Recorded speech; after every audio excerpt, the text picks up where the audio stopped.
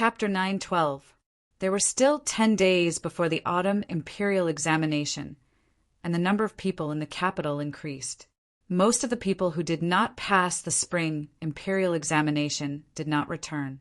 They continued to stay in the capital, looking for connections and interacting with their peers. The imperial examination was not only about one's writing during the examination, but also one's reputation and the recommendations of others. Almost all the students who were going to take the examination, regardless of their own standards, had to find a place to show off their talents. They went to the restaurant to drink wine, went to the brothels to write poems for girls, and tried their best to promote themselves. There was a trick to this, and that was to gather people together. They did not care about the quality of others' writing, nor did they care about whether the opinions of others were reasonable or not. As long as there was a chance, they would praise others. Today you flatter others, and tomorrow others might follow suit and flatter you as well, as if they were on good terms with you. Thus, there were many poems in the capital that were unanimously praised by others. However, there were very few girls who sang them. Some girls were better than the students and did not bother to sing them. This atmosphere had been around for a long time. In the past, the people did not have much knowledge, so when they heard others praise them, they would follow. However, it was a little different now. Those who had children at home were in schools. Most people did not know what the schools in distant places were like. Perhaps they taught the laws of the great Tang and poetry. However, the schools around the capital rarely taught children to write poems. The schools in this area learned from the schools of Sanshui County and Bushing County. When the children entered the school, they first learned nursery rhymes. They did not need to recognize words, as long as they could memorize them. Usually, the rules of the school were written into the nursery rhymes, so that the children would have some discipline. Then they learned pinyin, which was different from the pinyin that Zhang Xiaobao and Wang Wan learned back then. This was because the pronunciation of the words now was different from the pronunciation of the words back then. The children could not be as proficient in many languages as the two of them, so the best way was to learn area's pronunciation. How to pronounce area in area. The child would spell the sound accordingly. There were still 26 letters, and there was no sound that could not be spelled when combined.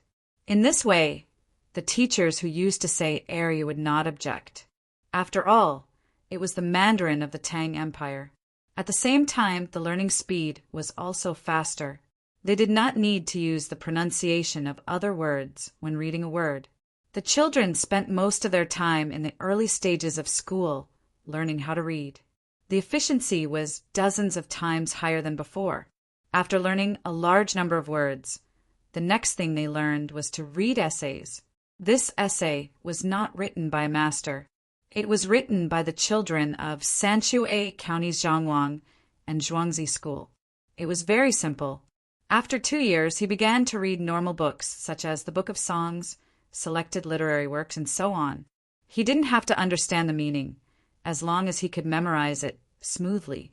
Then there would be a teacher who would translate it and explain it from simple to deep. In this way, after 5 or 6 years of school, the children's appreciation level would also improve.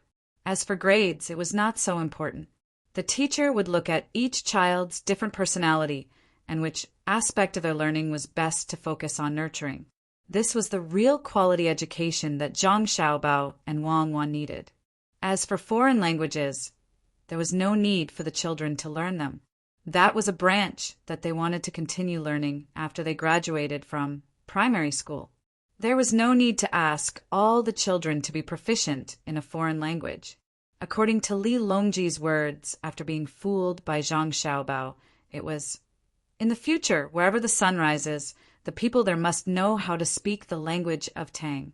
Why should the children of Tang waste time?" People who learned foreign languages were also specialized in studying the history of other countries in the future. With so many children with a high level of appreciation, those students who wrote crooked poems were out of luck. It was common to hear the poems of students coming out from restaurants, tea houses, and small shops. It was also common to encounter children who pointed out how messy the poems were in front of their faces in such places. When Wang Wan, who was waiting for the fall quarter examination, found out about this situation, she smiled and said to Zhang Xiaobao, "Do you think we should take out modern poems and let the children who have just finished primary school learn them?" Modern poems? What's wrong with that? Zhang Xiaobao was also working hard. Seeing that the exam was coming, he had to revise. Although the position of the top scorer had been confirmed, he couldn't do badly. Since it involved a lot of literature, he naturally had to have a good result. Otherwise, it would be too embarrassing. When his father was the top scorer in the exam, he found someone and used a lot of conditions in exchange. However, his father's paper was not bad at all. Even if it was just based on knowledge, no one would refute it. Zhang Xiaobao was now looking at the papers of the top scorers in the entrance exam. He found a pattern in them and waited for the top scorers to become the top scorers. Wang Wan was also learning. She also wanted to see how she was. She wouldn't easily give the top scorers to Zhang Xiaobao. Although it was almost confirmed that Zhang Xiaobao was the top scorer in literature and she was the top scorer in martial arts, she still wanted to create some trouble for Zhang Xiaobao and make Zhang Xiaobao feel pressured. Therefore, she was also reading. Looking at Zhang Xiaobao's blank expression, she said, "You don't even know modern poems. You want to be the top scorer in the exam. Wait for me to get the top scorers in both literature and martial arts. Can't you be the top scorer in the exam if you don't know modern poems? Is there such a thing in Tang now? Is there modern poems? What is modern poetry? Tell me." Zhang Xiaobao's eyes didn't leave the papers and directly replied to Wang Wan. "Modern poems are poems written strictly according to the rules of poetry. It requires that there can't be any mistakes in the couplet and tautology. If tautology and tautology are tautology and tautology, you can't write tautology and tautology.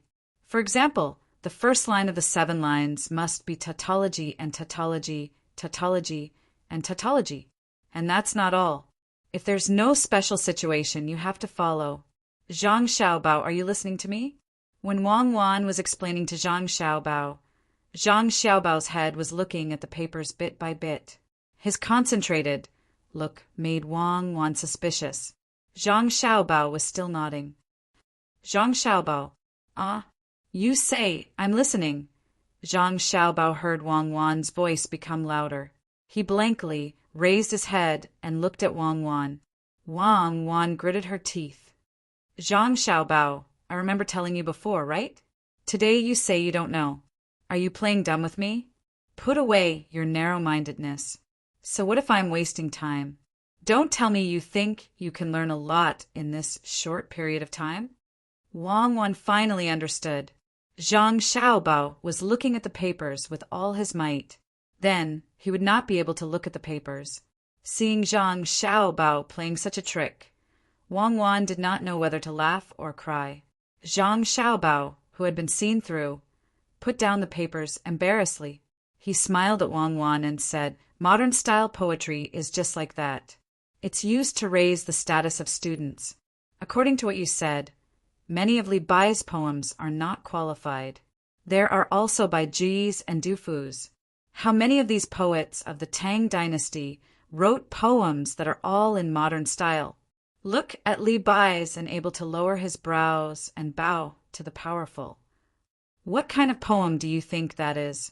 Was it a 7-word one or a 5-word one? I feel that many of Li Bai's poems are actually not poems or words. Oh, if there is a conclusion, I think they are words because someone composed music for them, right? But what we have now is still better than what we had back then. Back then, people would think that they could compose poems just by coming up with a few lines of words. Especially so for many writers, they had the nerve to show off their nonsensical works. Wang Wan saw that Zhang Xiaobao mentioned Li Bai, so she could not use modern-style poetry to criticize Zhang Xiaobao. She had to extend the topic. Zhang Xiaobao nodded and said, "Yes, that's right. Especially many officials, they did not do their jobs well and wrote rubbish to publish, and don't talk about the officials." Wang Wan saw that Zhang Xiaobao was going to point at the officials again. She quickly stopped him and said, "You just said Li Bai. What do you think Li Bai is doing now? I haven't seen him for a while. And Wang Wei, I miss him. Li Bai? Isn't he in charge of the Ministry of Revenue? Just let him be. It's a much better position than the one he held in history, and he has real power. He should be grateful to me. Zhang Xiaobao still had some recollection of it. After saying this, he picked up the paper and continued reading. I don't know if he can write so many poems. It's hard to choose. Wang Wan shook her head.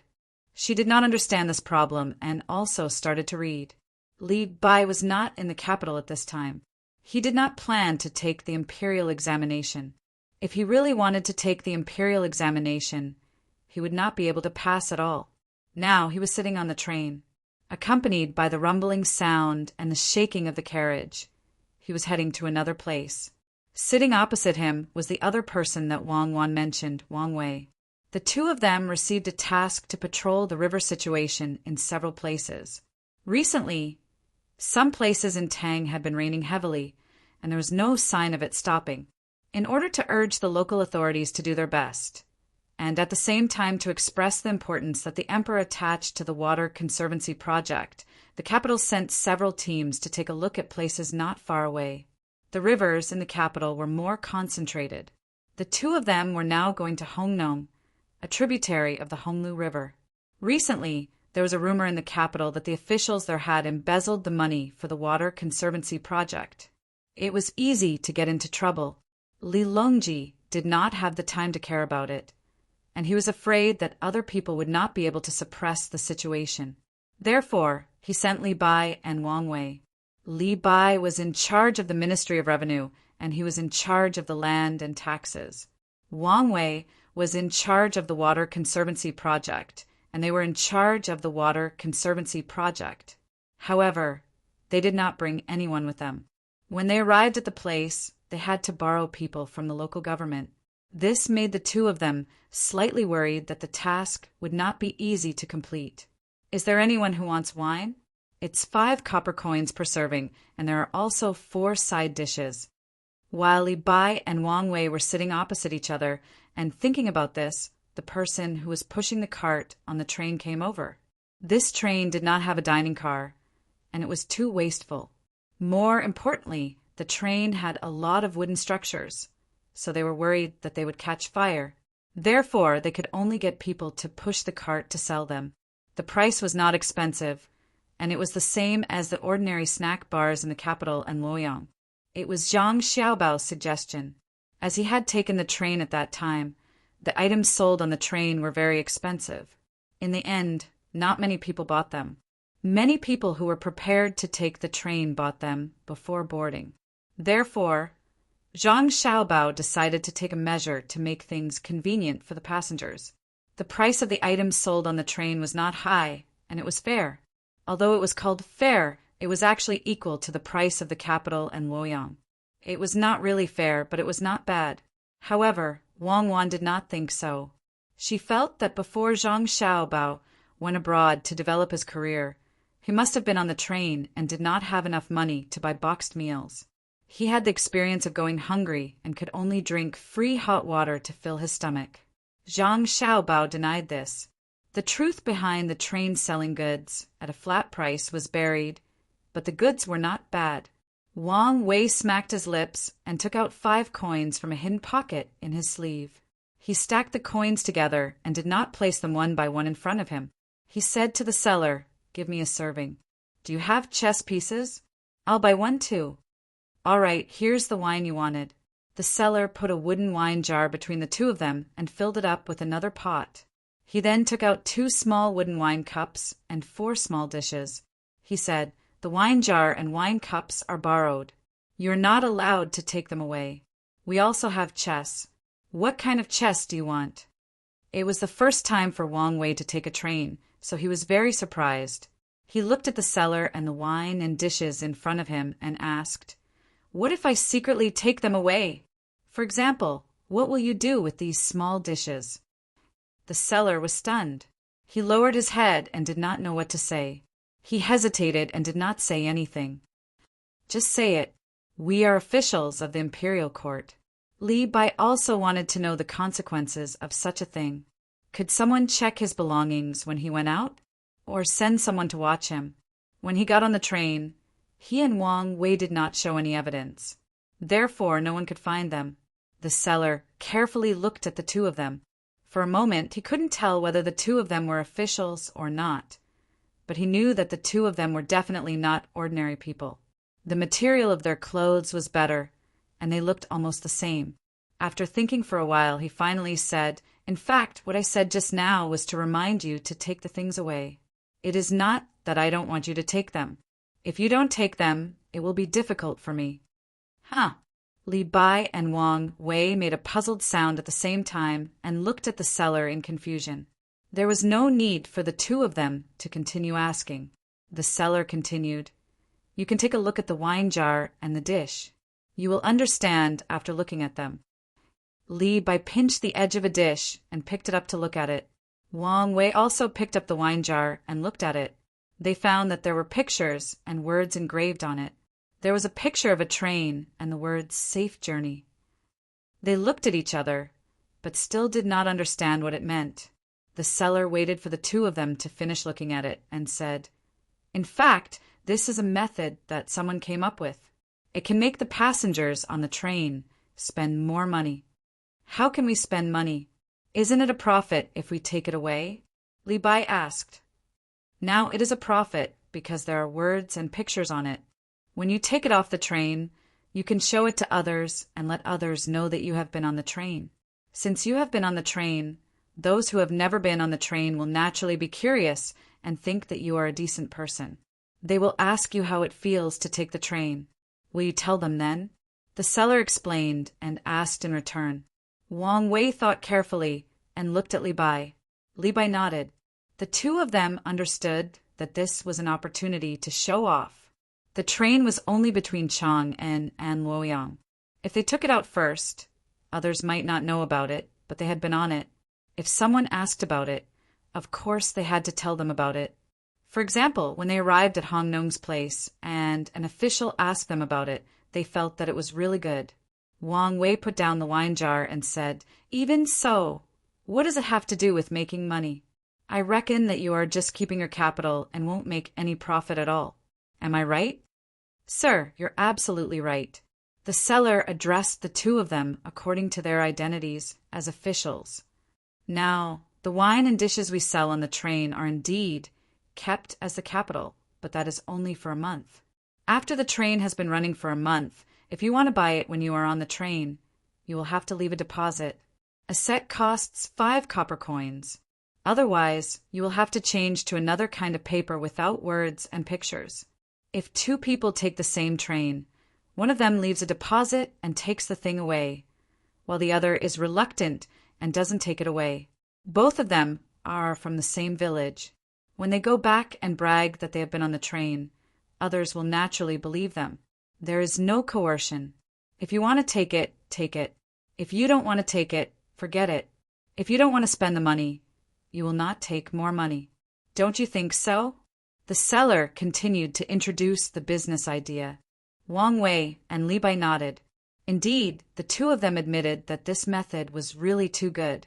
When bragging, one should at least take out something decent. "I wonder who came up with this idea?" Li Bai asked curiously. Wang Wei thought for a while and asked, "Could it be the idea of Zhang Jidishi? I guess only they would do this kind of thing." Wang Wei, who had a good understanding of Zhang Xiaobao, didn't believe that such a method was something that an ordinary person could come up with. It was too bizarre. This was a special method of trading, and according to Zhang Xiaobao, it was called a marketing strategy. The seller nodded at first, then shook his head and said, "It's not young Master Zhang's idea. Young Master Zhang is so busy, he doesn't have time to care about this. Besides, this new idea was just started today. Someone suggested it yesterday. In fact, this method was thought of by Xiao Bei of the Zhang family. Yesterday they took the train for a while. Today they went back. It seems that they are just sitting for fun. Yesterday, when they were on the train, they told the person on our train. So we immediately asked someone to make a batch." "Little Miss Xiao Bei?" "Who?" "Oh, Xiaobei, Zhang Xiaobei? Wang Wei was stunned for a moment and guessed who it was. At first, he thought it was an adult, so he didn't expect it to be a child. After reading the name, he finally knew who it was and couldn't help but tremble. Li Bai's expression also changed slightly. Both he and Wang Wei knew Xiaobei's lethality. That child would rush to Hanyuan Palace Hall whenever the emperor and the ministers had important matters to discuss in the morning court. She would rush there twice, and 2 officials would be in trouble. She was clearly an official killer. No one dared to impeach her. She is really amazing. Wang Wei said again. What about chess? Is it free now? Li Bai looked at the cart. No, it is rented. There go Chinese chess and Gamoku. Even if you want to play Monopoly, there are also simple ones. The seller replied. Give me a set of Chinese chess. 1 copper coin, 3 copper coins as deposit. Here is a printed chess record. Do you want it? 20 copper coins, 1 copy. The seller took out the Chinese chess, which was wooden and not worth 3 copper coins at all. He didn't forget to promote the chess record. 1 more serving of wine and dishes, please. I want a different dish. Wang Wei saw that there were more than 4 kinds of dishes in the cart, so he ordered another serving and took out the money to give to the seller. After the seller left, Wang Wei poured wine for Li Bai and said, Brother Tai Bai, don't you think that the Zhang family and the Wang family are too amazing? How old is Xiaobei? She can think of such an amazing idea. Ah, I admire them, I really admire them. Li Bai picked up the wine cup and nodded. It is extraordinary. After we finish eating, don't forget to take the food. If someone asks about it when we get there, we can leave it as a souvenir. Speaking of which, the train is really better than the carriage. It is faster, not just a little bit faster. If we take the carriage, it will take us 3 days to get there, and that is under the condition that the road is easy to walk on. Wang Wei felt the comfort of the train. He drank a cup of wine and took a bite of the food. He tasted it carefully and said, I heard that His Majesty is going to build railways in all places of the Tang Empire. It will be difficult for him to send people away. Is it possible that he won't allow them to take the train? It may be a pleasure to wait all the way to Lingnan. It is very difficult to die on the way. Unfortunately, if we go to Hongnom, we won't be able to watch this year's autumn imperial examination. This year, Zhang Xiaobao and Wang will take part in it. I can only come back and hear about it or ask someone to send a telegram. After all, it is better to see it with your own eyes. Li Bai felt uncomfortable when he thought of the imperial examination. He didn't take part in it, but Wang Wei did. He was even a jinshi. He always felt that there was a difference between their identities. When he thought of Zhang Xiaobao and Wang Wan taking part in it, he said, their positions have been decided. So what if I don't watch it? If I watch it, they won't be the top scorer. One will be the scholar, and the other will be the martial scholar. You can't say that. It is not wrong to say that it has been decided. But if it hasn't been decided, will they not be the top scorer if they take part in it? The purpose of the imperial examination is to select talents to govern the country. Who dares to say that they are better than them in this aspect? Wang Wei used a different way of thinking. He picked up the wine jar and poured wine for Li Bai again. Looking at the trees outside the window, he didn't say anything for a while. Li Bai also drank wine silently. He drank half a jar, because it was white wine. Although Li Bai always said that he drank a lot, he was also muddle-headed when he drank white wine. Therefore, both of them were slightly drunk. After drinking wine, Li Bai felt comfortable and relaxed. He asked Wang Wei, Brother Majia, why do I always feel that something is wrong with Hongnom?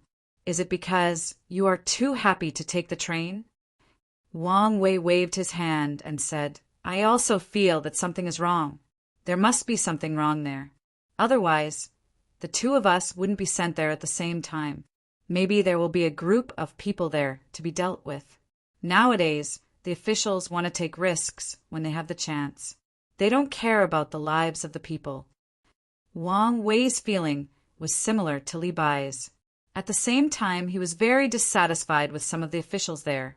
Of course, He had not seen the officials at the time of Zhang Xiaobao and Wang Wan. If he had seen them, he would find that the officials of the Tang Empire were not bad. They could even be called excellent. At least they had a respectful heart. This was also the reason why Zhang Xiaobao tried his best to give others chances when he was in Sanshui County. The officials he met before were still afraid. They knew that they were wrong and took risks when they did things. They were not like the officials at the time of Wang Wan and him. They didn't even care about their face. They knew that they would harm the people, but they still did it calmly. Li Bai saw that Wang Wei was also worried. He put the food on his plate and didn't eat it. He frowned and asked, "Brother Majia, if that kind of thing really happens, what should we do? We don't have anyone around us who can help us. The imperial court sent us here, but they don't give us any help. Aren't they afraid that something will happen to us? Let's take one step at a time. When the time comes, we will go to Hongnong to find help. I hope everything will go well. I think it's better for us to come here in vain. If something really happens, it may be over there. Under the natural disaster, it's difficult to handle it. I don't know how many people will suffer. Zhang Xiaobao is not willing to organize the relief in person now. It's going to be difficult." Wang Wei also stopped eating. He was like Li Bai. As scholars, he hated evil as if it was an enemy. The two of them were silent for a while. Only the rumbling sound of the train was in their ears, but it made them feel that the sound was so far away. It was so unreal. Everything was like a dream. Taking such a fast train, they were going to a place where there might be a vast ocean. The progress of technology and the hardship of the people formed a strong contrast. Thinking about it, the speed of the train gradually slowed down. Then it stopped at the platform. Some people got off and some people got on. After a while, it rumbled again and gradually accelerated away. Li Bai came back to his senses. Looking at the trees that began to move backward again, he said, "Is it true that human beings can't go against the heavens? What about when Zhang Xiaobao and Wang family went to Luzhou? What about when they broke the dam of the Yangtze River in Suzhou? If the heavens want to punish the people of Luzhou, they can say that they have been going against the heavens. Didn't they come here? You still want to compete with them? Didn't you see the children in their family? How old were Zhang Xiaobao and Wang Wan at that time? They were already able to help distribute supplies. Look at Xiao Bei and the others now. They are all like smart people. They can't be compared with them at all. If you really want to compete, go to Xinluo. I'll give you a few thousand soldiers.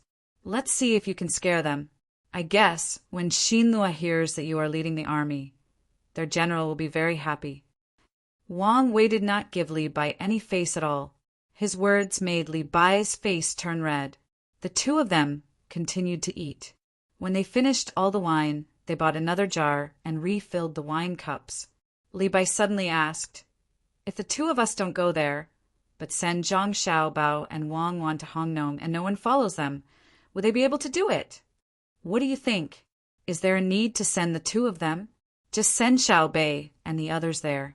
Even if Hongnong is fine, the local officials will be scared out of their wits. I'm asking you to send them there before they become famous." Li Bai set up a problem. Isn't it the same? Back then, they were not famous in Sword University. They learned extraordinary skills from the experts at home. It makes sense. If they go to Hongnong, what will they do? Come on, think about it. Maybe there's a way. As Wang Wei spoke, he suddenly had a new idea. He no longer put himself in the situation to think about the problem. Li Bai's eyes also lit up. He thought about it while eating. After a while, he said, "I guess they will use money to bribe people. When they have no money, they will find a way to make money first. Brother Majia, do you know how to make money? I don't have much money with me." Wang Wei looked at Li Bai and nodded. Indeed, they may really do that.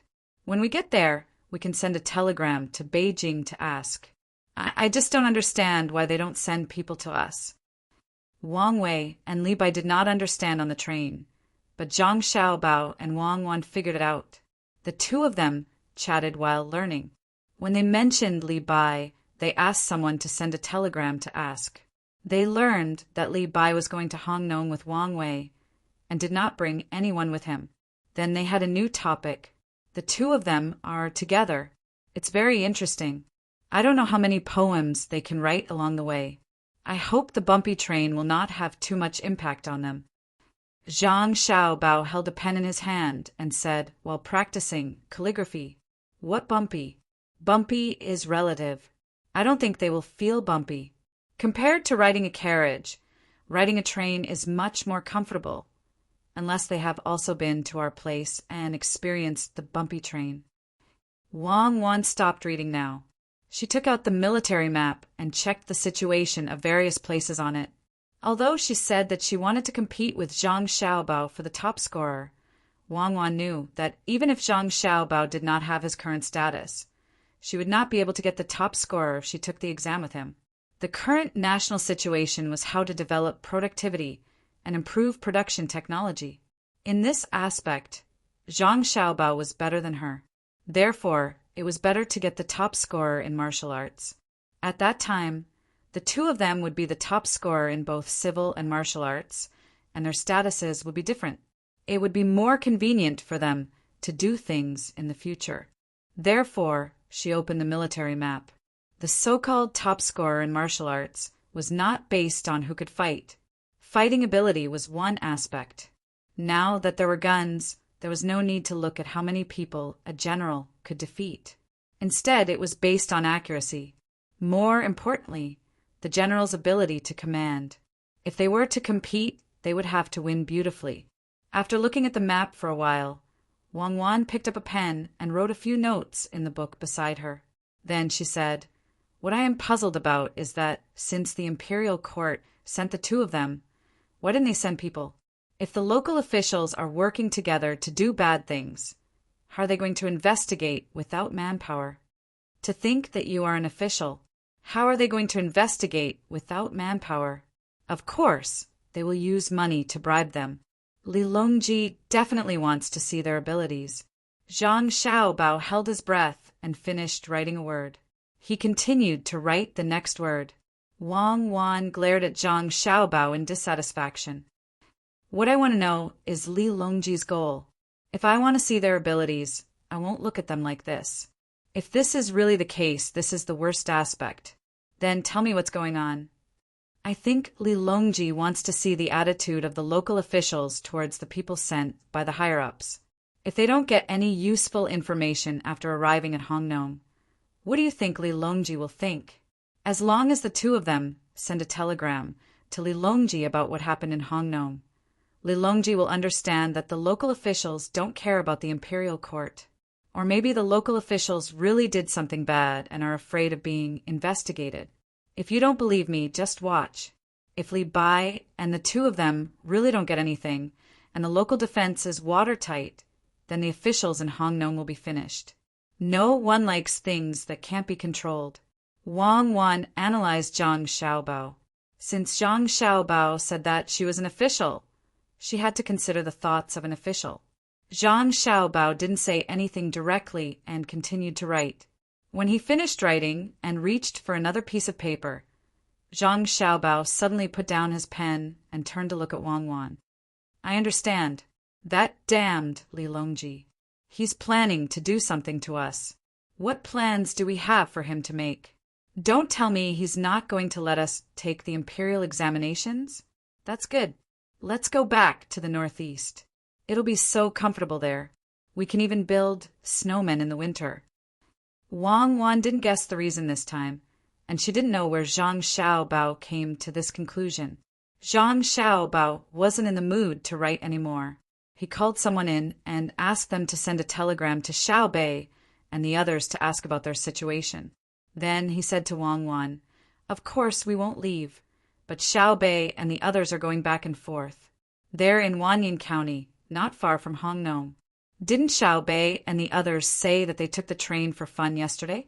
They helped the train come up with a good way to make money without forcing others to spend money. Since they can take the train for fun, it's not a big deal to go to Hongnong while they're at it. Li Longji wants to see if the officials in Hongnong cooperate. At the same time, he wants to test Li Bai and Wang Wei. I think it won't be long before Li Longji sends us a telegram and tells us that he wants Xiao Bei and the others to go to Hongnong to take a look. Really? If Xiao Bei and the others receive Li Longji's telegram, they'll definitely go over happily. Does Li Longji want to scheme against Xiao Bei? It's so infuriating. Wang Wan said angrily, then suddenly laughed. Chapter 9:13. Hearing the person's words, Zhang Xiaobao looked at Wang Wan, meaning to say, "See, I'm right? Li Longji was planning to do this. He wanted to see the local officials in Hongnong and see if Li Bai and Wang Wei were serious. What else could Wang Wan say? She replied with a "You're amazing" expression. She nodded at the person and let him leave. Just as the person left, another person came in and said to the two, "Young master, young lady, there's news from the palace. His Majesty said that he sent young Lady Xiao Bei to Hongnong to keep an eye on Li Bai and Wang Wei. He asked the two of you not to worry." "Got it," Zhang Xiaobao said. After the person left, Zhang Xiaobao said, "This Li Longji can't deal with us, so he set his sights on Xiao Bei and Wang Wei. Is this his only ambition? Why does he have to set the age of his opponents below 10 years old? He even told us not to worry. Of course I'm not worried. Xiao Bei and Wang Wei have hundreds of guards. So what's there to worry about? Xiao Bei has been betrayed, and he even helped others count the money. Seriously, this won't do. I have to get back at Li Longji for this matter." Zhang Xiaobao said with a smile. He could imagine how excited Xiao Bei would be when he received Li Longji's secret telegram. At the same time, he prayed for Hongnong's people, hoping that they didn't have any weaknesses. If there was really a problem with the river in Hongnong, it would really be over. If they were targeted by Xiao Bei and his 9 children, they wouldn't be able to get away with anything. Wang Wan also laughed at the side. When she thought of the cute appearance of Xiao Bei and the others valiantly killing their way over, she couldn't help but laugh. That's good too. Xiao Bei and the others are Great Tang's patrol envoys. They have the authority and duty to patrol the entire Great Tang. There's no one in Great Tang that can't be checked. They can't just enjoy the treatment, right? When did they enjoy the treatment? Even their clothes were made by us. "Dear, this shows a problem," Zhang Xiaobao said, curling his lips. "What is it?" Wang Wan asked. "This shows that it's not easy for Li Longji. It's not that easy to be the emperor.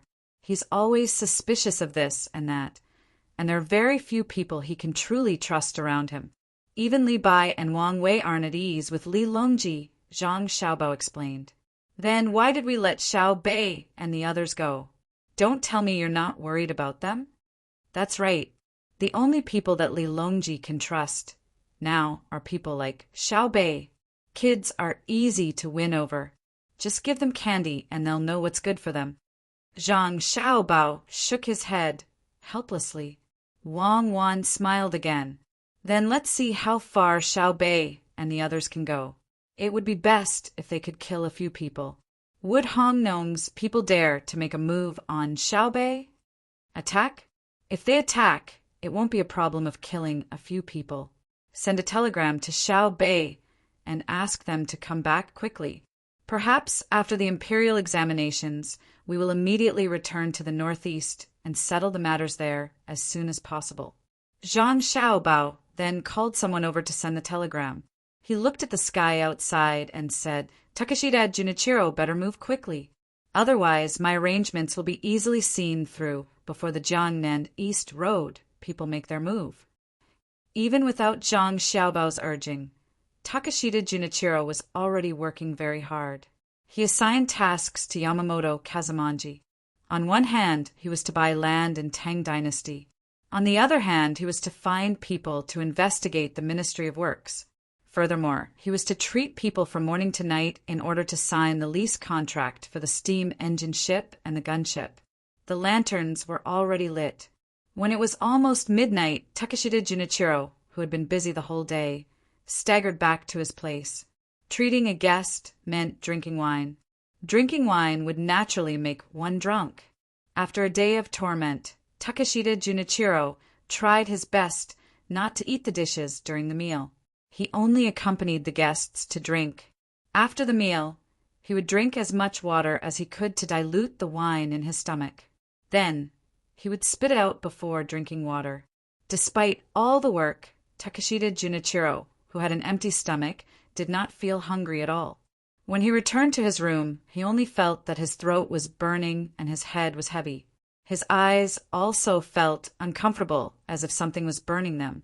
No matter how much he spat out the wine, he would not be able to spit it out completely. Furthermore, he could not immediately go out and spit it out after taking a sip. I won't drink white wine tomorrow. I'll only drink rice wine. Takeshita Junichiro lay on the bed and rolled back and forth naked, hoping to find a comfortable position as he muttered. In the past, he thought that he could drink very well. After all, Japan's traditions were not much different from China's. Even the clogs and rice that he wore were learned from China.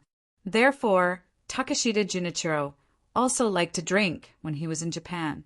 However, Japan did not have such strong distilled wine as the Tang Empire. Now, there was only sake, which was not on the same level at all.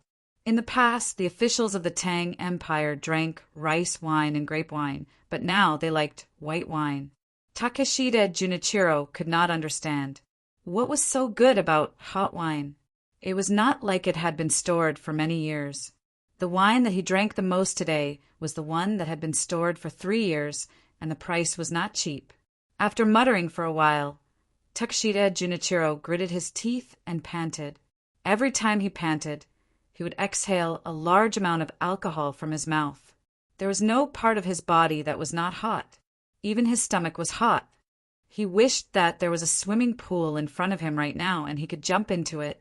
It had to be cool, and it would be best if there were ice cubes in it. Just as he was feeling uncomfortable, Yamamoto also came back. His footsteps were also light, as if he was stepping on clouds. He also took off all his clothes. First, he ran to the other bed beside Takeshita Junichiro and lay down. Feeling uncomfortable, he turned over to the floor and opened his mouth to breathe, like Takeshita Junichiro. Realizing that there was another person in the room, Takeshita Junichiro shook his head and stuck it out of the bed. He looked at Yamamoto and asked, "You're back? Have you eaten?" "Yes, I've been eating all day. I've been eating nonstop." Yamamoto's vision was hazy and his ears were not very good. He tried his best to understand what Takeshita Junichiro was saying and replied, "Then go get some ice back. We'll eat. Ice cream is fine too." Takeshita Junichiro was really unwilling to move, so he could only instruct Yamamoto. However, Yamamoto was not angry at all because he was also feeling uncomfortable. Just as he was thinking of a solution, when he heard that they were eating ice cream, he felt that it was fine. He got up, put on his clothes, and went out to buy ice cream. 15 minutes later, Takeshita Junichiro and Yamamoto, who had eaten more than 10 ice creams in a row, finally felt comfortable. At the very least, their heads did not hurt as much, and their ears were no longer buzzing. Takeshita Junichiro slowed down his eating speed and asked Yamamoto, "What did the people from Silla say? Did they say how much they were willing to pay to rent it? How many boats do they plan to rent? You just drank with them all day. What did they ask you?" Today, Yamamoto had gone out to make contact with the people from Silla. Since Japan also wanted to rent a boat, it was best to figure out Silla's plans first so that he could respond when the time came. In fact, the last question Takeshita Junichiro asked was what he was most concerned about. He was afraid that Yamamoto would accidentally be asked something important. That would be troublesome, and his side would have to change their plans. Yamamoto tried his best to squeeze out a smile and said, "Don't worry. I didn't reveal any information to them, but they didn't reveal anything useful to me either. We just drank all day. We drank at the restaurant on the shore, drank while fishing by the river, and then drank again when we boarded a boat in the water. Later, we went to the 100 Fragrance Pavilion and found a few girls. We drank until I came back just now. We didn't eat any staple food." As Yamamoto spoke, he touched his stomach with his hand and realized that he didn't feel hungry, but his stomach was cold. There was a cold liquid surging up his throat with a hint of milk. He had bought cream ice cream. It cost 2 coins each. It was very expensive, but it was also very pure. Takeshita Junichiro nodded and said, "That won't do. That's not right. You still have to go and drink with them tomorrow, but when you drink, reveal some information to them. For example, we are buying land in Tang Dynasty and want to buy more land. That's the right thing to do." Understood. When they hear that we want to buy a lot of land, they will think that we have given up on renting a boat. Then they will lower their guard against us, Yamamoto agreed. The two of them ate a few more ice creams until their mouths and throats were numb. Only then did they stop. They resisted the urge to vomit and panted heavily again. At this time, Yamamoto returned. Compared to Yamamoto and Takeshita Junichiro, Yamamoto was much better. He also drank today, but he didn't drink with others. He drank by himself and even found a few girls to accompany him. If he didn't need to come back at night to report the situation, he would directly stay at the girls' house. As soon as he returned, Yamamoto didn't wait for Takeshita Junichiro to ask. Yamamoto took the initiative to say, "I bought a lot of land today, and they are all around the capital. It's just that the price is a little high. I'll wait for it to increase in value in the future. I'll go and take a look tomorrow. Pay attention to the money you spend. Don't spend too much, or you won't be able to break even," Takeshita Junichiro warned. He knew what Yamamoto and Yamamoto were planning. When Yamamoto mentioned it yesterday, he was very puzzled as to why they wanted to buy land in Tang Dynasty. He only understood after Yamamoto and Yamamoto explained it. The reason was very simple. The grain seed production in Tang Dynasty was very high now, and a new crop had appeared. At first, it appeared in Bohai Road, but then it spread to many places in Tang Dynasty. Although the crop had not been planted by the people yet, it was still new. Moreover, the taste had been tasted in the most luxurious restaurant between the clouds and the water, and it was very good. Yamamoto and Yamamoto's plan was to steal the seeds of Tang Dynasty. Now, some seeds could be found in the fields, but the new ones might not be the same. It was possible that some of the Tang Dynasty's officials would plant them first and strengthen the security measures, not giving them a chance. Then, they would buy more land around the capital. There was a high possibility that the seeds could fly over. Even if they didn't fly, they could set up shacks in the fields and then dig into the other party's fields below. Of course, this was only one aspect. Another aspect was that the land in Tang Dynasty was annexing a lot. The land in the capital was more expensive, especially after that thing called the train. Presumably, Li Longji would not be satisfied with just the train from Chang until Luoyang. When the time came, there would be trains connecting many places to Chang'an. Then the land around the capital that did not have buildings would probably be built. Looking at things from the perspective of development was something that Zhang Xiaobao had always advocated. If they did not buy it now and wanted to buy it when the time came, it was not a matter of how much money they had, but whether they could buy it or not. This was a long-term investment. They could not transport large amounts of materials from Japan every time they needed money. The sulfur and silver would eventually run out one day, and when that time came, his country would have nothing left. Sulfur was extremely important as it was the raw material used to make gunpowder in the Great Tang. If one day Japan also developed a method to make gunpowder, but there was no use for sulfur, then all those who supported the transportation of sulfur from Japan would be sinners. At the thought of this, Takeshita Junichiro felt a little pained. This was because many of the mines discovered in Tang Dynasty were no longer allowed to be mined. They said that they were to be left for their descendants. The things they needed were transported from other places, especially by sea. It did not matter if the distance was longer or the cost was higher.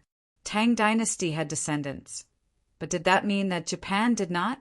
Look at the silver being sold. Not only was the price low, but the silver had to be refined in Japan before Tang Dynasty could buy it. Furthermore, the quality had to be guaranteed. If this continued, the people of his country would definitely regret it one day. Buy it, we must buy it. Buy it and wait for the railway to be connected to more places. Once the transportation of goods and people are more frequent, we can build houses and rent them. Everyone Work hard for the sake of Japan's descendants. Takeshita Junichiro's gaze became resolute as he spoke to Yamamoto Kazumoto. Aye. Yamamoto and Yamamoto bowed at the same time. Yamamoto went to buy a lot of land today. The Japanese are really too smart. Wang Wan, who was lying next to Zhang Xiaobao on the bed, looked at the ceiling under the dim light of the bedside lamp and said, "Yes, they know how to play with real estate now. Moreover, their predictions are so accurate. They know that the trains from Tang Dynasty will be unimpeded. Since the capital is the center of the country, the logistics will definitely be more developed. When the time comes, there will not be enough space for people. Naturally, they will need the surrounding land to build new houses. Those people who sold the land are all fools. If I had known this would happen, I would have bought all the land in advance. But I was worried that if I bought too much land, others would suffer losses. In the end, the Japanese took advantage of it. No, I have to think of a way. I can't let the Japanese take advantage of this. This is not a small profit. Under certain circumstances, it cannot be measured by money. It can even affect politics." Zhang Xiaobao put his arms behind his head and looked at the ceiling angrily. He could imagine the development of Chang, and after the laying of the railway. At that time, it would not be surprising if the land price was 10 times more expensive than now. For reference, he could see that when he and Wang Wan bought the land in Beijing at that time, 600,000 yuan could buy 1 square meter.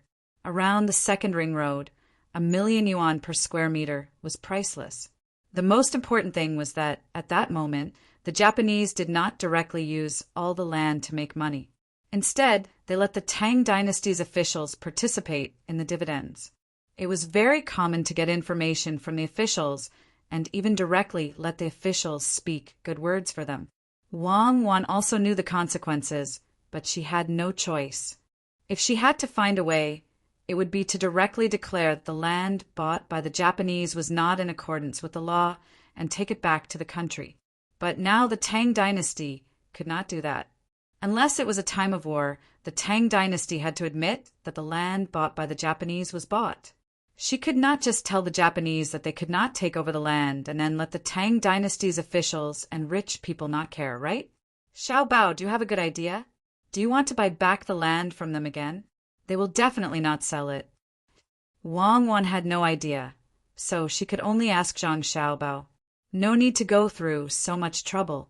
I will make their land useless. This matter is not urgent. I will slowly arrange it. I want to not only make them unable to make money from that land, but also make them lose money every year. Now, we have to solve the problem of them continuing to buy land. Tomorrow, release the news that I will first try to plant new seeds in the land around the capital. Don't let us spread the news and let others know. After all, I can't do that. Just treat it as a rumor. First, we will raise the price of the land. If the Japanese sell it, I will let them take advantage of me. If they don't sell it, then just wait and see. Zhang Xiaobao thought of a good idea. After he finished speaking, he laughed twice and took out his arm from behind his head and put it under Wang Wan's head to be her pillow. His other hand hugged her and whispered, "Wife, let me tell you the story of the big bad wolf and the little white rabbit." "No, I am the little sheep." "Well, the big bad wolf ate the little sheep in one bite. I am the Manchurian tiger. The big bad wolf went all out. If he couldn't eat it, then he would eat it." When the sun rose in the morning, a train stopped at the station of Wanyan County. Xiao Bei and the others stood in several rows and got on the train together. They sat in several compartments and listened to the rumbling sound of the train as it set off for Hongnom. Xiao Hai still had an indifferent look on his face. Xiao Zhu was still there painting. Zhang Chang, Zhang Gang, and the others were looking at the scenery outside the window and were very curious. Only Xiao Yuan's task was the most important. Not only did he have to consolidate his knowledge, but he also had to wait for Xiao Bei's orders at any time. Who asked his future wife to be so restless? As expected, not long after she sat down, Xiao Bei started to feel bored. The scenery outside could not attract her at all. She glanced at Xiao Yuan, who was sitting beside her, and said, Xiao Yuan, do you think the officials from Hong Nome could make a mistake? I don't know. Xiao Yuan answered very quickly. Guess. Xiao Bei nudged Xiao Yuan. I can't guess. Xiao Yuan was still so straightforward. Then tell me a story. You have learned a lot. Tell me, and I'll nitpick. Xiao Bei changed her request. My story is full of mistakes. I won't let you nitpick. I'll tell you a few sentences. You can nitpick 5 sentences. Xiao Yuan did not compromise. Then the two of us will play chess. Xiao Bei revealed a pitiful look and blinked her big eyes at Xiao Yuan. Xiao Yuan imitated an adult and laughed twice. Xiao Bei pouted and pulled on Xiao Yuan's arm, shaking it. Just 2 rounds. 2 rounds. I promise. This time, my pawns won't get in the car, and my taxi won't jump to your jiugong, okay? Xiao Yuan thought for a while and asked, You really won't get on the train? Will your pawns still walk step by step? If they don't walk 1 step forward, you'll beat the gong to retreat? Your cannon is no longer long range and can shoot from 6 stones away? Xiao Bei nodded seriously every time Xiao Yuan said a word. She appeared very sincere. Only then did Xiao Yuan agree. Okay, if you don't abide by the rules this time, I won't play with you in the future. Remember what you said just now. You're not allowed to use them again. There's really no need. That's too much of a bully. Xiao Bei happily called for someone to bring the chess pieces and let Xiao Yuan sit opposite her. She placed the pieces and started playing. In the end, Xiao Bei played first. The elephant went from 3 to 5. Xiao Yuan played 2 to 5. Xiao Bei's elephant went from 5 to 7. Xiao Yuan's horse went from 2 to 3. Xiao Bei's pawn went from 7 to 1. He landed on his elephant. Xiao Yuan was dumbfounded. She looked up at Xiao Bei. Didn't you say you won't do that? I didn't touch any of the pieces you said just now. I walked like an elephant and pawn. Xiao Bei explained, feeling wronged. Then why did the pawn get on the elephant? Xiao Yuan could not understand. The elephant pawn is so stupid. Quickly play. In a while, my pawn still has to help the elephant cross the river. Xiao Bei looked at Xiao Yuan with a look of disdain. Xiao Yuan happily took away her own handsome and said to Xiao Bei Yuan, My handsome couldn't think straight and committed suicide. Chapter 9:14. Hearing that, Li Bai and Wang Wei looked at each other and found a place to sit down. Immediately a teenager ran to them and asked, What do you want to eat? 1/2 kilo of deep-fried dough sticks, soy milk, and some pickles, Wang Wei said to Li Bai. Wang Wei said to the child. He didn't dare to let Li Bai order as it was easy to get drunk. Although Li Bai didn't drink as much now, his drinking habits hadn't completely changed, especially when he was outside. If he really drank too much, said the wrong thing, and caused trouble, Wang Wei would also be implicated. The kid didn't say much. He turned around and ran away. After a while, he ran back with a tray in his hand and put 2 bowls of soy milk and fruits on the table. Then he took an iron tin box with pickles in it from the table beside him. He threw it there and ran to do other things. Li Bai opened his mouth, but didn't say anything in the end. In fact, he wanted to emphasize that the pickles he wanted were cold dishes mixed with vegetables and bought with money. Like the pickles now, he didn't need to spend money. He could eat as much as he wanted. Anyway, they were as salty as salt. He could eat as much as he wanted. Eat it. I guess there will be a problem. Wang Wei picked up a deep-fried dough stick with his chopsticks and pressed it hard. The deep-fried dough stick was bent, and then he pressed it into the bowl of soy milk and said to Li Bai. Li Bai didn't think that he was talented as he used to when he left his wife's house. He was much more restrained now. Besides, he was much better than the historical Li by that Zhang Xiaobao, and Wang Wan knew. At least he now understood the meaning of the words of the person who came to eat breakfast just now. Hong Nong was really going to have a problem, so he nodded and drank a mouthful of soy milk. He smacked his lips and found that there was no sugar. When he was about to ask someone to get it, Wang Wei said at the side, Don't think about sugar. Didn't you hear that the price of the steamed buns has increased? Who put sugar in you?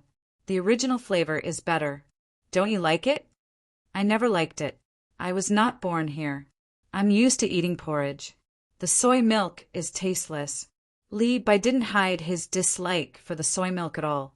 Wang Wei didn't persuade him. He wanted to call the waiter over to add another bowl of porridge, but was stopped by Li Bai. Forget it. Soy milk it is. You can't drink the porridge. Yes, Wang Wei said naturally. Li Bai looked at Wang Wei in surprise and kindly told him, Brother Majia, you can say this in front of me. If you go back to the capital and meet people from the Zhang family and the Wang family, don't say this. If they hear it, you will be in big trouble. Wang Wei was puzzled. He looked at the soy milk in front of him and said, I'm spending my own money. Why would they care? This is my own money, not theirs. If you met Xiao Bei, would she talk to you about this? Today, you are wasting your own money. But tomorrow, you may be wasting the imperial court's money. Not to mention other things, every month, they will stop giving you food, drinks, and clothes in the capital. If you go to between the clouds and the water again, you won't be able to eat such cheap food. Li Bai stayed with Xiao Bei in Jianan for a while. He was influenced by Xiao Bei's 9 children and learned not to waste money. He felt that if he had money, he could eat all the noodles that cost 10 strings of coins. If he spent 10 strings of coins to order a table of dishes, he would end up with a pile of leftovers. That would be a waste. Li Bai didn't know where Xiao Bei and the others got this theory from. Anyway, this was what he did when he was with Xiao Bei and the other kids. He had never seen Xiao Bei and the other 9 kids throw away food. When they were in Jilin province, they only bought a little and ate a little. When they went to the restaurant to taste the new dishes, they would pack up the leftovers. If it weren't for the temperament they showed and the clothes they wore, others would think they were kids from poor families. After hearing Li Bai's words, Wang Wei took it seriously. He was most worried about the attitude of the Zhang family and the Wang family. Now, not only did he care about the attitude of the Zhang family and the Wang family, but almost all the officials in the capital were afraid of being targeted by the 2 families. To be precise, they were afraid of being targeted by Xiao Bei. When Xiao Bei and the other 9 children lived in Chang, and they would come out every day. Who knew when they would meet them? If they were not careful enough, they would find something that could be used against them. It was not something that could be avoided with a simple smile. In this case, Brother Tai Bai, you should drink the soy milk. Look at the sky, it will still rain. After a few hours, the rain may be heavier. Wang Wei secretly remembered Li Bai's words. He looked at the sky and became worried again. 3 copper coins per kilogram of deep-fried dough sticks? Didn't it cost 2 copper coins before? Perhaps others also saw the rain and were afraid of being wet, so they hurriedly finished eating and shouted in that direction when they paid the bill. Li Bai and Wang Wei turned their heads and saw 3 people sitting at a table, 2 adults and 1 child. The 2 adults were drinking soy milk and eating fruits, while the child was just sitting there with no bowl and chopsticks in front of him. It seemed that 1 kilogram of fruits cost 2 copper coins the day before yesterday, but today it was 3 copper coins. The waiter quickly came over with a smile and said, while tidying up, the noodles have increased, the oil has increased, and so has the rice. Everything that can be increased is increased. If the deep-fried dough sticks are not increased, we will lose money. In fact, we will lose even 1 copper coin. Kitten, wait for me. I will go with you later. I have an umbrella. The waiter's last words were said to the child, who was a little girl. After listening to him, she nodded and watched the 2 adults leave. It seemed that she also had the same intention. Li Bai suddenly understood. Just now, he thought that the adults were abusing the child. Now he understood. The child would eat at the school, which was much more sumptuous than the restaurant. Wang Wei put down his chopsticks and looked up at the sky again. It's not good. The price has increased. It is only 1 copper coin, but it is 50%. Strange. The food has increased by 50%, which affects the people's livelihood. Who is so bold? Maybe it is a temporary price increase. Li Bai knew what 50% meant. He was in charge of the Ministry of Revenue. Not to mention 50%, even a 10% price fluctuation could cause a great shock. Therefore, he attributed it to a temporary price increase. Wang Wei did not believe in temporary price increase and said, "Do you think that the food supply between Chang and An Luoyang might be insufficient?" "Then, who ate the leopard's guts?" Li Bai pondered. It was true. Hong Nong was between Chang and An Luoyang. How could he casually increase the price of food? Wasn't the county magistrate afraid of losing his head? The two looked at each other and could not think of anything. The only thing they knew was that their task was very important. The waiter over there cleaned up another table. When he came out again, he had an umbrella in his hand and a backpack on his back. He held the little girl's hand and skipped out of the restaurant. It seemed that it was time to go to school. The heavy rain fell without warning, accompanied by flashes of lightning in various shapes in the sky. Streaks of water appeared on the glass of the carriage, like beans hitting a dustpan. There was also the sound of thunder from time to time, which made the rumbling of the moving train much softer. Xiao Bei and the others began to eat breakfast. They did not let the chef of the dining car do the work. There was a special chef in the team who borrowed the space of the dining car and served the dishes one by one. Xiao Bei chose the egg custard cake. He did not allow the braising and only poured in the soy sauce. He smashed the cake with a spoon and pressed the bottom of the spoon to squeeze out the mixture of water and soy sauce. He drank it little by little. When it was almost finished, what was left was something like fish roe. This was the way Zhang Xiaobao ate the cake. She learned it. She only thought it was fun and did not understand why her brother ate it this way. In the past, Wang Wan also asked Zhang Xiaobao why he ate differently from others. At that time, Zhang Xiaobao smiled and explained that eggs were not something that could be eaten at any time in the orphanage. If he steamed the cake once, he was afraid that it would be finished in a few mouthfuls. Therefore, he ate it little by little. He drank the water first, and then the white things that were hard and unopened could be eaten as delicious snacks. Who did not know that it was delicious when it was tender? It was just to keep it for a while longer. Not wasting food was also cultivated at that time. He was really afraid of hunger.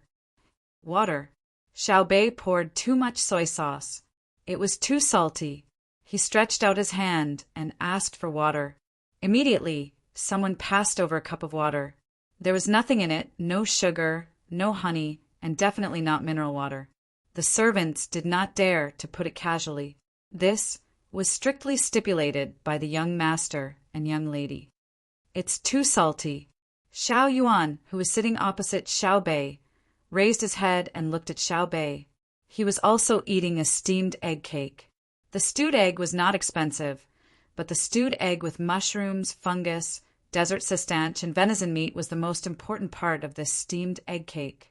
Xiao Bei was worried about how to eat the rest. When she heard Xiao Yuan's words, she smiled at him gratefully. When Xiao Yuan regretted speaking, she put the spoon into his bowl and scooped a large piece of cake back. Then, she used the spoon to poke the cake in her bowl. "Okay, Brother Xiao Yuan, you're so kind." As she spoke, she wanted to scoop more. Xiao Hai, who was eating the egg pancake, stopped and looked at his sister. "If you scoop more, Xiao Yuan won't have enough." Oh, Xiao Bei became obedient. Recently, she was a little afraid of her twin brother. Although her brother was always quiet, as long as he spoke, she had to do it. She even praised her big brother and sister. She could not stay still. She took a soup dumpling, blew on it, and slowly took a breath. Then she said, "I don't know why Uncle Emperor sent us here. It's still raining." "Killing people," Xiao Hai explained to her. "Killing who?" Xiao Bei was not afraid of killing people or dying people. She had seen too many of them. However, she could not think of who to kill. She looked at her twin brother with an expression of asking for advice. Usually, her big brother and sister would say that Brother Xiao Hai was not bad. He had strong logical thinking ability. Killing officials and people who collude with officials Xiaohai's answer was very short. Why? Xiao Bei did not care who to kill. She only wanted to know the reason. Because you're on the move, Xiaohai explained. Yes, I'm here. Xiao Bei still did not understand. Chapter 9:15. Li Bai and Wang Wei, who had no idea that they were being followed by a group of terrifying, armed men, finished their breakfast leisurely. They stayed under the shelter and looked at the air bubbles on the ground due to the heavy raindrops, feeling the dampness and coolness brought by the wind and mist. They remained silent for a long time. I guess it's true. It's been raining continuously for half a month. Natural disasters are hard to resist. 9 feet of thunder in the sky, sweeping across thousands of miles. East Sea Dragon King water, alas! Li Bai recited a few lines and suddenly lost interest in composing a poem. He sighed with a worried expression. Wang Wei smacked his lips and also felt bored. Suddenly he thought of an important matter and said, "Half of the houses in the city should be gone. Why is there no water?" As he spoke, his eyes followed the rainwater that fell to the ground and converged into a river. He showed a gratified expression and said, "It turns out that drainage ditches have been dug. Look over there, there are wooden stakes nailed. They are afraid that people will accidentally fall in and be washed away." Li Bai followed his gaze and found that it was indeed the case. The converging small rivers flowed into the man-made drainage ditches and surged out into the distance. In this case, the local officials are a group of capable officials. Why did the imperial court send us here? For a moment, Li Bai felt that the imperial court was a bit stupid, just as Wang Wei was about to nod his head in agreement. Many silhouettes suddenly appeared in the rain. They were both young and old. Some of them were wearing raincoats, while others were letting the rain fall on them. Their clothes were wet and stuck to their bodies when the wind blew. Dad, here. Here is the bun shop in the east of the city. Dad, let's go. Mom, there are buns to eat. A 7 or 8-year-old boy shouted excitedly in the rain. He pointed at the sign of the breakfast shop with his little hand and pulled the clothes of a woman with his other hand. Seeing the people who suddenly appeared, Wang Wei was stunned. From their clothes, it could be seen that the living conditions of this group of people should be good. They were wearing fine cotton clothes and shoes with layers of soles. Although there was a trace of the vicissitudes of life on their faces, it only showed that they were hardworking. It was normal for children to know how to read and write. They were taught in school. Their faces were full of baby fat. At first glance, it was obvious that they ate nutritious food. The problem was, why did this group of people not stay at home but go out in the rain? Also, why didn't children go to school? While they were puzzled, a group of people squeezed into the restaurant. Some of them went to look for the owner of the restaurant. Wang Wei and Li Bai couldn't clearly hear what the person said to the owner of the restaurant. After a while, the newcomers found a place to sit down despite the humidity. Another woman served them food. Everyone was given a large bowl of millet porridge, but there were no deep-fried dough sticks, steamed buns, or biscuits. Only the child had a peeled boiled egg in front of him, and there was rice in the porridge.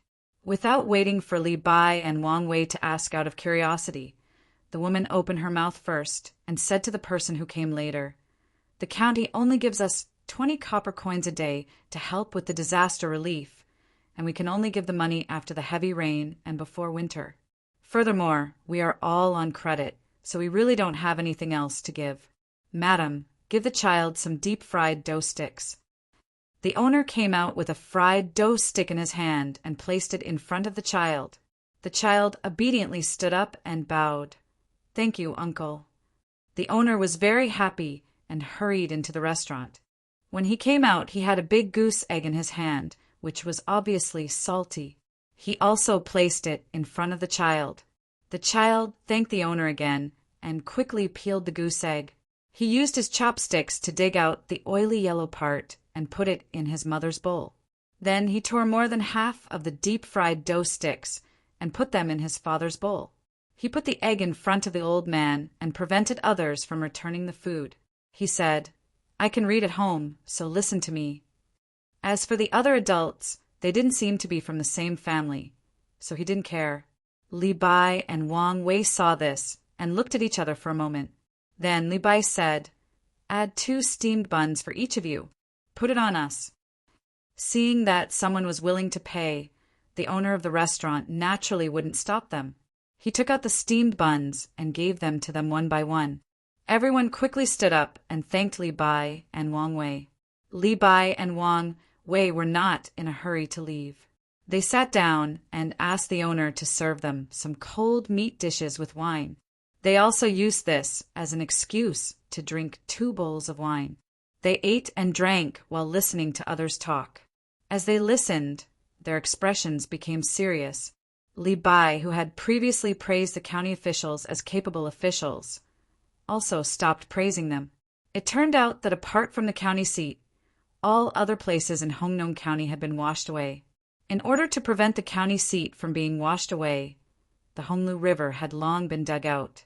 This was nothing to Wang Wei and Li Bai. It was very normal.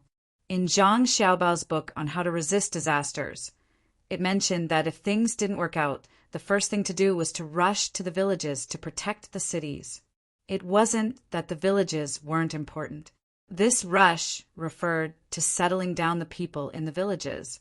They only rushed for the land and houses in the villages, not the people.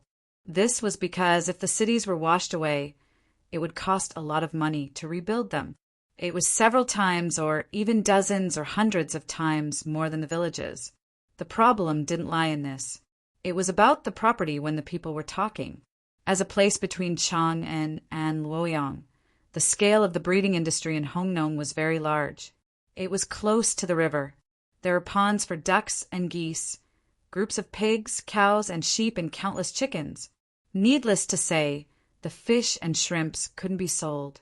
Taking advantage of the convenience of the Yellow River, the salt transported from Jili province was mixed with the fish and shrimps and put into jars to make marinated sauce. From the clothes these people were wearing and the education of their children, it could be seen that the lives of the people in Hongnong were not bad. Since they were not bad, what about money? What about things? Could it be that when they were avoiding the flood, they didn't bring other animals and money with them? Li Bai and Wang Wei, who were surprised, continued to listen. After listening for about half an hour, they understood. Apart from the county seat, the people in the other places in Hongnong were all brought to the county seat by the county officials. Before the Honglu River and its tributaries reached the point where they were about to burst, they were dug out in advance. Because the materials used in the construction were all solid stones and cement, it was quite difficult to dig them out. The river was opened, and with the continuous heavy rain, the county officials made a lot of guarantees, so the people followed. As for the various kinds of things, household appliances and money, they were all made into booklets and said that they would be given them after the disaster. For those who didn't agree, they were either forced to carry out the order or left in the place where they were, regardless of the flood. Therefore, after several inspections and body searches, these people had no money on them. They could only wait for the county seats, Yamen, to help them. Although the county seat didn't give them food, Changping Tsang didn't open the gate no matter what. He only distributed the people who were brought to the various restaurants and shops to eat. He didn't give the restaurants and shops cash, and he owed them money on credit. When these several things were put together, it gave people a very awkward feeling. Wang Wei was from the Ministry of Works, but he had worked in the local area before. He was in charge of the warehouse, and it was not far from here. He had also been taught by Su Si. Seeing that something was wrong, he asked Li Bai, "Brother Tai Bai, what do you want to say?" Li Bai was from the Ministry of Revenue. Even if he didn't want to take the initiative to learn, he had to do the forms and listen to the reports. Under the influence of others, he had a little understanding of money. After hearing Wang Wei's question, he felt a little dry in his mouth. He drank a big mouthful of wine and took a deep breath. He said, "This means that someone is in urgent need of money and dared to go to the natural disaster. He or she took advantage of it. He or she is smart, but he didn't use it in the right place. He or she has evil intentions, so we were sent here." It seems that the emperor knows about it and doesn't trust the local officials anymore. He sent us 2 officials from the imperial court to deal with this person. Wang Wei was a little angry, but also a little proud. He thought that him and Li by coming here showed that the imperial court attached great importance to this matter and put the burden on them. Li Bai nodded his head vigorously. His eyes were full of determination and solemnity. Of course, they would never know that Li Longji sent them here to test them. One was to test their ability, and the other was to test whether or not they were honest. Li Longji really trusted the 9 children who were about to get off the train. If the 2 of them did well, then the 9 children were just here to play. If they didn't do well, then no matter how difficult the situation was, and no matter whether they were in cahoots, Xiao Bei and the others would take care of it. The train stopped at Hongnong Station amidst the ear-piercing sound of brakes. Hundreds of people rushed out of the carriage. As soon as they reached the platform, they scattered in all directions and soon disappeared in the rain. The 5 people who had been at the platform for 3 days looked around in confusion. One of them said, "There's so many people today. They are in a hurry. They don't look like officials. Do you think there will be officials who didn't bring any attendance and directly entered the city to investigate?" The person next to him was also confused. After thinking carefully, he said with relief, "What are you afraid of? If there really is an official who went in alone, he won't be able to do anything. The city only allows people to enter and not leave. Look, what's that?" As the man spoke, he pointed at the carriages behind the bus that had just passed by. The bus in front had left, but the carriages behind were being dragged onto another track by a group of mules. The speed was very slow, and it was obvious that the things in the carriages were heavy. "Let's go and have a look." The person who spoke first rushed over. Because of the independence of the railway system, they couldn't get information from inside the railway. The 5 people went over and waited for a while. When all the carriages were in, the canvas covering the top was opened. There was an oilcloth inside. Looking carefully, they found that it was rice. Food. The person who spoke first spat out 2 words. He seemed very nervous. The other 4 people's expressions also changed. The second person who spoke looked around and said, "Quick, go back and report that food is here." Who is so powerful to know that the price of food in Hongnong County has increased? Chapter 9:16. Someone is spying on us. Xiao Bei, who had just settled down, came over and reported to her. Oh, Xiao Bei didn't like the heavy rain, so she nodded. It means that they are hiding something. The person who reported concluded. Xiao Bei suddenly understood. Yes, they wouldn't send people to spy on us if they weren't hiding something. No wonder Uncle Emperor asked me to come and catch the ghost. Then, Miss Xiao Bei, the next step? The person asked again. Next, you guys think about what to do next. Tell me when you've made up your mind. The unfamiliar environment made the smart Xiao Bei feel very embarrassed. She couldn't think of a plan, so she could only play to her advantage as a leader and let her subordinates think of a solution. Of course, when the matter was settled, she would give credit to her subordinates. She would share all the credit and not take it for herself. The Zhang family and the Wang family disdained to steal the credit of their subordinates. As leaders, if their subordinates did a good job, it would be a reward for their leadership. Those who could follow Xiao Bei and her 9 children were naturally not easy to deal with. As soon as Xiao Bei finished speaking, the person who came said, "Miss Xiao Bei, there are 4 aspects. First, catch the 5 people on the platform and torture them to find out the truth. This plan will easily alert the enemy, which is disadvantageous for spying on Li Bai and Wang Wei. Second, go directly to the Yamen of Hongnong County and question the local officials. Let the local officials explain themselves. No matter how they try to cover it, there will always be loopholes. Third, disguise as the people of Hongnong County and understand the general situation. Then, follow Li Bai and Wang Wei, observe them, and ask about the situation of the people. Fourth, enter the disaster area of the county and see the extent of the disaster with your own eyes. Ask the people who haven't left their homes what happened recently." Xiao Bei blinked and thought. Just as she was about to make a decision, she stopped and said, "Wait a minute, find them and ask them." The 9 children quickly gathered together. Xiao Bei spoke and repeated the 4 plans. After that he said, "Now let's vote by a show of hands. Which of the 4 plans of the think tank shall we choose? The first one, please raise your hand. All right, 3, the second one, please raise your hand. The 4th one has passed with 9 votes. I hereby announce that the 4th plan is to be carried out." After a democratic vote, the 9 children quietly left the platform and went to the countryside of Hongnong County. The 5 people who were keeping watch on the platform didn't know that they had been discovered. They were worried about the several carts of food that had been delivered. You can either destroy the railway and prevent the county magistrate from earning any more money if more grain is transported here, or you can forbid them to unload the goods. One of the 5 gave an idea in a hurry. The other 4 listened to him and looked at him like he was an idiot. This was a train, not a carriage. There were no restrictions on the local authority, not to mention destroying the railway. The people who went back and forth to check could kill you at any time. Let's go and tell the county magistrate that we're in trouble. The other person ignored the heavy rain and hurried in the direction of the county yamen.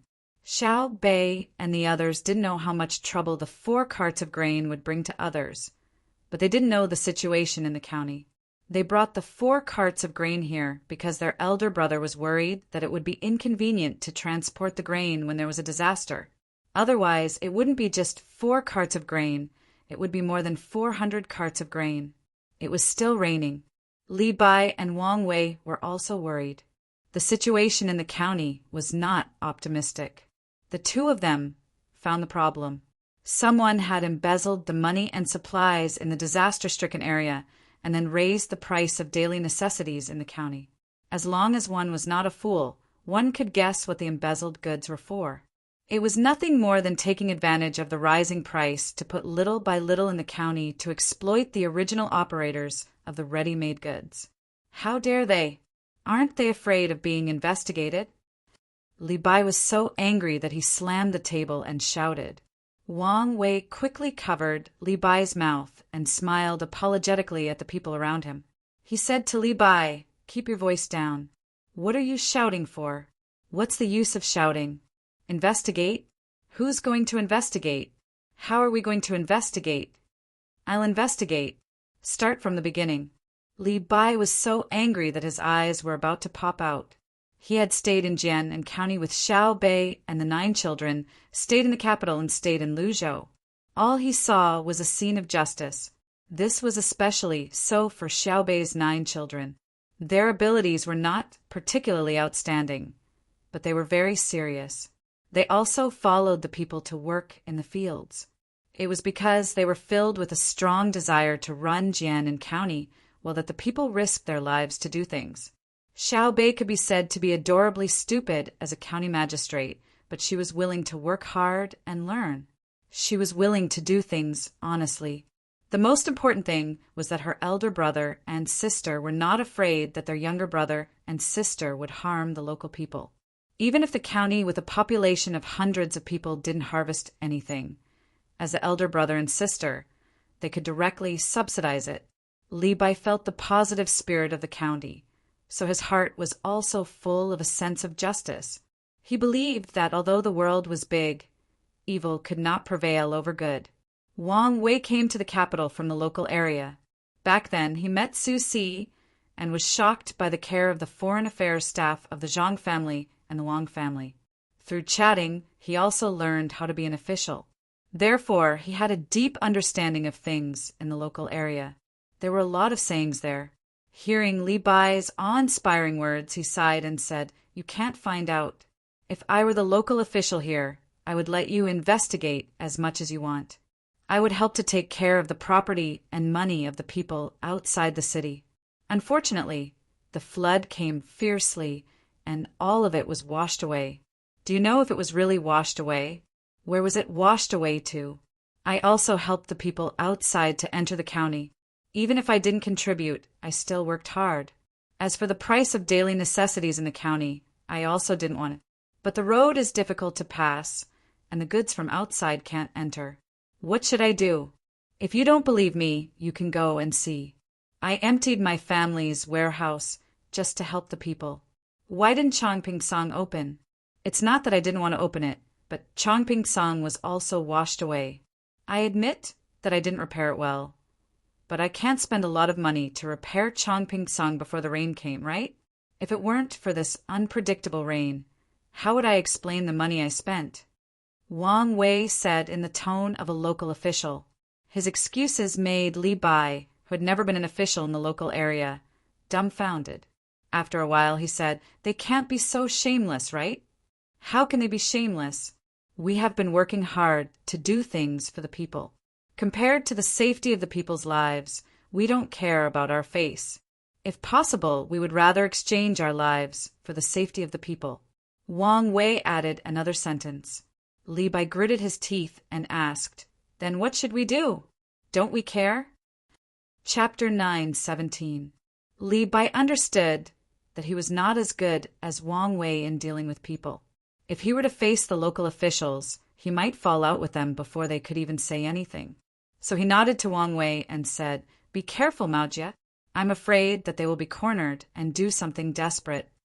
"Don't worry, Brother Tai Bai. I'm going to praise them. You have to be more careful when you investigate in secret. I'll give you the money here. Keep it separately. Recently, the price of food is very high. If there are bad people who want to rob you, you can give them a part of it. Those who want money will not harm their lives if they get the money. Don't resist. When we finish dealing with the local affairs, we will come back to deal with them." Wang Wei said to Li Bai solemnly. They planned to part ways here. Wang Wei just walked 2 steps and turned back to Li Bai and said, "Brother Tai Bai, take this. When you are hungry, take a bite." While talking, Wang Wei took out a flat thing and gave it to Li Bai. Li Bai took it in puzzlement and looked back at Wang Wei with a questioning look. This thing still had Wang Wei's body temperature. It was hot. "It's from the ministry. I was temporarily transferred to the Ministry of Works. It's a benefit for Lord Zhang's family." Wang Wei explained. "Benefit? Canned food?" Li Bai remembered something. Something like that.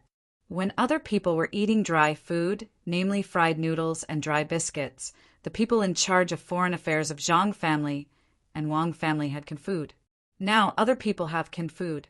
They think that the skin of the canned food is too heavy and hard to heat, so they made aluminum foil and put things inside. There is a piece of diced meat, a small piece of fermented bean curd, a few strips of refined pickled vegetables, and a jelly-like thing to make soup. When you are hungry, find a clean water source, tear it open, and pour water into it. It will heat up by itself. Then you can put the thing to make soup into the water. After a while, you can eat it. I like diced meat, so I chose this one. There is also braised pork ribs.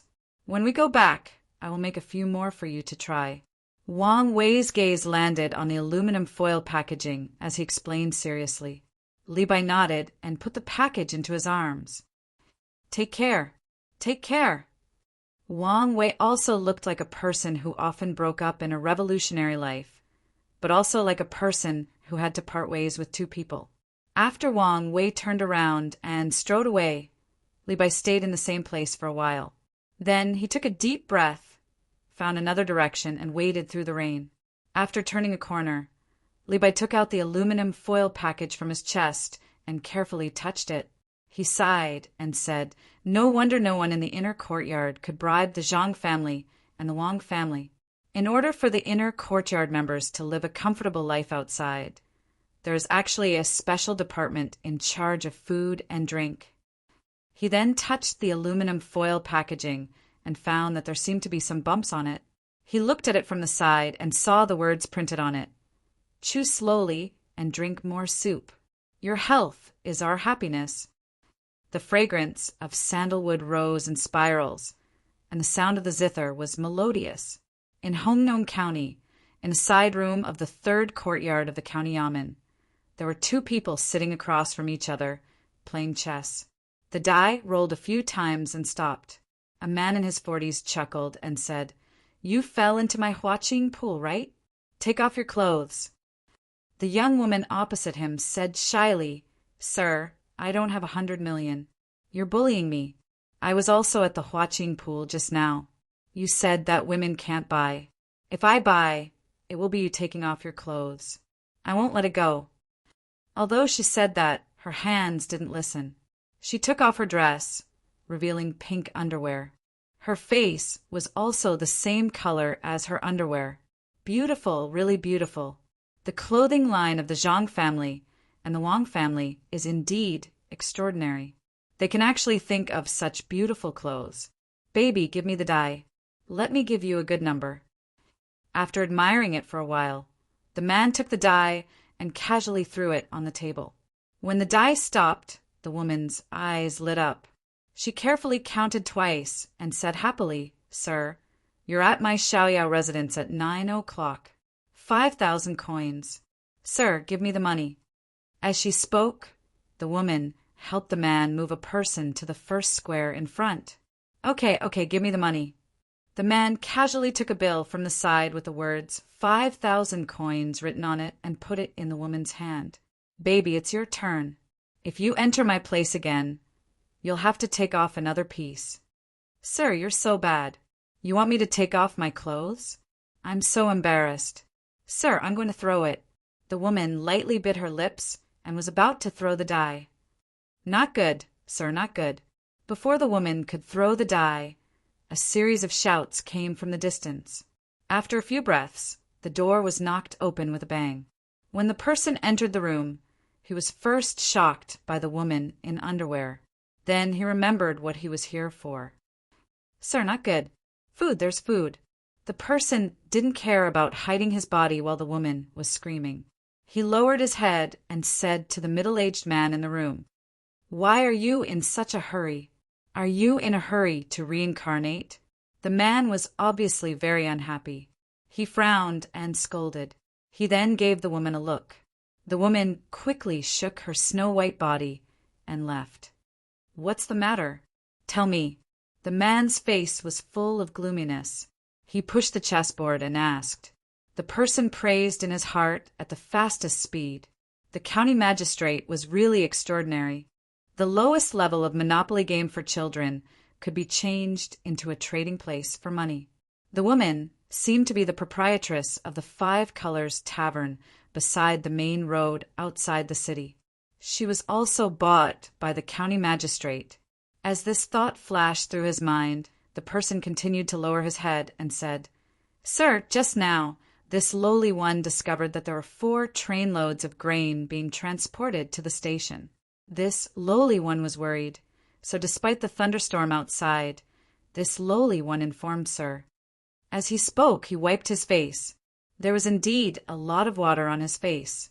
Not only was there water on his face, but his clothes were also soaked. His hair was in clumps, and raindrops were dripping down from above. Some even gathered into small streams. The man, who was the county magistrate of Hongnong County, frowned more deeply. He patted his leg with his hand and asked, "Do you know who transported the food? Are they passing by or coming to this county? What did the people at the station say?" I don't know. "Sir, the station is self-contained and is not subject to local regulations. I went to ask, and they asked me if I wanted to break the rules or destroy the railway.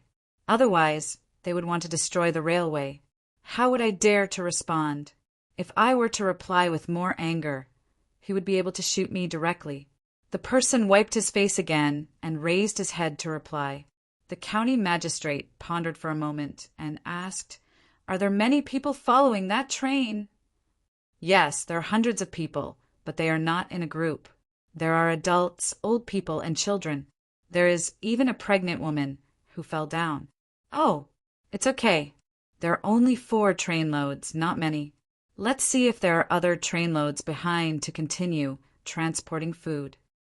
The county magistrate did not find anything wrong.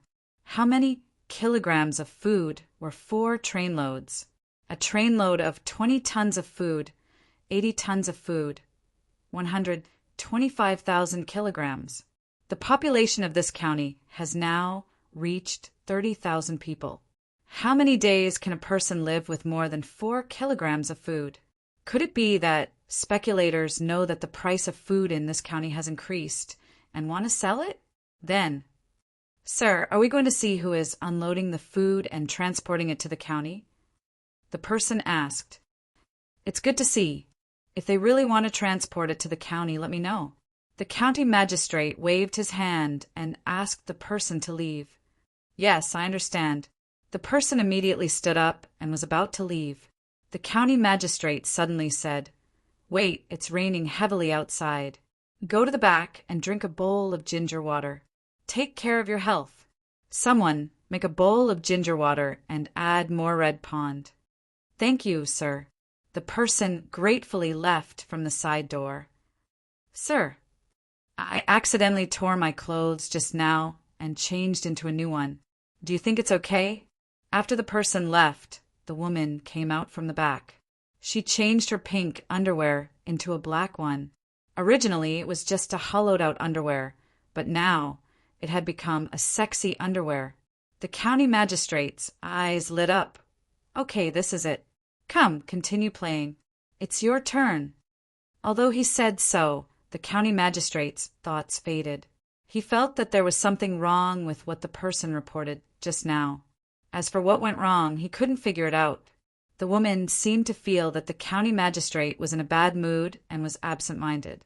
She thought about what she heard just now and said, "Sir, are you worried about 4 carriages of food?" What does a woman know? 4 carriages of food is a lot. If you want to sell it in this county, you have to look at my face first. Humph. Do you think that Hongnon County can escape from my control? The county magistrate was really thinking about the carriages of food. His face was gloomy as he said that. The woman laughed a few times and said, "Sir, how would I know too much? I just accidentally overheard it. I was just thinking about it. If someone really transported 4 carriages of food, it would be very simple. I just have to give him a portion of the profits and let him stay in the county. I'm just afraid that—" At this point, the woman stopped talking. "What are you afraid of? Tell me quickly. If you do well, I will give you all the money." The county magistrate said, "Really? Darren, this concubine doesn't want Darren's money. What's there to be afraid of? What I'm afraid of is that someone has inadvertently brought food with them and doesn't intend to sell it. It's just a matter of habit. For example, Zhang Xiaobei from the Zhang and Wang families. If she went out, she would probably bring food, medicine, and many people. If you really meet such powerful people, you won't be able to keep them. How could their families not know when they go out? Hee, I'm just saying. Which aristocratic family is willing to run around in the rain? Not to mention Zhang Xiaobei." The woman held the dice in her hand and kept glancing at the county magistrate. Her body was slightly swaying, and the skin under her sexy clothes could be seen from time to time. Unexpectedly, her words touched the county magistrate's heart. The county magistrate had been feeling uneasy. When he heard the woman's words, he opened his eyes in horror and said, "No, Zhang Xiaobei, for carriages of food." Hundreds of people got off, old and young, and pregnant. Come on, investigate. Send people to check around the county. Don't let a single person go." After muttering a few words, the county magistrate shouted. Sweat dripped down from his forehead. If someone could see his back, they would see that his clothes were all wet in an instant. "Sir, why are you in such a hurry? Would Zhang Xiaobei come here for no reason?" The woman advised. You don't know. A few days ago, someone sent news that Xiaobei was in Wanyan County. How close is that to our county? A child can even go to Luoyang, let alone Wanyan County, to Hongnon County. A child wouldn't care if it was fine. Zhang family and Wang family fit your description. As long as a child goes out, there will be a lot of supplies and people. What they are best at is disguise. There are old people, children, and pregnant women at the station. How can it be so coincidental? It's better to be safe than sorry. Go and investigate. You must find out. The more the county magistrate thought about it, the more he felt that this was the case. He ordered people to watch around the county. Then, Your Excellency, The woman regretted speaking so much. Go and have a rest. Take the money on the table. Sigh. The county magistrate's anger disappeared in an instant. He waved his hand and ignored the woman. Whether it was the woman's intuition or the county magistrate who was afraid of everything, they really guessed part of the truth. Xiao Bei was here, but she was not passing by casually. She was here specifically for Hongnong. Naturally, the food was like the woman's analysis. As the elder brother, Zhang Xiaobao brought emergency food for his younger siblings. As for meat, there was no meat, because if something really happened, it would be good enough to have food. Who would want to eat meat? Of course, there was no lack of meat for Xiao Bei and her 9 children. When the county magistrate asked people to stop them, Xiao Bei cleverly listened to other people's advice and went directly to the village outside the county. She wanted to see how bad the place Uncle Emperor asked them to come to was. It's been washed away. The autumn harvest is going to be washed away too? Damn the rain. Why does it have to rain now? Xiao Bei, who was held in someone's arms and watched others move forward step by step with difficulty, pointed at the destroyed field and said, Xiao Hai was also held by someone else. It was not that he was pretentious, but the ground was too muddy. The adults were wearing boots, so their calves could not be seen. If they really walked on the ground, they would be directly in the mud from the waist down. Hearing little Bei's words, Little Hai looked at the water flowing down the edge of the umbrella and said, This shows that technology is not advanced. Didn't Big Brother and Big Sister mention it when they were telling stories? There's a place where technology is advanced. If you want to make it rain, you have to use a special object to hit the sky to form a rain cloud. Then you hit something else and the rain will fall. If you don't want to make it rain, you hit something else in the sky. Then the clouds that were about to rain will not rain and drift to other places. The people there don't believe in God and don't ask the Dragon King. I want to study mathematics well.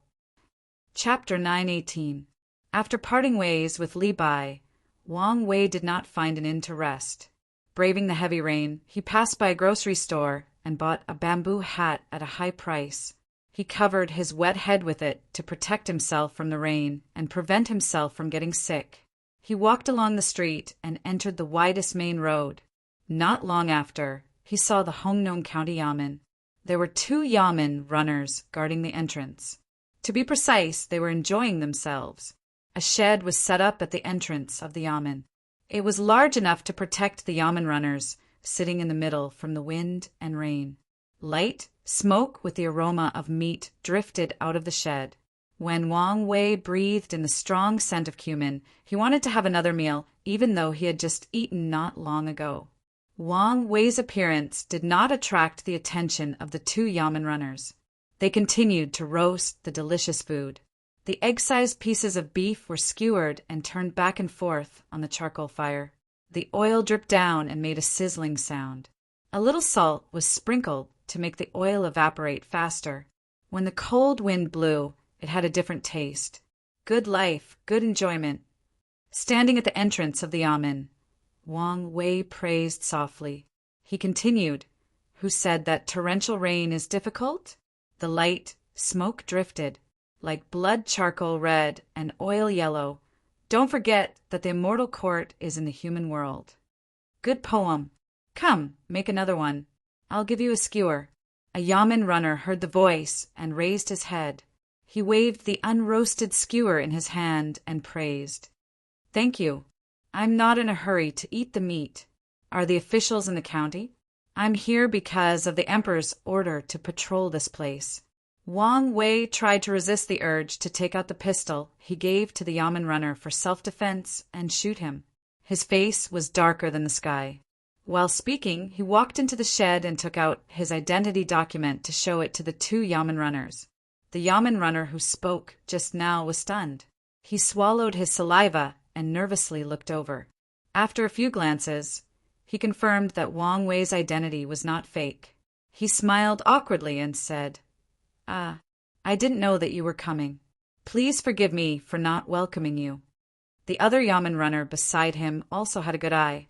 He quickly handed Wang Wei a few skewers of freshly roasted meat and said shyly, "Sir, please have a taste. It's fresh and fragrant. I'll report it to you right away." Wait a moment, wait a moment. Wang Wei turned around and saw half of a child's head poking out from a corner not far away. He narrowed his eyes and sized up the two bailiffs. The muscles on his cheekbones moved upwards, revealing an expression that was both sad and smiling at the same time. He silently took the meat skewers, pinched cumin from the seasoning box beside him, and slowly sprinkled it on the meat skewers. He took a bite first, then turned around and waved at the child hiding in the corner, raising the meat skewers. Unable to resist the temptation of the meat skewers, the child stepped out in a flash. His two little feet stepped on the water alternately, creating a trail of waves as he dashed over. He first turned his head to look at the bailiff left behind. Seeing that the bailiff didn't make a sound, nor did he stare at him, he raised his little face and asked for me. "Let's eat together, okay?" Wang Wei handed over two skewers. "Okay."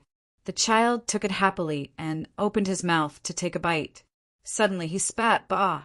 Who roasted it? The inside isn't cooked, and the outside is burnt. Let me do it." The child didn't allow Wang Wei to explain. He snatched the remaining meat skewers from Wang Wei's hands, added his own, and put them back on the stove. Then, like a magic trick, he took out a small pair of scissors and quickly cut off the burnt meat. He smoothly flipped the meat skewers with one hand, and with the other hand, pinched the seasoning on the side and sprinkled it on the meat skewers from time to time. It didn't take long for the meat skewers to be cooked. Just by smelling them, Wang Wei found that they smelled much better than before. He looked at the child in surprise and asked, "Kid, how do you know how to barbecue?" "I opened a barbecue shop before I came to the county town. Let me tell you, it's not good to directly use fresh meat when barbecuing. There's blood that hasn't been cleaned, so you should first simmer it. Also, I don't know who cut this meat. It's too easy to break apart when you barbecue it. Moreover, the heat isn't uniform, so it'll get stuck in your teeth when you chew it. Today, you treat me to it." After the child finished speaking, he blew 2 puffs of air to disperse the smoke. Looking at the color of the meat, he nodded with satisfaction and handed the meat skewers back to Wang Wei. Wang Wei's mood suddenly became much better. It wasn't because the child knew how to barbecue meat skewers, but because of the child's optimistic spirit. He opened his mouth and bit off a piece of meat. While chewing, he nodded, "Delicious, good skill. I never thought that barbecuing meat skewers would require so much knowledge. Do you like barbecuing meat skewers in your family?" The child replied with a sure expression and nodded. "Yes, my family loves to eat meat skewers. My father said that if he doesn't like to eat meat skewers, he should never sell them to others. Because he likes to eat meat, he studies it and is devout." Hearing the child's words, Wang Wei was stunned. He just felt that the child was pitiful, so he invited him to eat meat skewers once. He didn't expect to hear such words. No wonder the child didn't show that he cared too much. It turned out that he was rich. There was no doubt about this. If the child knew that he would never sell the meat skewers he didn't like to eat to others, how could the child's business be bad? Thinking of this, Wang Wei asked the child, "How is the family now?" "Not good." The child shook his head and said, "A lot of money is gone. The 300 cows and 500 sheep that we just bought last month are gone. The chickens, ducks, and pigs are also gone. The loss is even greater. The most important thing is that the county school is full. I can't squeeze in, so I missed a lot of classes." "Well, don't worry, everything will be fine. When the flood passes, your cows and sheep will be back." Wang Wei comforted. "No, this is not a natural disaster, but a man-made disaster. The previous county magistrate of Hong Lu River had built a very strong river. How could it be washed away? In fact, we know that County Magistrate Yan was short of money, So he dug up the river and took away our money and livestock. I heard that. Little brat, shut up. If you talk nonsense again, I will kill you. Before the child could finish his words, the bailiff, who stayed behind, roared loudly with his eyes wide open. He began to roll up his sleeves, looking like he was going to beat the child. Humph! The child hid behind Wang Wei and poked his head out. The king is the boat, the commoner is the water. The water is the boat, the water is the boat. The water is the boat, the water is the boat, the water is the boat. You can seal my mouth, but how can you seal the hearts of the people in the world? That's right, that's right. Wang Wei nodded repeatedly. A feeling of admiration for Zhang Xiaobao and Wang Wan rose in his heart. This was the result of the Chaoyang operation. The child he met at breakfast was polite, but now the child was telling the truth. It was all thanks to the Chaoyang operation. When he was a local official, he heard that Zhang Xiaobao and Wang Wan in Baoxing County had started the Chaoyang operation. He thought that the two children were bored and would not do anything. Who knew that in the whole Tang Empire, as long as there were merchants, there would be a school for the Chaoyang operation. Their contributions were boundless. Sir, don't listen to his nonsense. The county magistrate is devoted to the people. However, the rain this year was very heavy and the county magistrate was powerless. He could not eat and drink every day. The bailiff hurriedly explained to Wang Wei, with a bitter expression on his face. Wang Wei was no longer a greenhorn. How could he not know the truth? The only thing he could do now was to meet with the officials in the Yamen and try to understand the situation as much as possible. He would cooperate with Li Bai to collect information outside and report it to the imperial court when the time came. No wonder His Majesty didn't send anyone to help us. Hongnong County is now under the control of the local officials. Even if 200 or 300 people come with us, it will be useless. How can we arrest them if we can't find any evidence? He thought, if we arrest them by force, we will be besieged by the local officials. Wang Wei thought that he understood the emperor's difficulties and sighed inwardly. He turned around, touched the child's head, and said against his will, "Go. I believe that County Magistrate Yan is worried about your problem and trying to find a solution. You should understand the difficulties of the local officials. The river must be not strong enough. Go back to your family. I think County Magistrate Yan will find a solution soon. Go, ah. How can it not be strong enough? I know. Go. No matter who built it, there will be times when they are careless. Everything will be fine." Wang Wei didn't let the child continue. He picked up a few skewers of barbecued meat and stuffed them into the child's hands. Then he pushed the child's shoulders and let him go. The child's eyes were full of confusion. Seeing this person, who should be an official, push him, he threw the skewers on the ground angrily. "I knew it. None of the officials are good. I knew it. I knew it." Looking at the little figure running into the rain, Wang Wei pursed his lips tightly. "I didn't know that Lord Wang was coming. I was late to welcome you. Please forgive me." At this moment, the door of the yamen creaked open, and a thin person came out first. "Don't catch a cold, don't catch a cold. If you are seriously ill, you will get an injection. It hurts. I am drinking medicine now to prevent it." Under the heavy rain, Xiaobei drank a bowl of Isatis indigotica powder and smacked her lips. The others also drank the medicine given by the team doctor. They didn't drink the sweet medicine, so the doctor didn't have time to coax them. Xiaobei casually wiped her mouth with her sleeve and pointed forward. Forward. The team waited in the direction she pointed. After walking forward for about a quarter of an hour, a river appeared. Xiaobei looked at Sister Xiaozhu blankly.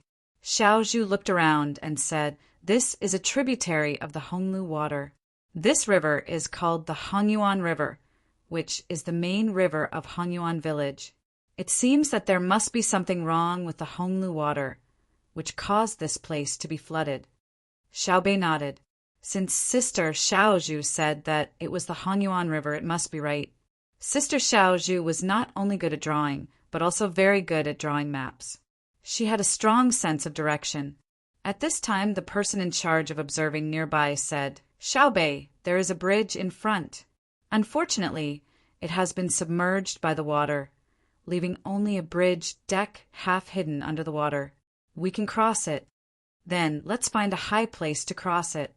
Xiaobei took the umbrella from the person next to her and held it.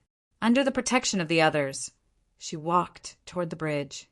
Just as they stopped at a large slope beside the bridge, the water level of the river suddenly rose, and a flood peak came from upstream. If one looked carefully, they could see dead pigs and dogs with their big bellies floating in the water. There were also countless branches and grass. Not good. The bridge is going to be damaged. A big tree is being washed down. When Xiao Yuan looked with her binoculars, she saw a big tree crown floating in the river upstream. Presumably, there were roots hanging down from the tree. It was not completely horizontal and was slanting toward the bridge. Xiaobei and the others were shocked. That tree was as thick as two adults hugging it.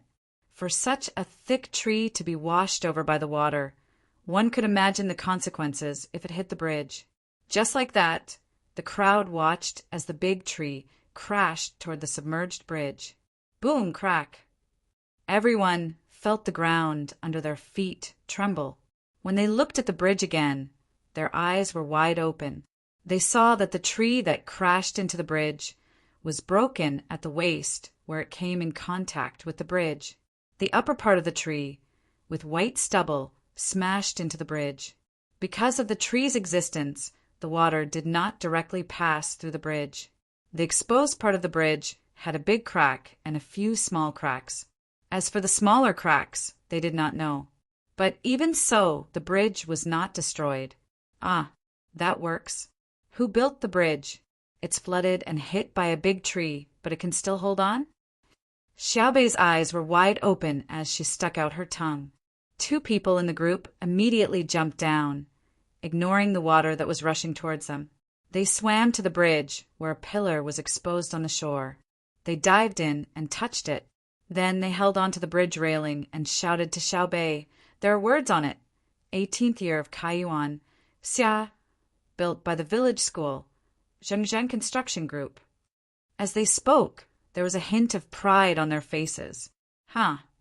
Xiaobei waved her little fist excitedly. "I knew it. The sturdiest part must be built by my family. Zhengzheng Construction, strong bones." The others were also proud. The person in charge was puzzled. "Based on what you said, Honglu River's Water Conservancy project should also be built by our family's construction group. Usually, after finishing the local project, they use the profits to build the main body of the local school. Since that's the case, why did the dam burst?" Yes. How can it be broken? Could it be that the construction team cut corners? I'll lend them some guts." Xiaobei was also puzzled. Something must have happened that outsiders do not know about. "Let's wait until the investigation is over." Xiao Yuan chimed in. The group of people waited for half an hour on the slope. After the flood had passed, they continued to move forward. When they were crossing the bridge, they carefully looked at the place where the tree hit.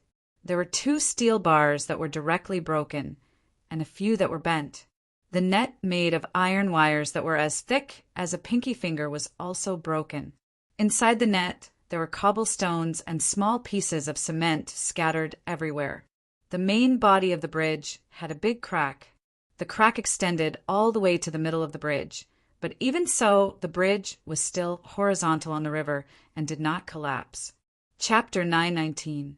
A bend is complete, a wrong is straight, a pit is full. A man does not compete, so no one in the world can compete with him. Xiaobei and the rest listened attentively. There are quite a few people. Xiaobei seemed very happy, but suddenly frowned and said, "What bend is complete? Who bend? If others bend, I'll be complete. A man does not compete, so no one in the world can compete with him. If we don't compete, this society won't develop. If we don't compete, won't we be bullied to death? If Zhengzheng Construction Group doesn't compete, do you have a house to study in? It would have been destroyed by the water. Don't explain blindly. What nonsense is this? The teacher is just teaching the students. He didn't say that the students have to learn from any particular lesson. The water has been flowing for a few days now. What do they eat? Xiao Yuan said to Xiao Bei and started to worry about the people in the house. Xiao Bei stuck out her tongue. Only you know. What do they eat? Don't tell me they catch fish and eat grilled fish every day. Let's go and take a look. As she spoke, Xiao Bei ran towards the house and accompanied her. The water went from her calves to her thighs, from her thighs to her waist, from her waist to her breasts, and from her breasts. There was no change from her breasts. The only change was that Xiao Bei took off her bag and held it with both hands. Xiao Yuan immediately ran after her. After a few steps, she shouted, "Oh my God, Puff! Puff!" The water went over Xiao Yuan's head. She swam up and spat twice. She shouted to Xiao Bei in front of her, "Why didn't you tell me?" Xiao Bei, who was in front of her, steadied herself as if she was stepping on solid ground. She turned around and laughed. "You have a bad idea. You stepped into a deep place.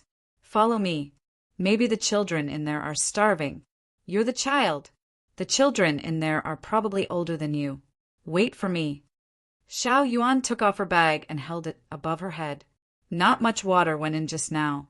The others also jumped down and swam towards the house. Everyone in the group knew how to swim. This was the basic skill of the Zhang family and the Wang family. Everyone had to know how to swim. As for the reason, only Wang Wan knew. It was all thanks to Zhang Xiaobao's grandfather, who was washed away by the water when he saved him. If Zhang Xiaobao could swim at that time, it might have been a different outcome, and there might have been one less international swindler. The sound of reciting or reading aloud continued to come from the house. The water that came down from the upper reaches circled around the house and formed a whirlpool, spinning and appearing in front of everyone from time to time. Not only was Xiao Bei not afraid, he even had the leisure to follow the whirlpool. Every time he was about to reach the center of the whirlpool, he would exert his strength and jump up to the spot where his thigh was exposed, avoiding the whirlpool. He controlled it very well and didn't get sucked in by the whirlpool and swim out from the bottom. This ability to swim was also related to talent. Not everyone had it. At least in the group, there were more than 10 people who stayed far away from the whirlpool when they saw it. They didn't dare to follow the whirlpool, afraid that they would be half dead when they were rescued. The first floor of the 3-story house was completely submerged in water. The water was only about 1 foot away from the window on the second floor. Xiao Bei controlled his feet slightly so that his head could be facing the window on the second floor. Looking in from the outside, there were about 30 students sitting in the classroom on the second floor. A teacher, or rather, the school's headmaster, sat in front of the blackboard. He held a ruler in his hand and shook his head as he listened to the students reciting from the books below. Xiao Bei couldn't tell the teacher's age. He only knew that the hair on his head was completely white and there were many wrinkles on his face. The students were very focused, and no one saw so many people swimming in from afar. Xiao Bei pressed her face against the glass of the window. She supported her bag on her head with one hand and used the other to knock on the glass a few times. In front of her was a female student in her teens. She was reading seriously when she suddenly heard the noise. She turned her head and was so scared that the book in her hand fell on the table. She opened her mouth and stopped for 2 or 3 seconds. Then a sharp voice rushed out from her throat. "Ah, ghost!" After shouting with all her strength, the female student's face turned pale. Her shout scared Xiao Bei, and she almost sank. She made a face at her and said, "Why are you shouting? Are ghosts as cute as me? Open the window and let us in. What if we catch a cold in the rain?" While Xiao Bei was talking, the recitation in the room had stopped. The children and the teacher looked outside together. There were a lot of heads floating on the water. There were many bumps on the heads. Don't be afraid. They are people. The teacher comforted the student and walked to the window in puzzlement. He opened the window and looked into the water. He did not know where the group of people came from. Xiao Bei moved her feet and came to the open window. She raised her bag and said, "Grandpa, help me. Hold my bag. I'll go in." The teacher took Xiao Bei's bag blankly. Xiao Bei used her arms to support her body and climbed to the window. She rolled in and wiped the water on her face. She complained, "It's raining so hard." Xiao Yuan was the second to jump in. The people behind him went in one by one. The people who went in first pulled them in, and they all went in together with their bags. Besides Xiao Bei and the other 9 people, there were 6 adults with the best skills in the classroom. The others went out through the main door and went to the corridor to rest. Until the window was closed again, the teacher, standing by the window, did not say a word. The 30 or so students were also shocked. "Grandpa, let's not go to class for now. Let's understand the situation. You sit, I'll just stand. It's all wet and empty. When I came here, I thought everyone was gone. I didn't expect there to be so many students. How many people are left in our school?" Xiao Bei pulled the teacher's chair over and asked the old man to sit down. She wiped the water off her hair and said with a natural expression. The teacher sat in a daze. When he heard Xiao Bei's voice, he broke out of his stupefied state and asked the question he should have asked first. Who are you? Who are you?" "Grandpa, I am Xiao Bei, the cutest child in the world." "Xiao Bei, Zhang Xiao Bei," Xiao Bei said boastfully. "Zhang, Xiao Bei, who are you?" The teacher still could not figure it out. "I am the cutest child, the darling of the Zhang family and the Wang family." Why didn't you?" "Grandpa, think of it." Let me remind you. Do you know Zhang Construction Group? It's my family, I am. Zhang Construction Group? Unyielding? You are Zhang Xiaobao's younger sister? So it's you, Zhang Xiaobei? The old master finally reacted. He pulled Xiao Bei into his arms and wiped the water off Xiao Bei's face with his veiny hands. As he wiped, he said, "Why didn't you stay in the capital? Why did you run around? If you catch a cold..." Xiao Bei tried her best to avoid him. She tilted her head back and closed her eyes tightly. Her face was scrunched up. The smell of the chalk dust on the teacher's hand was too pungent. The teacher did not realize it until he thought that he had wiped Xiao Bei's face dry. Only then did he let Xiao Bei go. He reached out to pull Xiao Yuan, but Xiao Yuan dodged him. He reacted and squeezed out a smile on his wrinkled face. He looked at Xiao Bei carefully and asked, "Are you hungry? Have you eaten?" "Yes, I'm not hungry." "Grandpa, have you eaten? Have they eaten?" Xiao Bei rubbed her face with her small hands and pointed at the children in the classroom. "Yes, they have all eaten. Go, take a bath and change your clothes. Don't fall sick. Xiao Jiu, go and bring a plate of fruit." The teacher happily and excitedly ordered a child. "Ah, fruit?" Xiao Bei was shocked. The other 8 children were also puzzled. When they came, they had already thought about it. The children in the school had been hungry for a few days and needed to replenish their food. Who would have thought that the old man would ask them to take a bath and bring them fruit? Xiao Jiu, who was ordered, happily agreed. She ran out of the classroom with her 2 little legs. It seemed that she was going to get the fruit. Xiao Bei shook her head and remembered the important matter. She quickly asked, "Grandpa, how many people are there in our school? Why did it flood and flood the entire first floor?" "It was Uncle Emperor. Oh, it was the current emperor who ordered us to patrol the place and ask about the suffering of the people. We also caught corrupt officials. If we can't stand it, we can kill them." When the teacher heard Xiao Bei's words, he was stunned at first. Then he suddenly covered his eyes with his empty hand and cried bitterly. After sobbing a few times, he raised his head again and sighed. "There's still 145 people in the academy, including the teachers. Now they are divided into 5 classes, and my class has the most people. It's flooded. Is it because they cut corners?" Xiao Bei interrupted and asked, "Oh, don't be afraid. No, it has nothing to do with your family's construction. The previous county magistrate built the embankment, and it was very strong. It was so strong that this dog official wanted to make a hole. He actually spent 3 days and 3 nights digging and blasting. When the person digging the embankment, when the pickaxe fell on the embankment, a string of sparks flew out. Many people were injured by the flying stones. 3 days, a full 3 days, he finally made a hole in the embankment and flooded Hongnon County. The teacher gritted his teeth and jumped out word by word. His voice trembled along with his body. Xiao Bei swallowed a mouthful of saliva and opened her mouth in shock. Ah, like this? I'm so angry. No, I'm going to kill people. If I don't kill people, I won't be able to sleep. Come with me. As she shouted, Xiao Bei was about to rush out of the window. The teacher quickly hugged Xiao Bei and didn't let her move.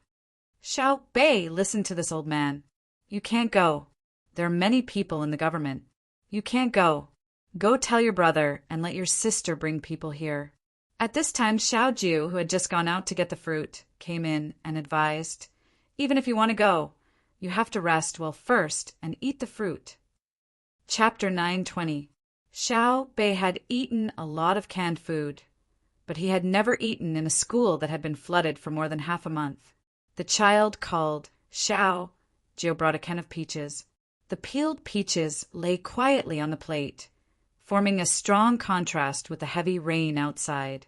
Xiao Bei did not struggle to get out of the window. He stood in front of the desk, protected by the old master's arm, and asked, Do we still eat canned fruits in our school? Yes, not only canned fruits, but we also have canned meat, canned fish, and canned vegetables. Otherwise, we would have starved to death. Xiao Bei, you must not fight with Yanzheng. The old master pulled the tray of canned food closer to Xiao Bei and said with a kind face, What? Is he very powerful? Is he very arrogant? Is it possible that all the yamen runners in the county have the ability of the Golden Guards? And the same equipment as my protection team, carrying 2 pistols and a submachine gun? Then I will send a message immediately and ask my brother and sister to form an army and come here. Xiao Bei turned his head and said disdainfully. The old master shook his head. No, the yamen runners do not have that ability. They are the people who protect the emperor and do not have pistols or submachine guns. But they do have handguns, firecrackers, and iron beads. What if they get hurt? Our Xiao Bei is the cutest. Take a shower later, change your clothes, and eat your fill before we think of a solution, right? Yes. Xiao Bei nodded repeatedly and smiled like a flower.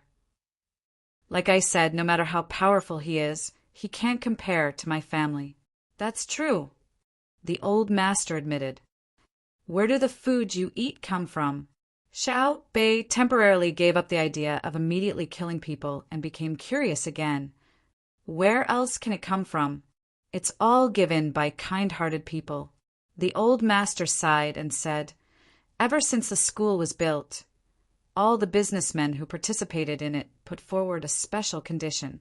That is, they will use the school's empty space as a warehouse, and the school will be responsible for the security. Why? Who is begging them for money? The Chaoyang operation is voluntary. Those who are not willing to pay are not allowed to recruit graduates from the Chaoyang operation to work for them in the future. Otherwise, they will be confiscated.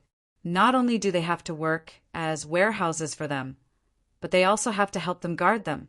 Merchants are really bad. Well, except for my brother. Xiao Bei indeed knew a lot. When he heard the old master's words, he was filled with righteous indignation. He briefly explained the rules of the game, causing Xiao Yuan and the others to nod and cooperate. Sai, that's what I thought too. The old master's eyes widened a little when he saw Wei Wei. The wrinkles at the corners of his eyes became lighter, but the grooves on his forehead became more obvious. I only understood after I got the water. The merchants who paid for the school had put a lot of thought into it. There were merchants of medicinal herbs, merchants of clothing, merchants of canning factories, merchants of grain, and even a chain store that sold meat. They built a freezer in the basement of the school and delivered frozen meat every year when the weather was hot. Xiao Bei blinked as he listened.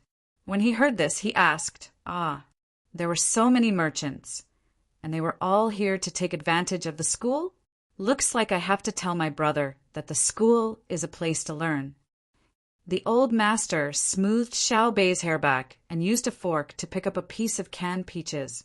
As he fed Xiao Bei, he said, "Yes, I used to think so too. But after the water was sent, I realized that I was wrong at the beginning. These merchants did use the empty space in the school as a warehouse. But every time they transported something to be sold, they would leave behind 1/3 of it. Before the new batch of goods arrived, the 1/3 they left behind wouldn't be touched. In other words, they had been stashing 333% of the capital of the school's warehouse in the school's warehouse." Xiao Hai suddenly interjected. When the old master looked over, he continued, "They had already transferred a portion of their capital to the school's warehouse. They gave up a part of their working capital permanently. The bigger the warehouse is, the more they will lose.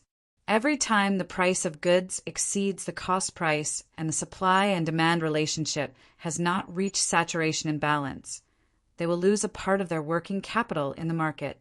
The shorter the cycle of supply and demand, the more they will lose." Xiao Bei was confused. He didn't understand what his brother, who was only a little older than him, was talking about. He asked in confusion, "What cost? How much did the canned food cost when it was manufactured?" "That's only a part of the cost. The canned food has a shelf life. Every day it's in storage will increase the cost. Of course, the cost of storage and safety are saved, but the cost of saving is only 2/3 of the total cost. The investment is not proportional to the output. I don't know how to explain it. I'll ask my brother when I get back. The exact calculation is 100%, but 1/3 of the total cost needs to be calculated again. That's a headache." Xiao Hai was also confused. If he really wanted to figure it out, he would need to include the actual price of goods and the price of futures. This was not something he could understand. It also involved the problem of the market saturation of certain goods, the supply and demand relationship, marketing methods, and so on. He had not learned probability, nor had he come into contact with fuzzy algorithms. He had only just learned the meaning of cost accounting. Xiao Bei was even more confused. What nonsense was this? What did brother Xiao Hai mean by saying so much to him? "What do you want to say?" Xiao Bei finally couldn't help but ask. "What I want to say is, what brother Xiao Hai wants to say is that kindness is like water. Water is good for all things and does not compete, explain, or hide. Just like what you heard when you came here, a man does not compete, so no one in the world can compete with him. What is good is good. Do not speak or argue." Sayuan opened his mouth and bit the peach that Xiao Bei had not finished eating. He vaguely explained to Xiao Bei. After hearing the words of the 3 children, the old man was stunned. Today, he finally saw the legendary power of the education of the Zhang family and Wang family. When Xiao Bei saw the canned fruit, he didn't think about whether it was delicious or not, but where it came from. He asked about the life of the children in the school. That Xiao Hai said a lot of things that he didn't understand. Xiao Yuan, who was beside him, could actually understand the words in the book. It was said that the education of the Zhang family and Wang family in Sanshui County was extraordinary. He didn't believe it in the past, but after seeing it today, it was indeed amazing. As the old man thought about it, he was full of admiration. When he saw Xiao Bei look at him blankly, he explained, "Xiao Bei, it's actually saying that all the businessmen who participated in the warehouse wanted to help the school. They would rather earn less money so that the school would have something for the students to use when the disaster struck." "Oh, I know. They are all good people, right? At least from the perspective of the school, they are good people, right? I understand. Sometimes I'm very stupid, but I'm still the cutest Xiao Bei, right?" Xiao Bei thought hard and finally understood a part of it. The old man hugged Xiao Bei tightly and nodded. Yes. Xiao Bei is the cutest. Then go bathe and change your clothes." Yes. I'll go now. Grandpa, how long will the school's food last? If it really doesn't work, find some wood, line it up, and leave with me. We brought a lot of food and left it at the train station. Xiao Bei was about to leave when he thought about the food. A lot more. It's fine even if we are trapped for 3 to 5 months. There are more than 10,000 kilograms of people frozen in the cold storage. I'll get someone to make you braised pork later. Go and bathe. Don't catch a cold. The old man looked at Xiao Bei and the others with relief. Xiao Bei nodded hard. Okay, I'll go right away. Remember to make the braised pork thinner and thin slices of ginger. Don't fry the sugar. Chi, this big brother, greetings. Can you tell me where to go to the clinic? Chi, in the county seat of Hongnong County, Li Bai, who was drenched by the rain, felt cold all over. According to the booklet sent by Day Hospital, he should have a fever. There were many ways to deal with this situation. The simplest was to find a clinic. The second best was to find a safe place to take a hot bath and drink some ginger sugar water. If there were ice cubes, it would be better to apply it. Ever since Li Bai left his hometown, he had encountered such situations many times and survived them. But today he was not going to endure it. He had money, and he wanted to get better treatment. Therefore, he decided to go to a medical center to have a look while he was still sober under the stimulation of the cold rain. The person who was stopped by him looked at him with pity and said, I advise you to find a place to rest. Drink a few bowls of hot water. Sleep well, sweat, and maybe you won't feel so bad when you wake up. What about the clinic? Li Bai still did not give up. The clinic has no medicine. If you want to see a doctor, go to the county government office. All the medicine has been taken into the government office, and the doctor has also been invited. The passerby said a few more words. Thank you. Li Bai had already heard it clearly and also thought of the cause and effect. The yamen took the people and medicine away, intending to collect more money. What he didn't understand was who had the guts to touch people in the medical field. The people stationed here should be people from the Dei Medical School. Their guts weren't small. After hesitating for a while, Li Bai gave up the idea of going to the county government office and staggered into a nearby inn. As soon as he opened the door, before the shopkeeper inside said anything, he said, I want a good room, ginger, sugar water, quilts and quilts. Chapter 9:21. Li Bai came to a room on the 3rd floor in a daze. The room was humid, but it was stronger than the heavy rain outside.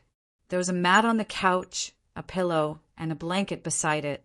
Sir, please lie down first. The ginger water will be here soon. The waiter helped Li Bai lie down and ran out quickly. After a while, he came back with a charcoal brazier in his hand.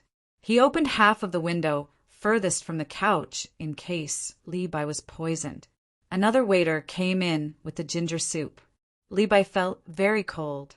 He thanked the waiter with the blanket wrapped around him. He picked up the bowl and gulped it down. After drinking more than half of the red pond water, Li Bai finally felt better. He said to the waiter, who looked at him with concern, Thank you. Please cook me a dish. It's salty and meaty. I'm afraid I can't survive without nutrition. The waiter looked embarrassed and said, Sir, salty is fine. We don't have any meat. If you came 2 hours earlier, you could have eaten the last bit. Why don't you wait until tomorrow? The government office will send the meat to our restaurant tomorrow. We will have it then. Oh, the meat is also monopolized. Well, if I don't die this time, someone will die. If we don't have meat, do we have water? Bring me a pot of water. Li Bai gritted his teeth and said, he suddenly remembered that he still had the food Brother Majie gave him when they parted. He could eat it. There was no shortage of water. The waiter ran out and came in with a pot of water after a while. At this time, Li Bai took out the aluminum foil package from his arms. Under the watchful eyes of the 2 waiters, he carefully tore a hole and asked the waiter to pour water into it. When the hole was full, he pinched it and tore the other hole. Then he put in the little thing that made the soup and asked the waiter to pour water into it.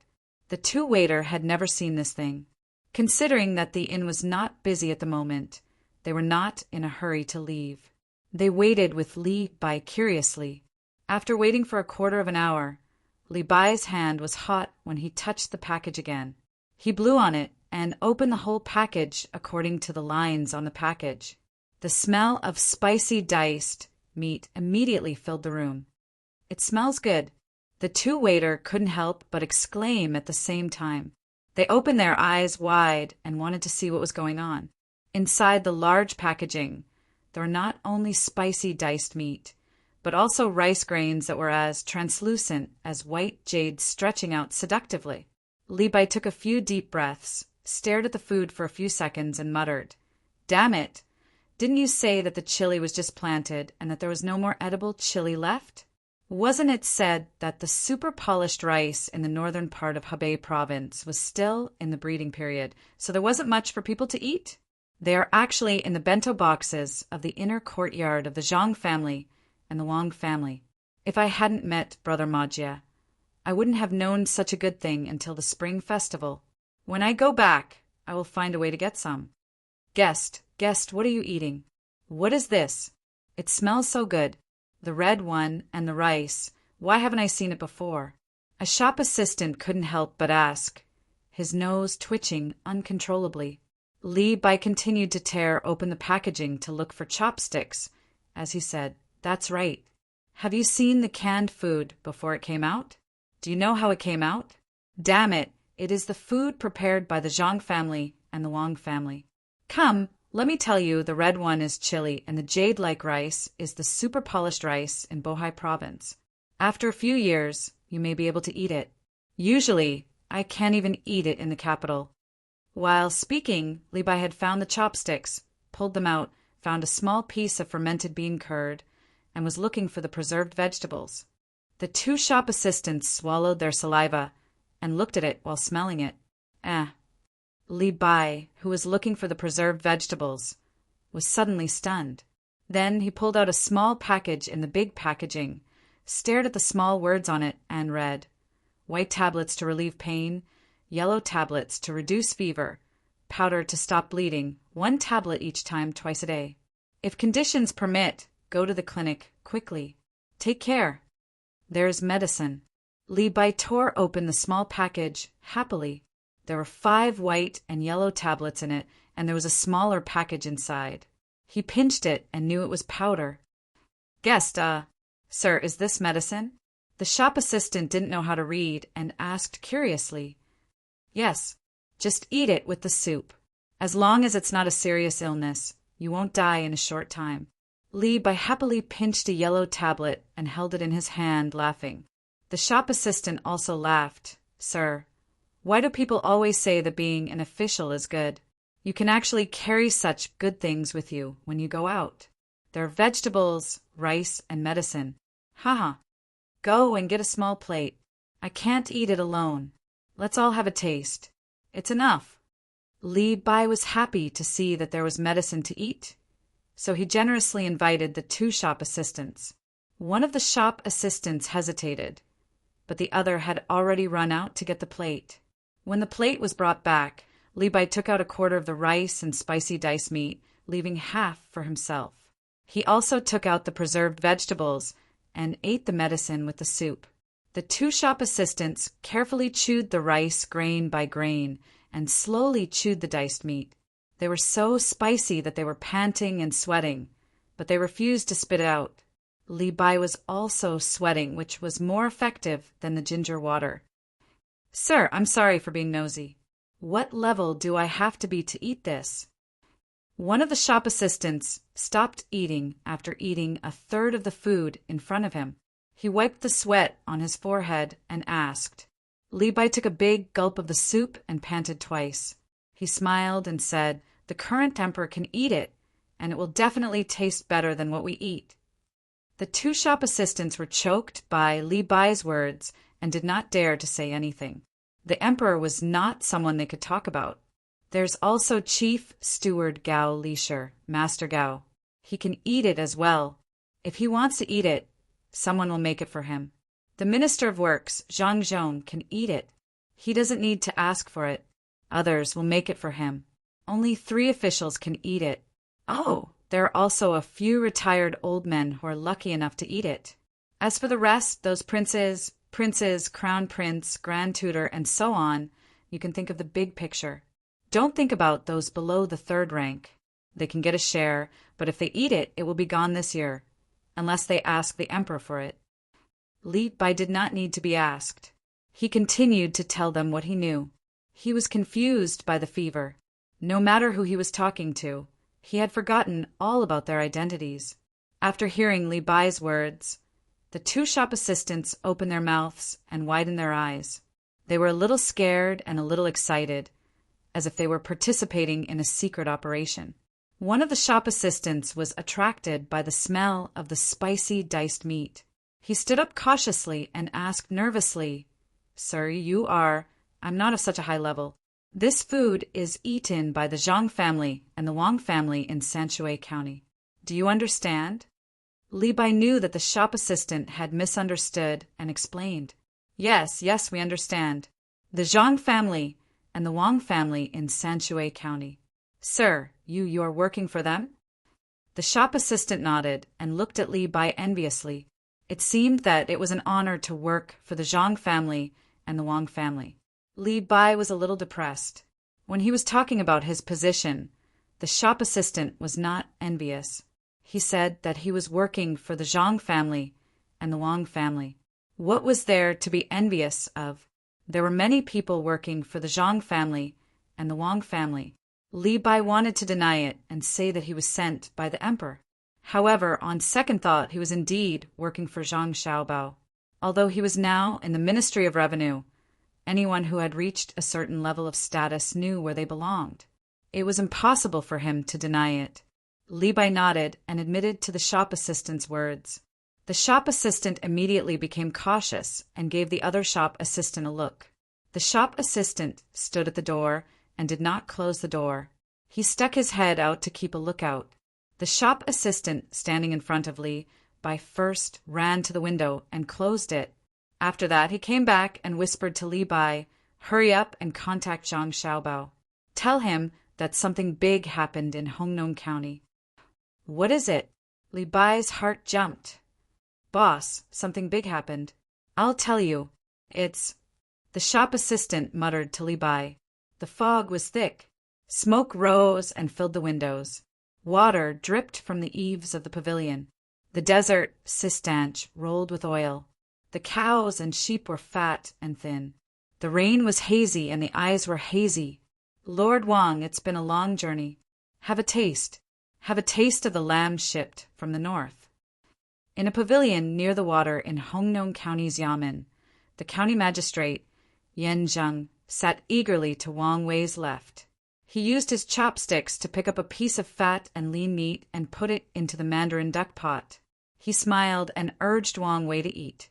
Wang Wei had changed his clothes and taken a shower. At this time, he looked at the hot pot in front of him. He did not know what was in the soup. It looked clear, but he knew that a lot of things were used to make the soup. The other side was spicy. The desert sistanch, the whip of some kind of tiger or deer, ginseng whiskers, chili, and other unknown things were rolling in the soup. Looking at the food on the table, there was a variety of beef and mutton. They were all the kind of meat with a marble pattern of fat and lean. A half-foot-long prawn was struggling in the water basin. A plate-sized river crab was waving its big pincers. An unknown species of shellfish was spitting water in a box in shallow water. There were also fungus, red mushrooms, reticulate mushrooms, and other things that he did not know the names of. They filled the table in front of him. They even occupied a table specially used for food. Touching the ivory chopsticks, jade-carved bowls and plates, and golden crab inlaid with jade, Wang Wei did not know what to say for a while. If he saw these things in the palace, Wang Wei would not think much of them. If he saw them in Zhang Xiaobao's house, Wang Wei would think that they were very ordinary, or even better than the ones in front of him. However, these things appeared on the table of a county magistrate. "Yan Zheng, which aristocratic family are you from? Which big businessman are you the son-in-law of? Why have I never heard of you? How much do you earn a year? Where did you, a county magistrate, get the chili? Lord Wang! Lord Wang! County Magistrate Yan Zheng called out softly when he saw Wang Wei looking left and right without moving his chopsticks. "I'll eat. The crabs in autumn are fat." "Ha ha! County Magistrate Yan, you are so lucky. This is—" Wang Wei shook his head to wake himself up from his thoughts. He pointed at something he had never seen before with his chopsticks and asked. Yan Zheng looked over and introduced with a smile, "Lord, this is oyster? It is delicious and slightly salty.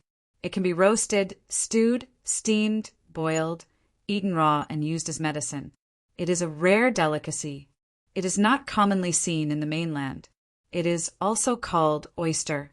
Oh, Wang Wei suddenly understood what oyster was. Zhang Xiaobao and Wang Wan sent a lot of oysters from Jili province to the capital. Almost every official was given one. It was just that they were dry without shells. They were said to be local specialties of Jili province and were not worth much. Some of them were wild and pearls could be found in them. They also said that before winter this year, a batch of fresh oysters would be sent back and processed so that the officials in the capital could taste the taste of oysters. Thinking of this, Wang Wei picked up an oyster from the shell and tossed it into the spicy side. After a while, he felt that it was almost cooked. He picked it up and put it into his mouth. It was fresh, indeed fresh. There was a special kind of freshness, just like the taste of the oyster sauce that Zhang Xiaobao and the others gave him in the spring. It was just that the oyster sauce lacked the softness of oysters. It seemed that Zhang Xiaobao gave him something real. He was a good person. When he went back, he might be able to eat fresh oysters. At that time, it would be much more comfortable to eat. Eating Zhang Xiaobao and Wang Wan was called eating the rich. Eating Yan Zheng in front of him was like eating the fat of the people. Yan Zheng did not know what Wang Wei was thinking. He thought that Wang Wei was stunned by the taste of oysters.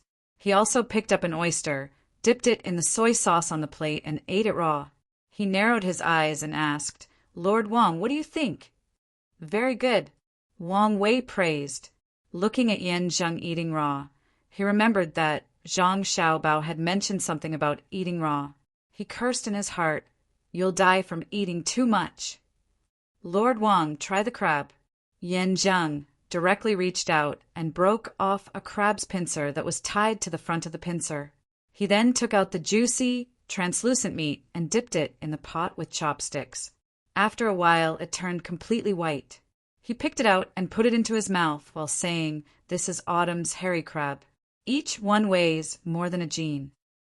Wang Wei nodded and picked up the cut meat roll. At this time, the meat roll had already loosened, and the thin meat was piled on the plate. When he picked it up, there was still some blood. He put it in the pot and took it out. He dipped it in some chives and ate it. It was tender and fresh. Good meat, good meat. It's so fresh, bloody and fresh. It's raining outside the pavilion. This is a rare scene. Lord Yan invited me to eat here. What a good mood. Raising a knife to cut the meat and frying it in boiling water. A line of red and white, a line of fresh. Cows and sheep galloped into a pagoda. Dark clouds as a curtain of rain. Wang Wei chewed on a piece of chili skin, and bright red water dripped down from the corner of his mouth. Yan Zheng listened to Wang Wei's poem and felt awkward. Why did he hear the helplessness of the common people and the weeping of the heavens? When he looked at Wang Wei again, he was frightened and asked nervously, Lord Wang, why are you crying? Is your mouth broken?" Chapter 922. Wang Wei, who seemed to have made up his mind, became very happy when he ate the hot pot. He tasted all kinds of food that he had never seen before, and even asked someone to bring him some fresh oysters to roast over the charcoal fire after he rinsed them in the hot pot. He ordered someone to pry open the shell, picked up the meat side with the iron chopsticks, and roasted it over the fire. Looking at the various seasonings on the table, Wang Wei secretly curled his lips at Yan Zheng. Wealth was not something that a small county magistrate could pretend to be. Do you think you can become rich just because you have shrimp, crab, whip, and fish? When did I have the honor to eat a banquet that Zhang Xiaobao invited? It was called a buffet. Not to mention the dazzling array of food. The various seasonings were also dazzling. Forget it. I'll just eat roasted oysters with soy sauce and minced garlic. Wang Wei ate 12 roasted oysters in a row. Of course, he didn't know that Zhang Xiaobao used a lot of seasonings for the banquets, because Zhang Xiaobao used to sell that. Plus the food that they had eaten in other countries, and Wang Wan's supplement, they could make hundreds of seasonings. Many things that were not used as seasonings now were also used as seasonings by them, such as red wine, cloves, fishbone powder, and so on. Seeing Wang Wei eat freely, the county magistrate Yan Zheng was also very happy. He asked the maid to sing in the pavilion. Taking advantage of the rain outside, it was really a special feeling. "Sir, if you think the oysters are still edible, you can load a cart with them when you go back to the capital. You can keep them in water and eat them as you want.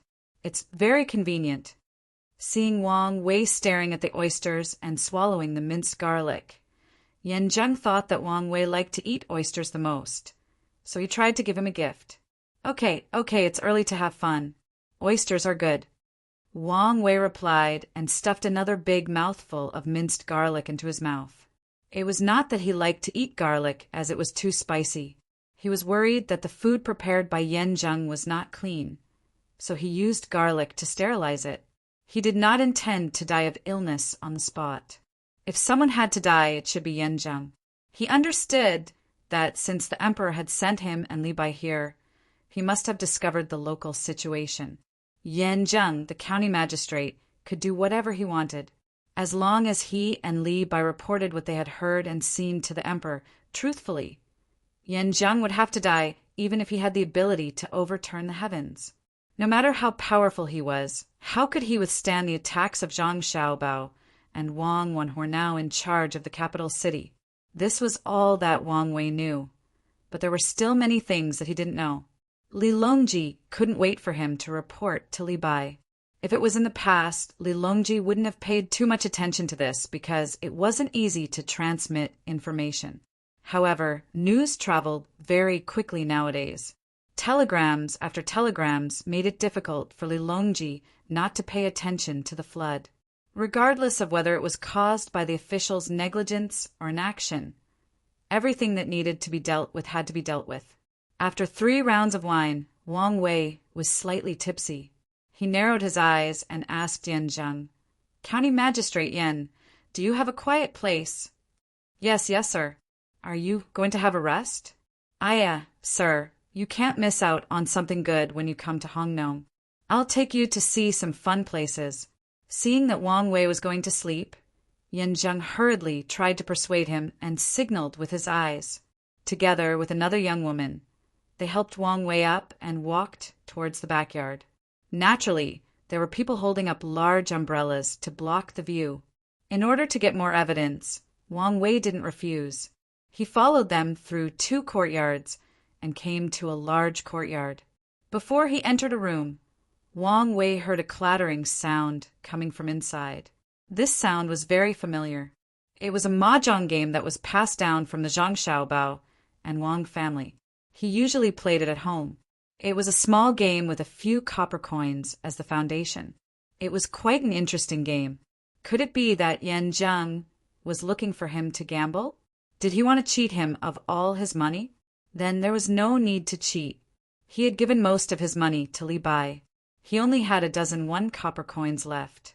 Yan Zheng didn't know what Wang Wei was thinking. He supported Wang Wei into a room. After passing the screen, there was a square table with crystal clear mahjong tiles on it. Wang Wei glanced at it. It was really extravagant. It was made of ivory. Afraid that someone would cheat, only half of it was made of ivory. There was also a layer of purple bamboo behind it. The texture was basically the same and polished smooth. The room was filled with the smell of sandalwood. The back window was half open. It was a beautiful scene to listen to the rain. There was a high table beside the table. There were various seasonal fruits on the table.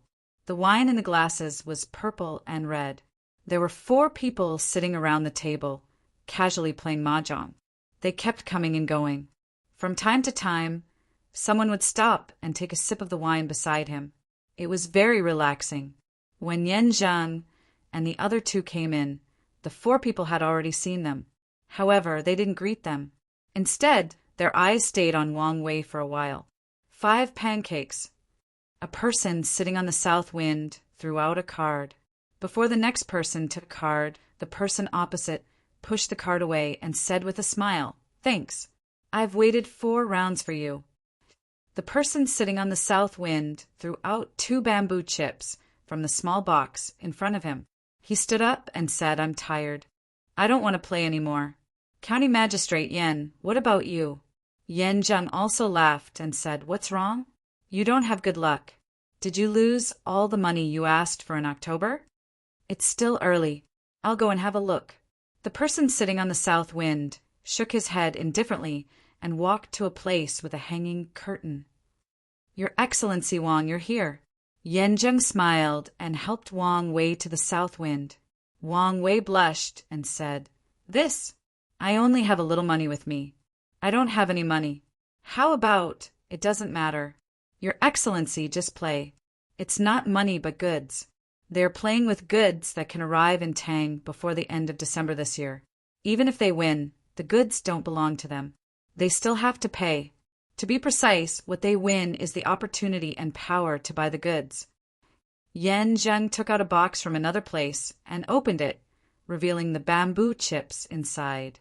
Wang Wei looked at them carefully and saw that there were some words like 100 gene of silver, 20 gene of sulfur, 30 sea cucumbers, and so on. After a little calculation, he understood. However, there was still something he didn't understand. He asked, "Since we are spending money, why does it matter if we win or not?" "It's different. The goods from overseas have different prices. Those who want to buy have to set the price in advance. Those who buy at a high price will lose money when the goods arrive. Those who sell at a low price will lose money when the goods arrive. Those who sell at a low price will lose money when the goods arrive. Those who sell at a high price will lose money when the goods arrive. Do you understand?"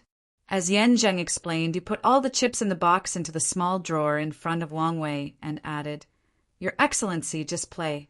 If you win, it's on both of us. If you lose, it's on me. At worst, I won't buy it." Wang Wei was still a little confused. He couldn't understand. It was just a business. Why did they have to make a mess? They set the price in advance and bet on the right to buy the goods at the lowest price. Weren't they idle? "Well, I'll go back and tell the emperor that Zhang Xiaobao is above the list of the richest people. Let's see if he can figure it out." Wang Wei calmed down and sat upright. He began to play dice with the other 3 people. This was also a step in the evidence. Yen Zheng stood behind Wang Wei and watched with a smile. He didn't say anything. When he saw Wang Wei winning again, the smile on his face became more and more brilliant. Wang Wei could win not because the other 3 people went easy on him. First, he played well and was good at calculation. Second, it might be related to luck. He was relaxed. Anyway, winning or losing had nothing to do with him. Just as County Magistrate Yen was feeling happy, a yamen runner hurried in from outside and whispered something in his ear. County Magistrate Yan's expression changed immediately. He said in surprise, "What? They really came here? Do you know where we are now?" "Oh, go out, go out." At this time, Yen Zheng remembered that he was still in the room. There were outsiders. He pulled the yamen runner and walked to another room. When he left, his face was obviously not as good as before. It was so pale that there was almost no blood in it. The person whose expression had also changed was Wang Wei. He was no longer as relaxed as before. Just now he had only heard 2 words, Xiao Bei, but these 2 words were enough to make some people's imaginations run wild. Wang Wei was one of those people. The 2 words Xiao Bei were too shocking, especially the officials who worked in the capital. They all knew that it represented unscrupulous. It represented not being able to explain clearly. It represented not being able to cover up once caught. Most importantly, it represented a huge power. It could be turned into billions of dollars, and it could also be turned into rolling iron hooves. Therefore, Wang Wei's heart could not calm down. He recalled Yan Zheng's expression when he left and recalled the Yamen runner's anxiety when he came in. A shocking guess appeared. Xiaobei was here? Zhang Xiaobei is here? It's really her. Are you sure? Yan Zheng asked the question that Wang Wei wanted to ask. All the pores on his body opened, his hair stood up, and goosebumps covered his whole body. It's confirmed. Our people in Wanyan County sent the news, but we don't know where she is. The food at the train station was brought by her. What should we do? The Yamen runner who reported the news was also affected by Yan Zheng and said with a trembling voice, "How could it be? How could it be? Why is it her? Investigate for me. Find out where she is. Even if we have to send out all our men, we have to find her." Yan Zheng was finally unable to maintain his composure.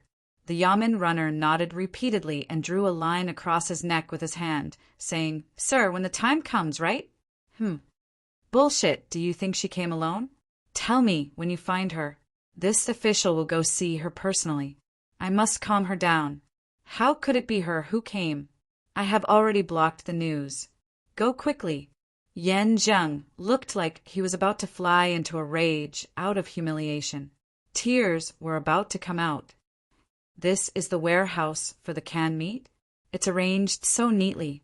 Open this fish and let me see. Is it all fish head, fish tail, fish bones, and fish belly? Xiaobei, who had taken a bath and changed into a new set of clothes, was visiting the various warehouses in the school. The first thing she came to was the canned meat. She pointed at a can of fish without a label and asked someone to open it. Tools for opening cans were placed at the side. There were quite a few of them. Someone took the tools and pressed on the can. The can was opened, revealing the contents inside. Xiaobei went to the nearest part and took a closer look. She nodded and said, It's really a can of fish head. Fathead fish. There's a part of the fish head and a lot of meat. It's done well.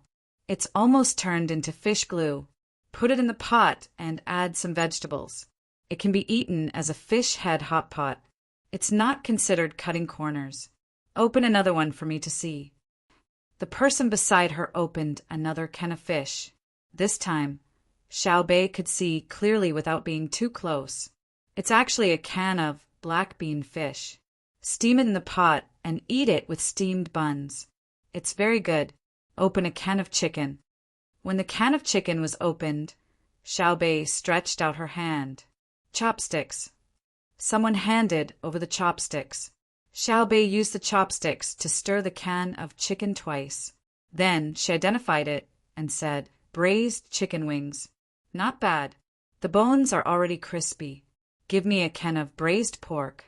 Let me see if it's full of bloody neck meat. Xiaobei's words were firmly carried out. The can of pork was also opened. Xiaobei was stunned when she saw what was inside. Then she said, Why do merchants always lie? How is this braised pork? It's clearly sweet and sour pork ribs. Do you think I can't recognize it? I really can't recognize it. Xiao Yuan felt that everything was the same. He knew about pork ribs, but he didn't know what sweet and sour pork ribs were. Stand aside if you don't know. All right, let me summarize the canned meat warehouse.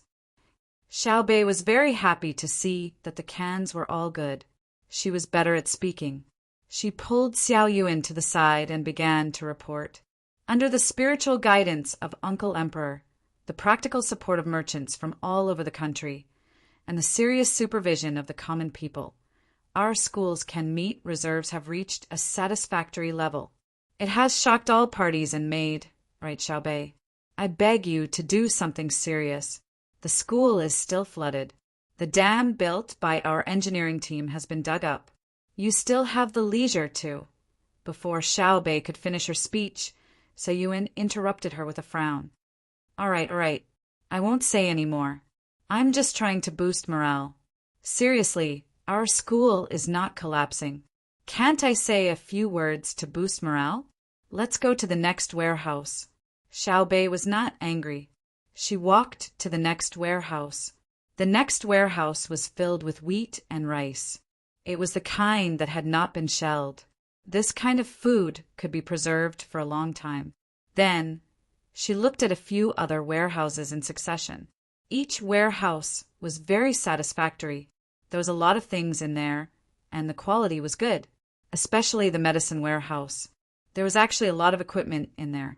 It was easy to put on an intravenous drip. It seems that merchants still have a conscience. Xiao Bei found a box of hawthorn pills. She popped one into her mouth and chewed it as a snack. Then she asked the teacher, "Grandpa, do you know why that county magistrate wants to dig up the dam built by our family? Isn't it because he wants to flush out the entire Hongnong County?" The teacher said angrily, "Yes, because he wants to flush out the place. But why? There must be a reason. Is he sick? Is there something wrong with his brain?" Xiao Bei still didn't understand and wanted to get to the bottom of it. Chapter 9:23. For money. Xiao Bei seemed to understand, but there were still some things he didn't understand. He asked again, then, did someone give him money to rush into Hongnong County? Enemy? Who? His family must be exterminated. Old Master shook his head. No, it was when the flood happened that the people were sent to the county to hide. They said that the county was well built and spent a lot of money to protect the county and rush into the village. Most of the people should have entered the city. When they entered the city, all the property was taken care of by Yan Zheng's people, including the livestock, furniture, and discovered money. Our school originally wanted to retreat into the county, but we found that there were still many things in the warehouse. Moreover, the Hongyuan River had not been breached by the flood, so we were afraid that the children would be in danger. Moreover, this school was built by your family, Yanzheng, so we boldly guarded the school building and waited for the flood to pass before finding a way out. When Old Master said this, his expression was one of helplessness and relief. He pointed to a teacher standing at the door of the warehouse and said, "He went to the county and found that something was wrong. He came back and told us. At the same time, he brought a group of children from other schools. Otherwise, there wouldn't be so many people in the local school. 2 of the children were almost washed away by the flood." Sigh. The teacher introduced by Old Master nodded. He seemed to be afraid of Zhang Xiaobei's group and was somewhat reserved. He only smiled and didn't speak. He didn't have the seriousness of a teacher and looked more like a student who had just left an academy. He was indeed young. Xiao Bei touched his head and ran his hand through his still wet hair. He said with a puzzled expression, "Is he crazy? Does he think he can hide it? Are the people in the world stupid? Even if the whole county doesn't say anything, our family's quality inspectors will go and investigate the breach. I want to see him. Let's send a message to the capital first. Otherwise, my brother and sister will be worried." Xiao Hai's expression was ugly. Although he was young, he usually heard his brother and sister talk about such things. He knew that harming the people was a serious crime, so serious that people would die. Okay, let's ask first. Adjust the frequency. Don't let Hongnong County receive the signal, Xiao Yuan suggested. Soon, the message was turned into a signal and sent out by Xiao Bei's people. It was relayed all the way to the capital. It was also raining in the capital, but the rain was relatively light.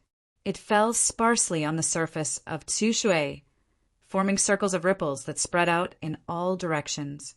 Li Longji was lying under a large umbrella, watching the rainy scenery of the hibiscus garden while watching Zhang Xiaobao busy cooking. This was the only time he could bully Zhang Xiaobao. In other aspects, he was always at a disadvantage. He didn't dare and didn't want to do something like a monarch killing his subject to Zhang Xiaobao.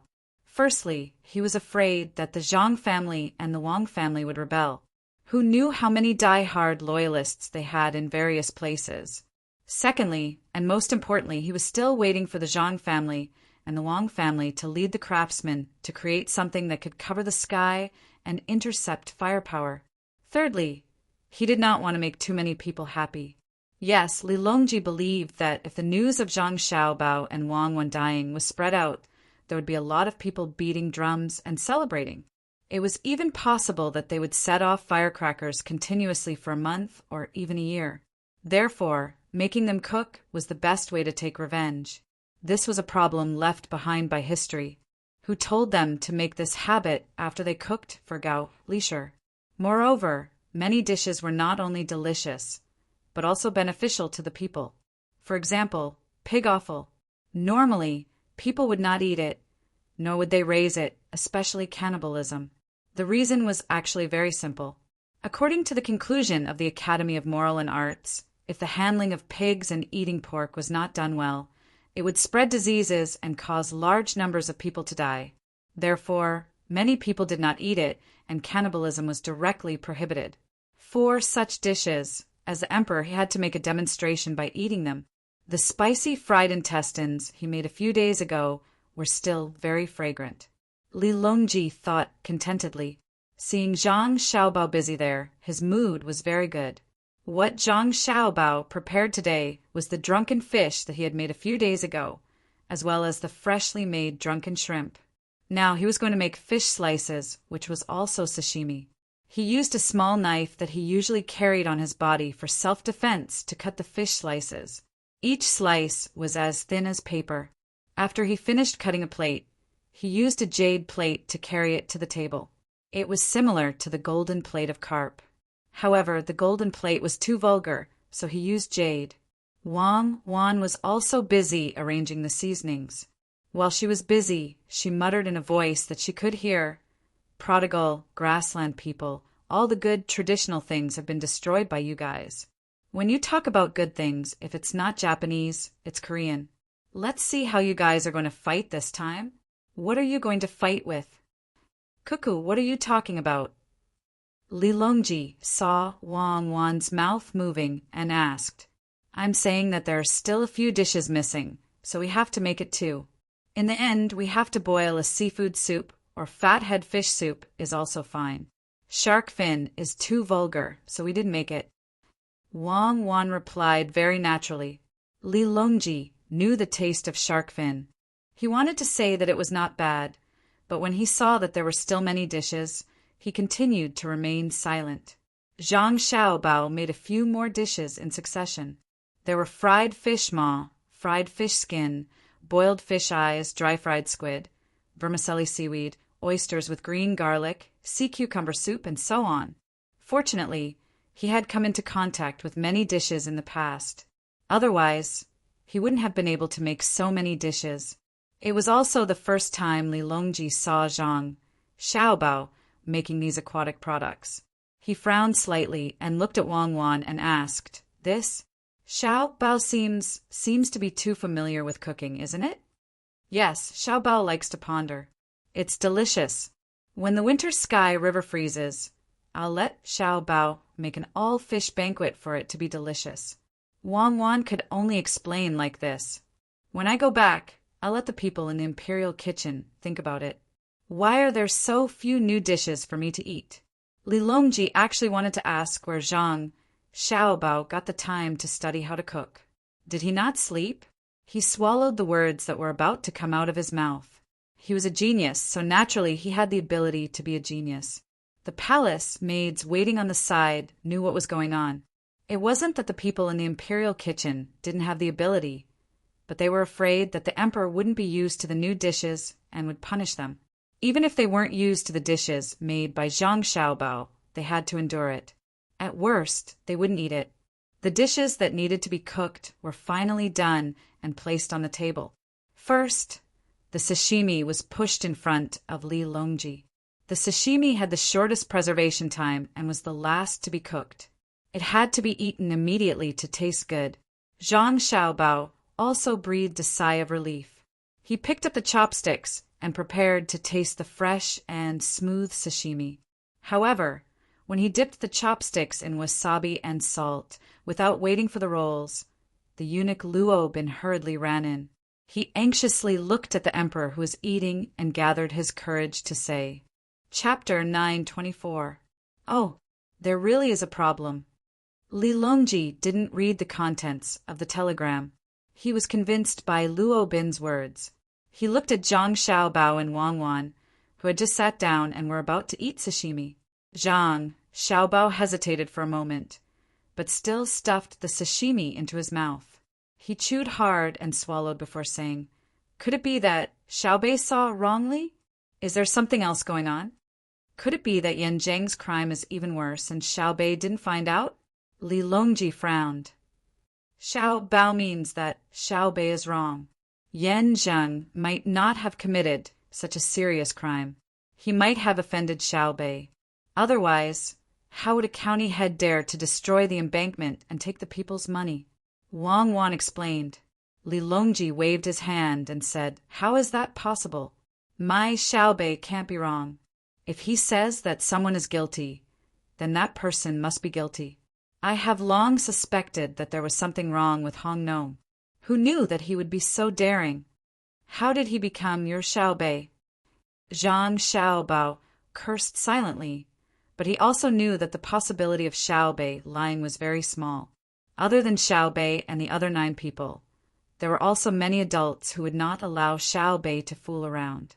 Once it was confirmed, Yan Zheng's family would be exterminated. Wang Wan looked over and met Zhang Xiaobao's eyes. The two of them nodded at the same time. "Your Majesty, I think it's better for Wan Wan and I to make a trip there personally. If Xiaobei's actions aren't steady, I'm afraid he'll get into big trouble." Saying this, Zhang Xiaobao stopped eating and stood up to leave. Wang Wan followed behind. Li Longji was stunned for a moment and asked, "Then, what about the fall examination?" "Next year, the 2 of us will take the spring examination." Zhang Xiaobao was actually afraid that the bold Yan Zheng would do something even more daring and put his younger siblings in danger. Seeing Zhang Xiaobao and Wang Wan's figures disappear from his sight, Li Longji pondered for a moment. He then picked up his chopsticks again and ordered, passed down the decree. This year's autumn exam will be delayed by a month. All students who apply for the exam can go to the Imperial College and obtain a certificate for food and lodging. They can eat and drink at Zhang Xiaobao's and Wang's businesses. Yes, that's it. "Thank you, Your Majesty." Gao Lisher thanked him from the side. As for the expenses of the students, since his godson could treat all the people of Chang and to food and drink for 10 days, he naturally wouldn't care about the expenses of the students. "Xiaobao, are you really going to Hong Nong?" Wang Wan, who had followed Zhang Xiaobao out, asked for confirmation. "Let's go. I suspect that there's more to this matter than meets the eye." Zhang Xiaobao's brows furrowed in worry as he quickened his pace. "What do you mean?" Wang didn't bother to open her umbrella.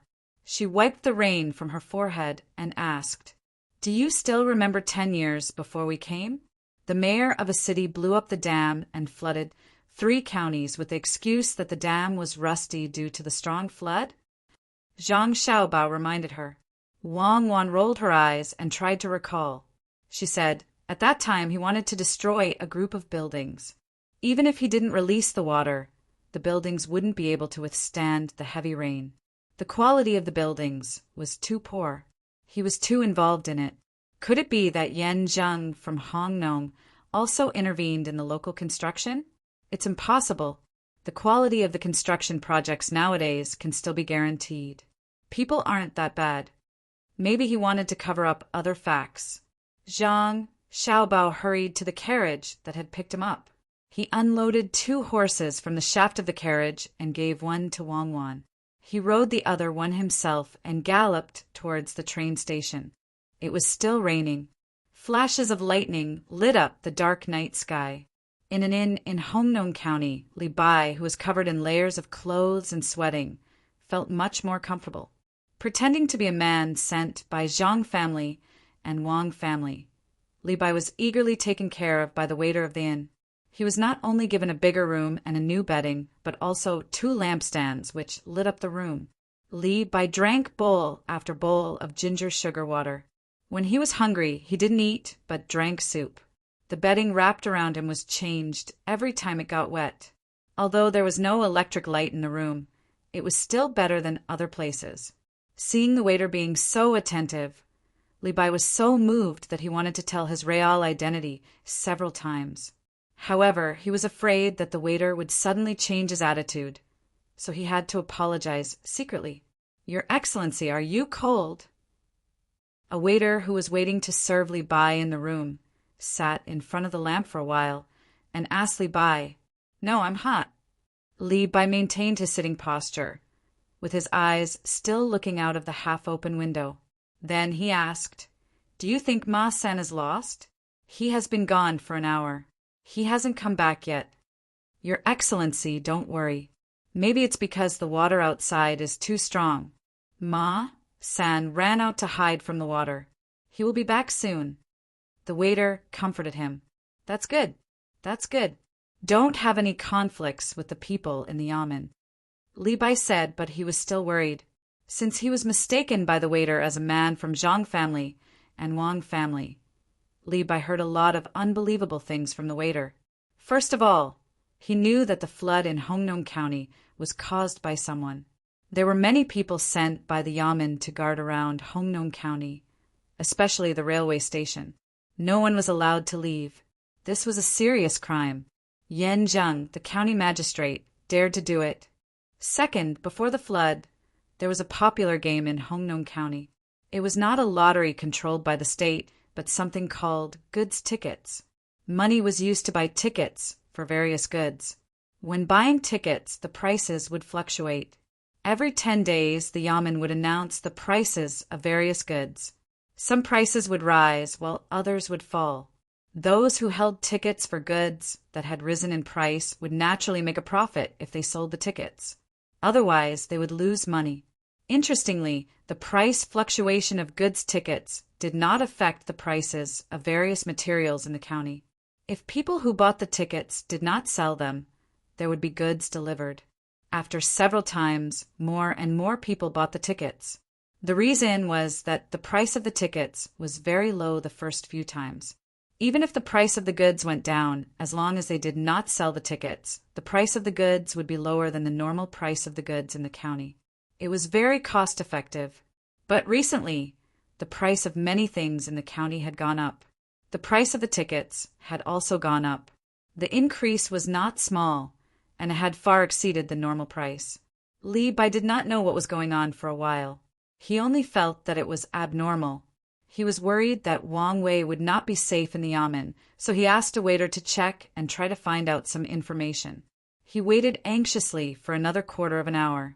When Li Bai was about to ask another waiter to help him, Ma San, who went to inquire, finally came back with rain all over his body. "How is it?"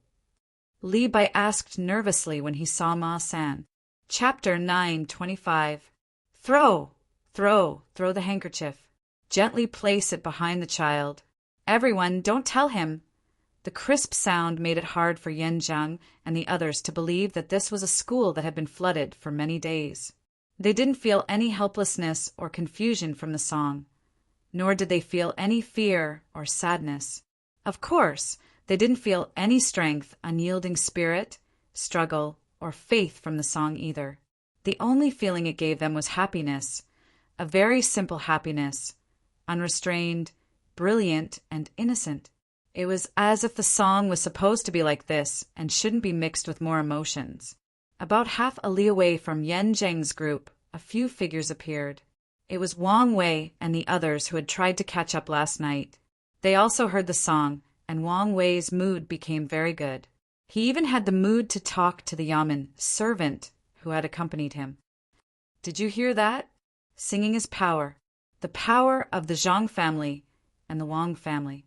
True power shouldn't give people the feeling of being strong, but the warmth of a family. Zhang Xiaobei is here, so the child has become a real child. Your master doesn't understand that some power can't be resisted because the opponent of this power is the heavens and the earth." After saying this, Wang Wei recited with great interest, "The light is slanted and the water is green. The waves are floating and the clouds are white." The servant looked up. The sky was still cloudy and the rain was still falling. He didn't understand where Wang Wei had seen the floating clouds. He was about to refute when he was suddenly shocked and asked, "How did you know Zhang Xiaobei was here?" I'm stupid. I don't know anything. You can lie to me however you want, right? When Wang Wei saw the flag that had been forcibly unfurled on the school building, he was no longer worried that Yan Zheng's group would harm him. On the large flag, there were 9 rice seedlings holding hands around a bonfire. The stars in the sky were bigger than the moon, and each rice seedling's head was illuminated by a big star. Wang Wei didn't need to say much about such a classic flag. He knew who it belonged to. At this time, Yan Zheng and the others were standing at the place where Xiaobei had started to enter the water. The water that had gathered from all over didn't become smaller and was still swirling in the direction of the river. Unlike Xiaobei, Yan Zheng didn't know how to swim. Looking at the first 3 floors that were flooded, he hesitated and didn't know how to get across. "Sir, shall we have someone bring you across?" The person beside Yan Zheng spoke up and waved his hand. 2 people came over from behind. From the looks of it, they were good swimmers. Fine. Yan Zheng clenched his teeth and decided. However, as soon as he finished speaking, before the 2 men could bring him over, there was already a sound coming from the opposite building. It should be a simple loudspeaker. "Yan Zheng, stand there and don't move. If you move, I'll beat you to death. There's a path to heaven, but you don't want to take it. There's no door to hell, but you barged in." It was Zhang Xiaobei's voice.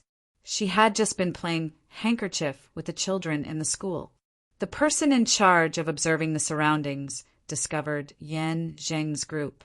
He found someone to confirm their identity through binoculars and quickly reported to Xiaobei. Xiaobei hated Yan Zheng so much that he could not express it with words. He did not expect that before he could find the time to enter the city to capture Yan Zheng would personally come to the academy. Haha, if he did not teach him a lesson now, when would he? After Yan Zheng heard the commotion, he couldn't help but shiver. He didn't dare to make any other movements. He stood there obediently motionless.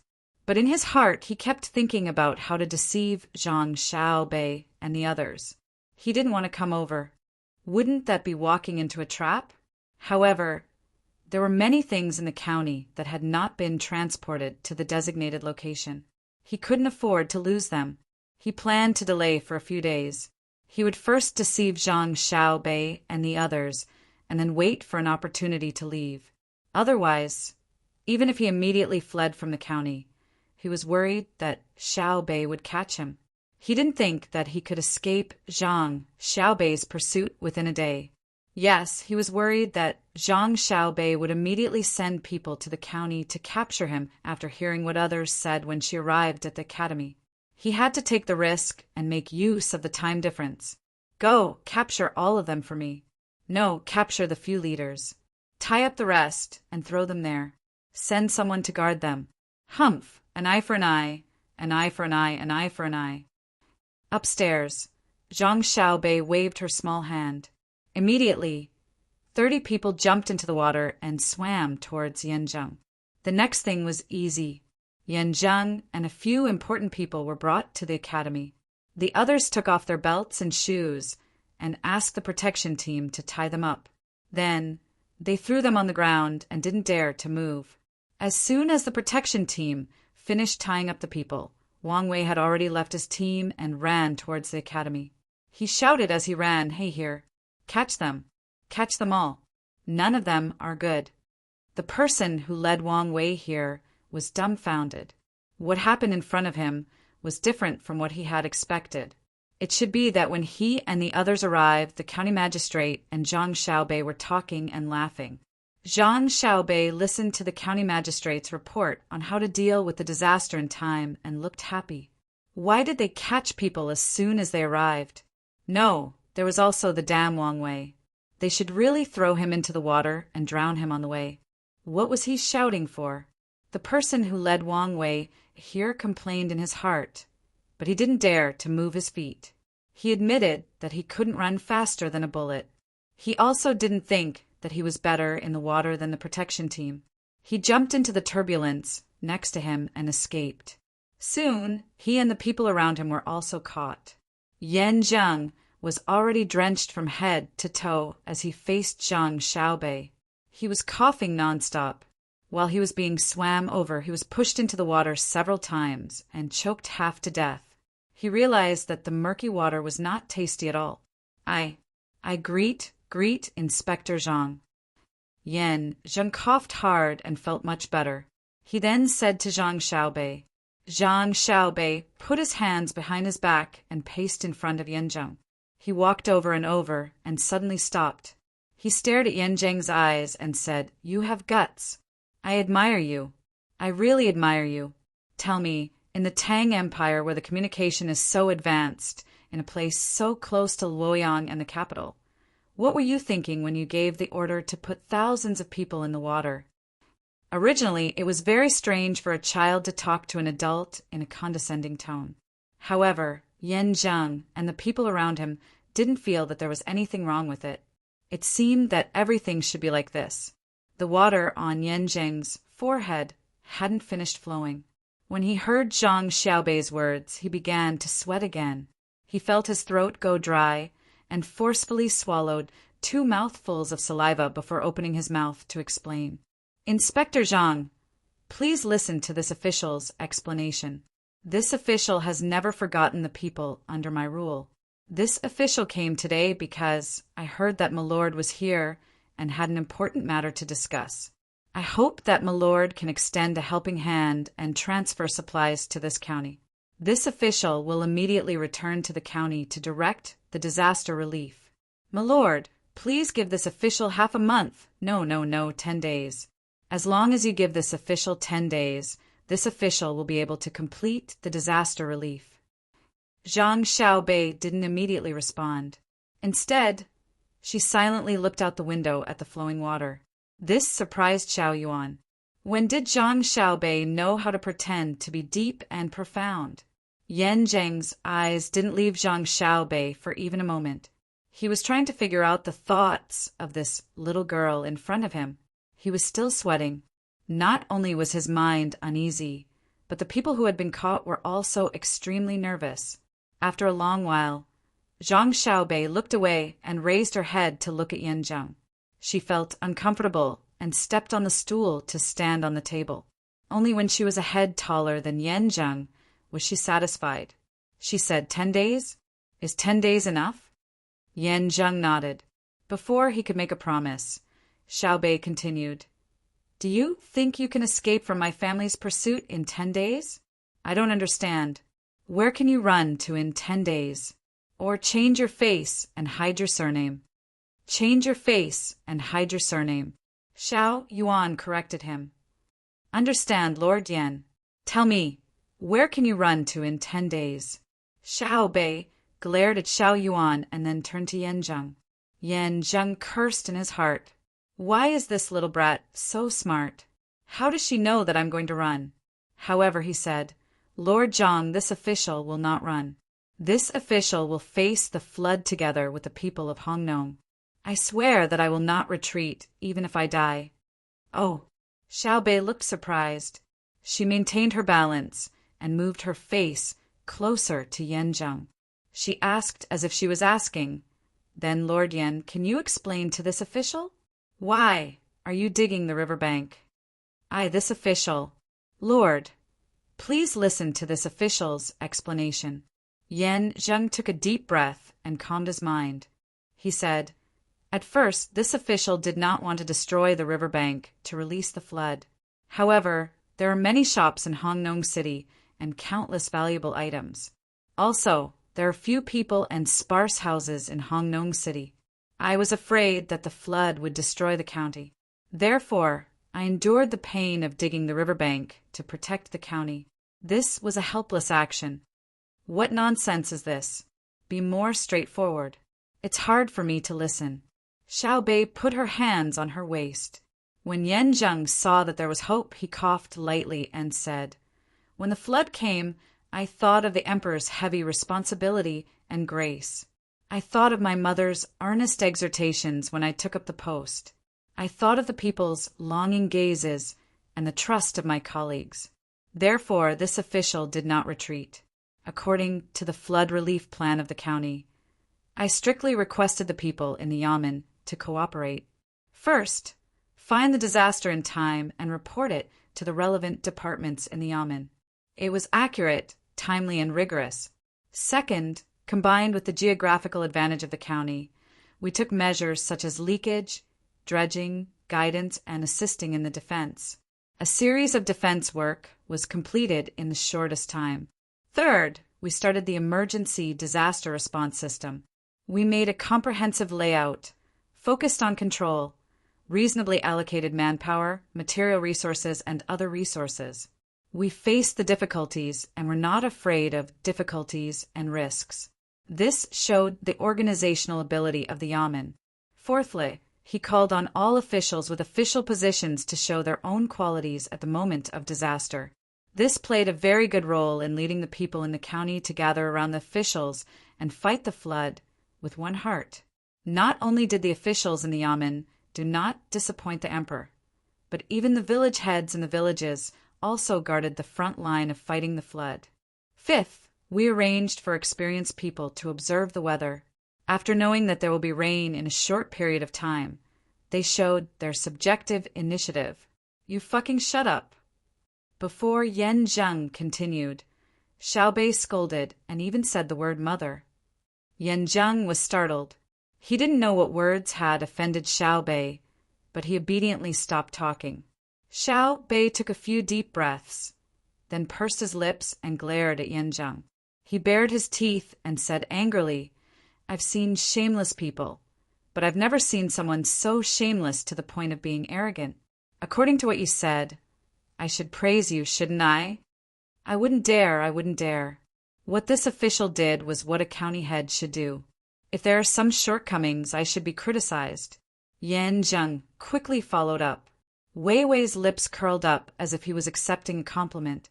Xiao Yuan couldn't stand it anymore. He nudged Xiao Bei's leg and said, Why are you talking nonsense with him?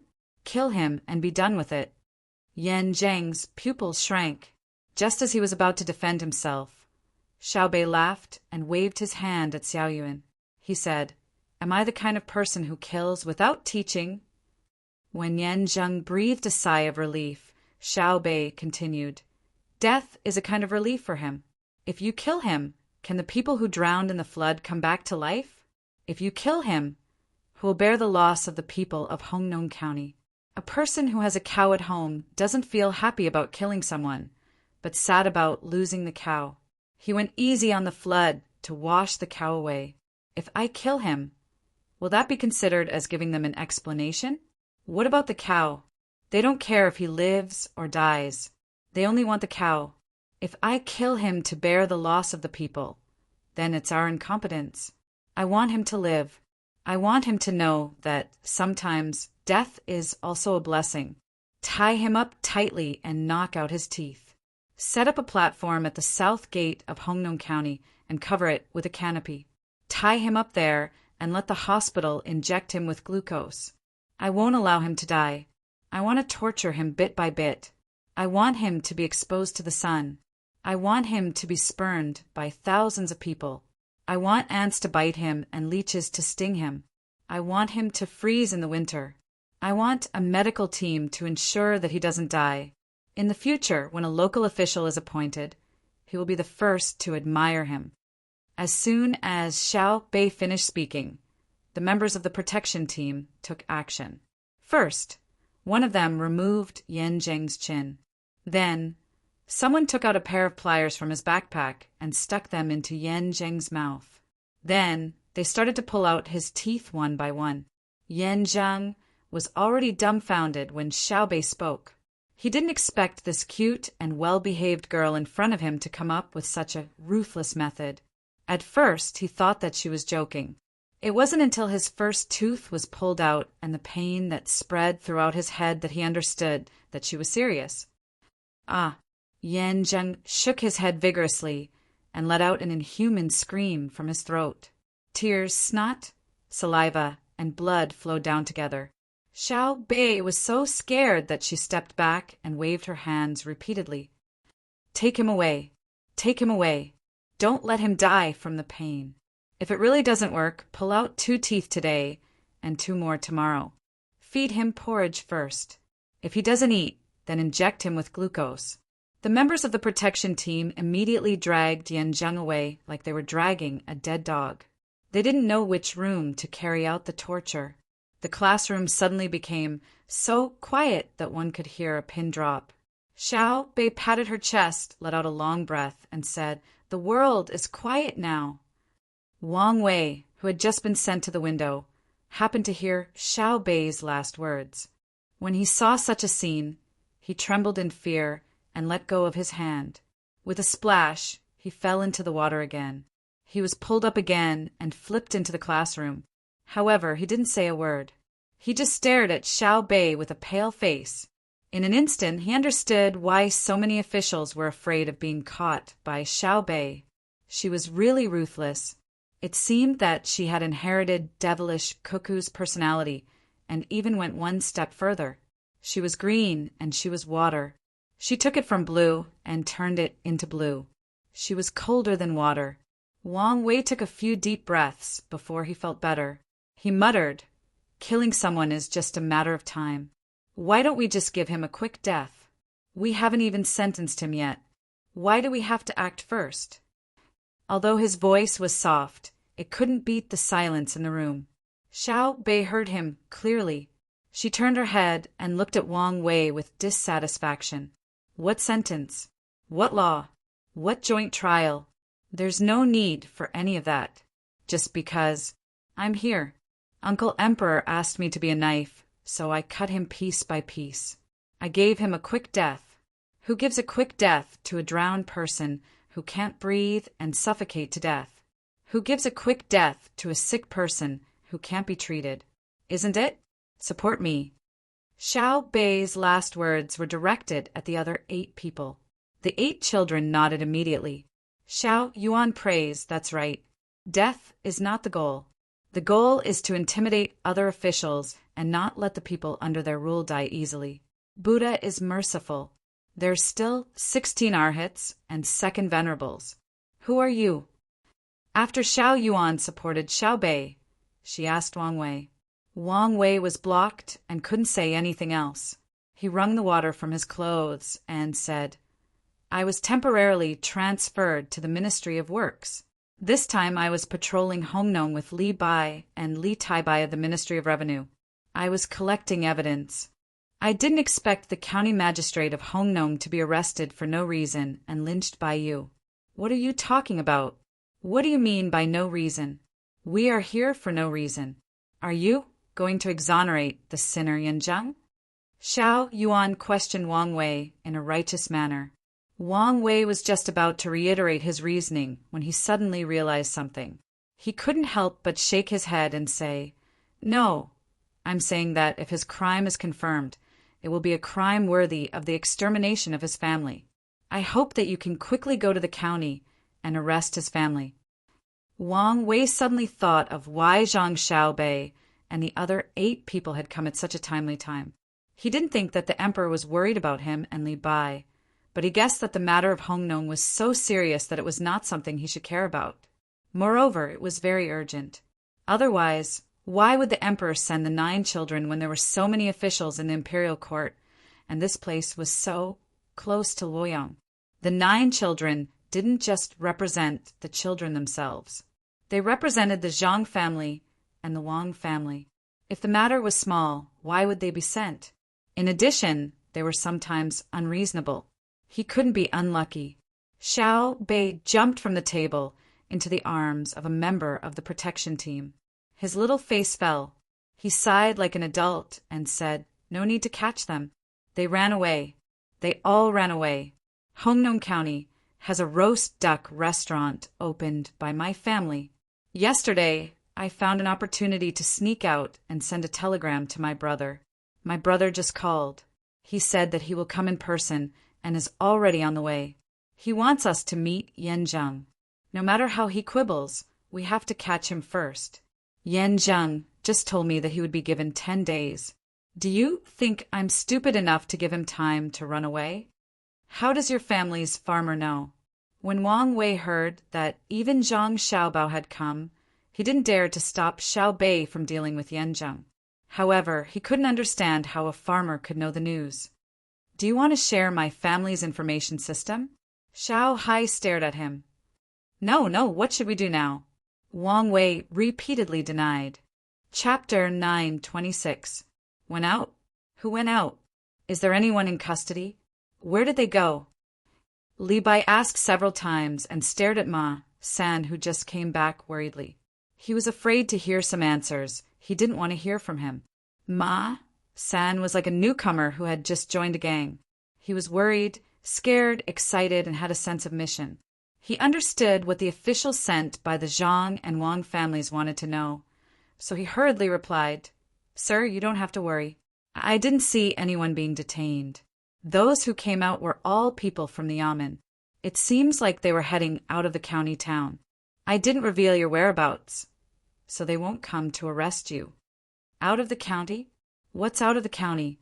Li Bai seemed to be talking to himself, but his voice could be heard by the two guys. Ma Sen shook his head hard. Your Honor, I don't know. Maybe someone's wealth was found and they went to take care of it. Li Bai knew what Ma Sen meant. He said to take care of it, but in fact he meant to rob it. He didn't know what Yan Zheng, the county magistrate of Hongnong, was thinking.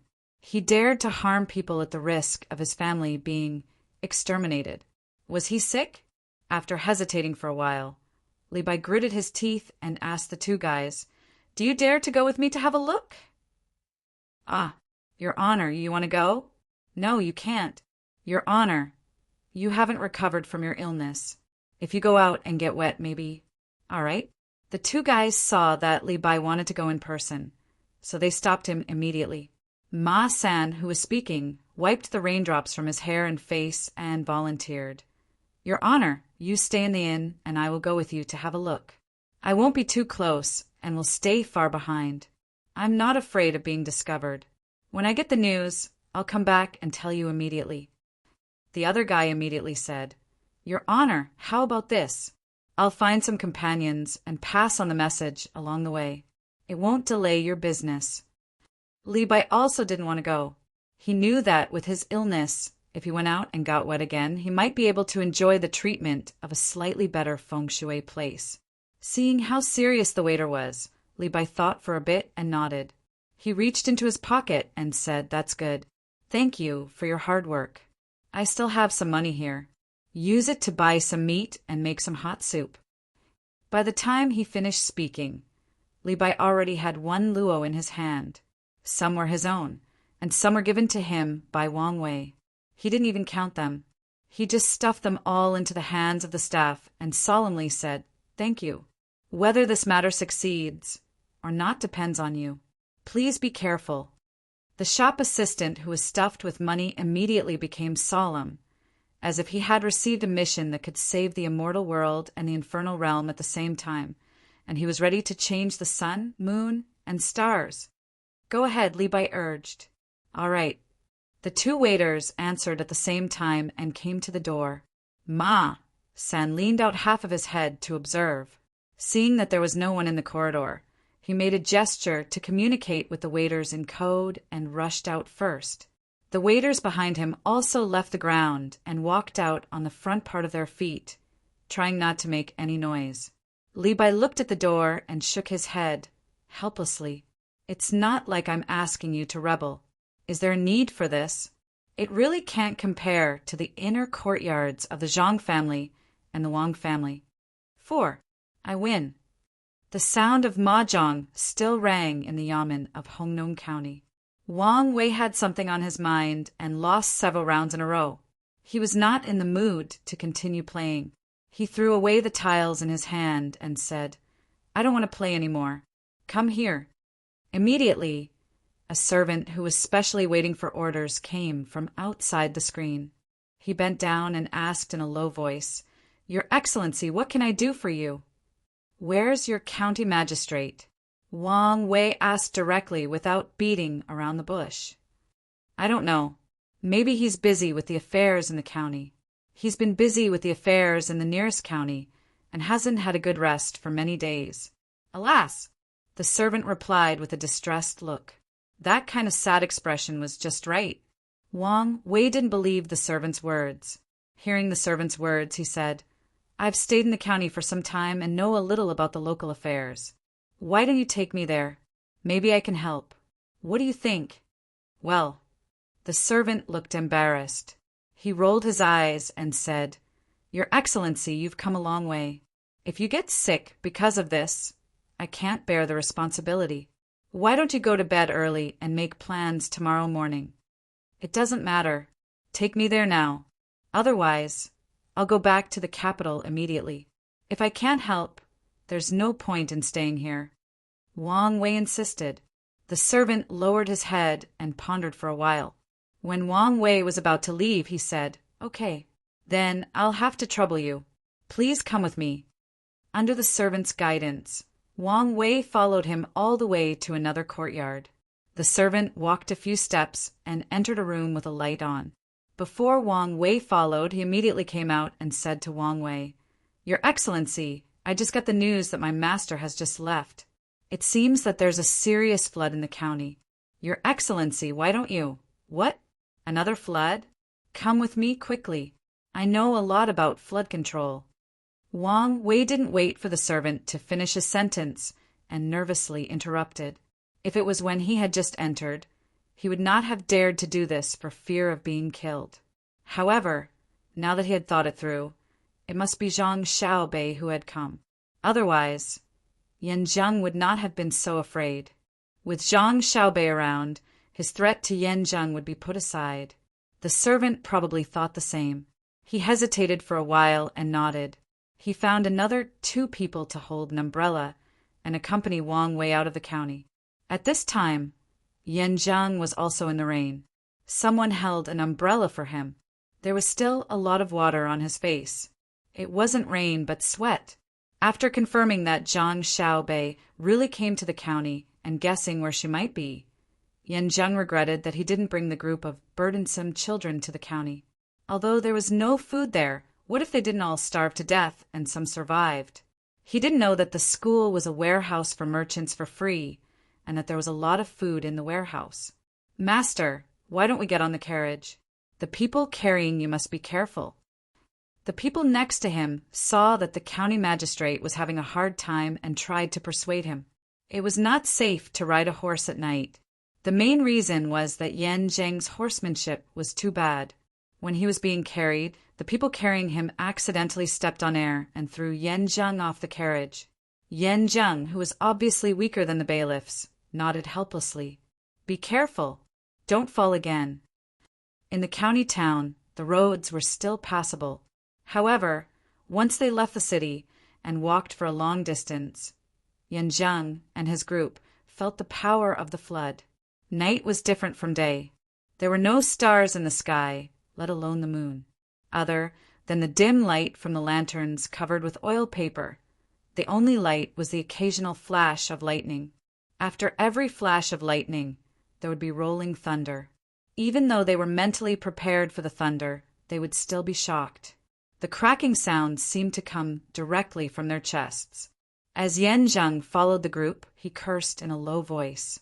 He cursed the bad weather and Zhang Xiaobei for running so far away. As they walked, many people had already forgotten about their fatigue, or rather, they were overdrawing their body's potential. The dark night, the cold rain, and the occasional thigh-high water made it so that they could only move mechanically. The sound of splashing water, thunder, and panting mixed together. As they walked, Yan Zheng and the others finally arrived at a place where the sky was no longer so dark and there was a little bit of light. The group stopped. There was a river in front of them that blocked their path. Master, we have to take a detour. There's a bridge in the distance. It might have been washed away by the water. If we walk for 2 li, there's another bridge over there. The person beside Yan Zheng saw that the original bridge was gone and immediately thought of another place. That bridge won't be washed away. Yan Zheng endured the uncomfortable feeling of being wet and asked, I don't think so. That bridge was built by someone from Zhengzheng Construction. This river is called the Hongyuan River.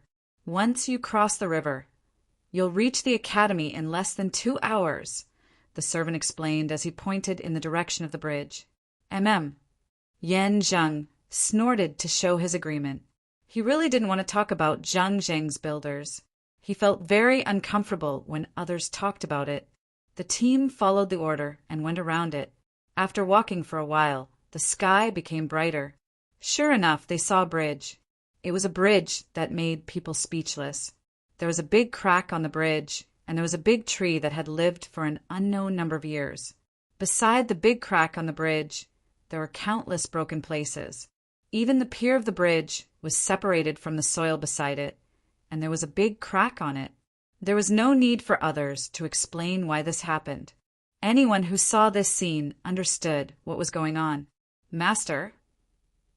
The person beside Yan Zheng asked tentatively. "I'll go down and walk." Yan Zheng could see that the carriage couldn't pass. They had to get down and walk. The trees in front of them were too much of a hindrance. Everyone walked step by step on the bridge. For some reason, when Yan Zheng walked on the bridge, he was not worried at all that the seemingly collapsing bridge would suddenly collapse. He knew that this was the confidence that Zhengzheng Construction Group gave him, or rather, the confidence that Zhang Xiaobei's family gave him when he was about to meet them, but did not want to meet them the most. He had to admit it even if he did not want to. This feeling made Yan Jin very uncomfortable, but he had to face it. Chapter 9:27. I'm actually a very cute child. After a short silence, Xiaobei explained to the other frightened children in the classroom. However, the children were shocked by Yan Zheng's scream and the fact that his mouth was full of blood when his teeth were pulled out. They had yet to recover from their shock, and all of them had ugly expressions on their faces. Some of them didn't even dare to look at Xiaobei. Old Master, who had been following Xiaobei around, sighed and said to Xiaobei, I'll take them to rest and talk to them. After today, I'll come and play with you again." Yes. "Okay, Grandpa. Tell them that it's better for one family to cry than to cry all the way. The people aren't afraid of death. So why should they be afraid of death? I guess some officials aren't afraid of death either, so I won't let them die. I want them to live and treat death as a pursuit of happiness." Xiaobei was a little sad and felt that he wasn't understood, but he still spoke reasonably. At this time, Xiaohai touched his sister's head and said, "Don't ask about separation. We're not on the same path, and it's hard to meet in parallel. They're still young and don't understand. They'll probably understand after they're in their first year." Yes, they're all children. Xiaobei agreed. Wang Wei didn't know whether to laugh or cry. Who was the younger one? He didn't know how the Zhang family and Wang family educated their children, but the 9 children were actually more sensible than the children in the palace. I don't know when this rainy weather will change. The people in the county are having a hard time." Wang Wei thought about his worries and looked at the rain outside that hadn't stopped. As soon as he spoke, Xiaobei's attention was diverted. He suddenly asked Wang Wei, "You came from the county? Did you receive any benefits from Yanzheng?" Wang Wei was shocked. He swallowed hard and said with palpitations, "No." Yes. Does eating count as a benefit?" At this moment, Wang Wei's heart was in turmoil. He was afraid that Xiaobei would once again display her unreasonable style and deal with him, not to mention pulling out a mouthful of teeth. Even pulling out a tooth would be painful. Xiaobei's eyes turned. "Only eating? You didn't agree to help Yan Zheng exonerate? You didn't confiscate any other money? I'll have someone ask. Let me know that you lied to me." "Humph. I wouldn't dare to lie to you. I'm here with Tai Bai to investigate this place." Wang Wei hurriedly explained. Suddenly he remembered that Li Bai was still suffering somewhere. He opened his mouth and said, "This humble official has a presumptuous request. Should I say it? Since you don't want to, it's better if you don't invite him." Xiao Yuan curled his lips. "Li Bai from the Ministry of Revenue also came with me. He's sick and should be recuperating somewhere in the county." Wang Wei sighed at the intelligence of the little guys and said. Xiaobei's jaw dropped. Him. I know him. He's very interesting. Why is he sick? Oh, I understand. It must be because they didn't take precautions. I'll ask someone." They used to work for me. I'll also ask someone to move the food from the station to the county."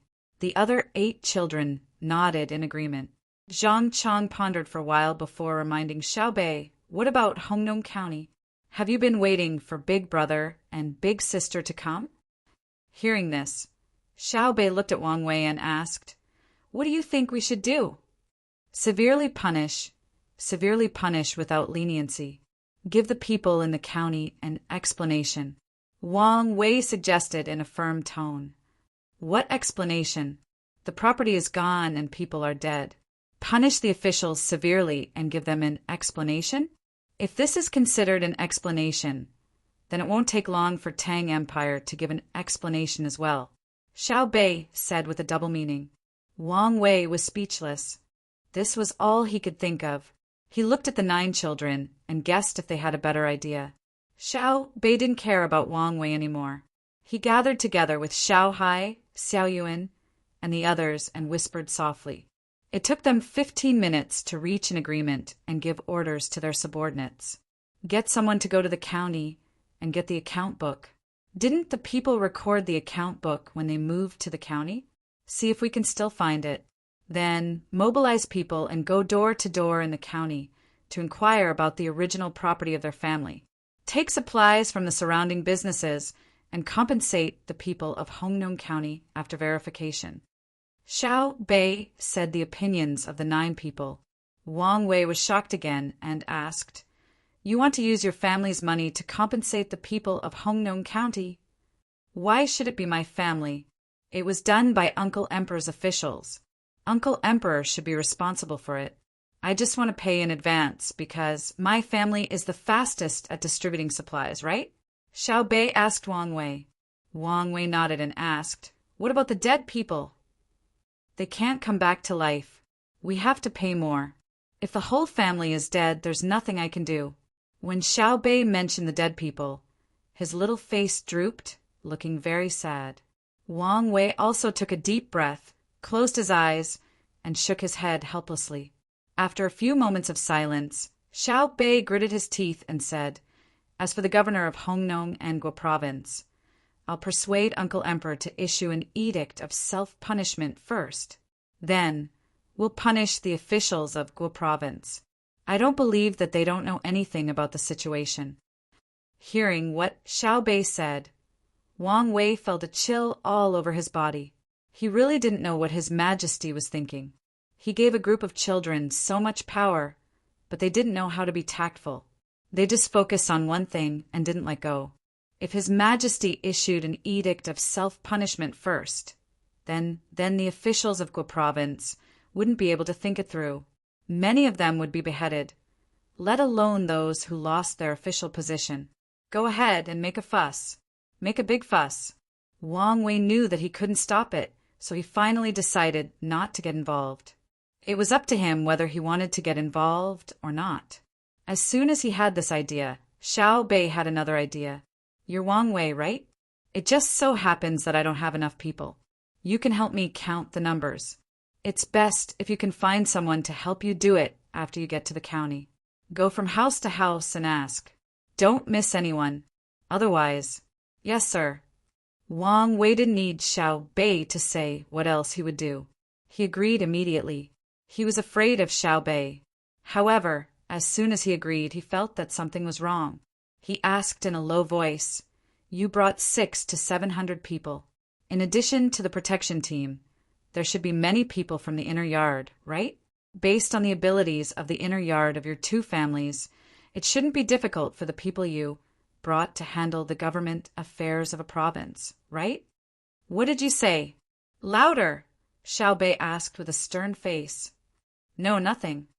Wang Wei didn't dare to say anything else. Suddenly, he couldn't stay here any longer. After all, Li Bai was still sick. He didn't know how his condition was. He said anxiously, "Why don't I go back to work?" Go. I'll arrange for 20 people to follow you. Take over the county affairs first. If you encounter any obstructions, shoot them on the spot. From now on, Hongnong will be under military control." Xiao Bei waved his hand boldly. When Wang Wei was carried back, Xiao Yuan suggested, "We should send a message to our people in the county. Let them stir things up and let the people in the county know that we are here. Otherwise, if Wang Wei goes there, he will definitely encounter a lot of resistance. Many people will die. What if someone runs away?" Xiao Bei asked. "Where would they run to? If they run, send out wanted posters. Catch them everywhere and torture them to death." "Good idea. Let's do that. Torture." Xiao Bei's eyes lit up as he agreed. Wang Wei didn't know what kind of conspiracy was in the school. He was already rushing with all his might. Even so, he still needed someone to help him. He alternated between running by himself and being carried by others. He finally experienced the fighting strength of the Seedling Protection Team. He also understood what it meant to march forcefully. The team headed towards the county in a straight line. They ran when they encountered shallow water and swam when they encountered deep water. Wang Wei estimated that at this speed, the time it would take to reach the county should be a quarter of the time it would take for them to take a detour. It might even be shorter. After swimming for 3 li, Wang Wei lay on the wet grass like a dead dog, panting heavily. He didn't have any strength left in his body. Furthermore, he was being carried by others. He only felt cold and sore all over. Moreover, he was hungry, but he didn't want to eat anything. It was so uncomfortable that he wanted to die. "Here, drink this." Just when Wang Wei didn't know how to endure the discomfort in his body, someone beside him handed him a water bottle. Wang Wei thought it was water, so he took it and drank it. As soon as he drank it, he almost spat it out. He scrunched up his face and asked, "What did you give me to drink?" "Salt, glucose, and something called caffeine extracted from tea leaves. It was later changed to tea and taurine." The person in the Seedling Protection Team briefly explained. Wang Wei was confused. "Why didn't I know there was such a thing? Your rank is not high enough. Other than the emperor and some people, there's only the Zhang family and Wang family have it. I understand. If there's anything good, you can get it first. I'll wait for you to work hard." As soon as Wang Wei heard this, he understood. Whenever Zhang Xiaobao and Wang Wan wanted someone to make something good, they would first give it to their own family to enjoy. They said that it was an experiment, and then they would give it to the emperor and the princes. "Okay." The members of the protection team responded and stuffed another piece of beef jerky into Wang Wei's mouth. They said, "Chew slowly. Chew it into pieces before swallowing. Your physique is far inferior. You're not even as good as Xiao Bei." "I'm not as good as him?" Wang Wei was not convinced. "Not to mention one. Even if all 9 of them were tied together, it would be very easy for me to deal with them. If all 9 of them work together, they can bite you to death. Don't think that you can defeat a child at once. You have to touch their body first. You will die faster if you use cold weapons. If it's in the water, I will also die in their hands. You really can't compare to Xiao Bei's." The young master said that she is the most talented in swimming. She can easily swim 2 miles with her hands and feet tied behind her back. Her endurance is also better than yours, and she recovers faster than you. As long as she has enough food, she can recover a lot of strength in a quarter of an hour. She can recover more than half of her strength in an hour. The people in the Seedling Protection Team were also eating, so they had time to chat with Wang Wei. Wang Wei did not believe that 9 children could bite him to death, but he admitted that children recovered quickly. This was because he had only heard of adults who were tired on the first day, rested for a night, and felt sore the next day. He had never heard of a child who ran and played crazily on the first day and felt sore the next day. Usually, they could continue to run crazily. As for Xiao Bei's swimming ability, Wang Wei was not sure. It was scary enough that she could not drown with her hands and feet tied, let alone swim so far. Without giving Wang Wei too much time to rest, the team continued to set off after eating 3 pieces of beef jerky. Wang Wei could only encourage himself by saying that he could see Li Bai as soon as possible and let him be safe. Otherwise, he would not be able to persist. Li Bai was also worried about Wang Wei at this time. he had sent out his men. He was afraid that Yan Zheng would do something desperate and kill Wang Wei. The only hope was that Wang Wei was smart enough to mention that he came with him before he was killed. Moreover, he was staying outside and could return to the capital to meet the emperor at any time. In that case, Yan Zheng would have to catch him first before he could kill him. Brother Majia, please take care. When we came, we talked and laughed and taught Du Kong how to snuggle up with Chang. If I return drunk for 1,000 years, I will only remember yesterday with tears in my eyes.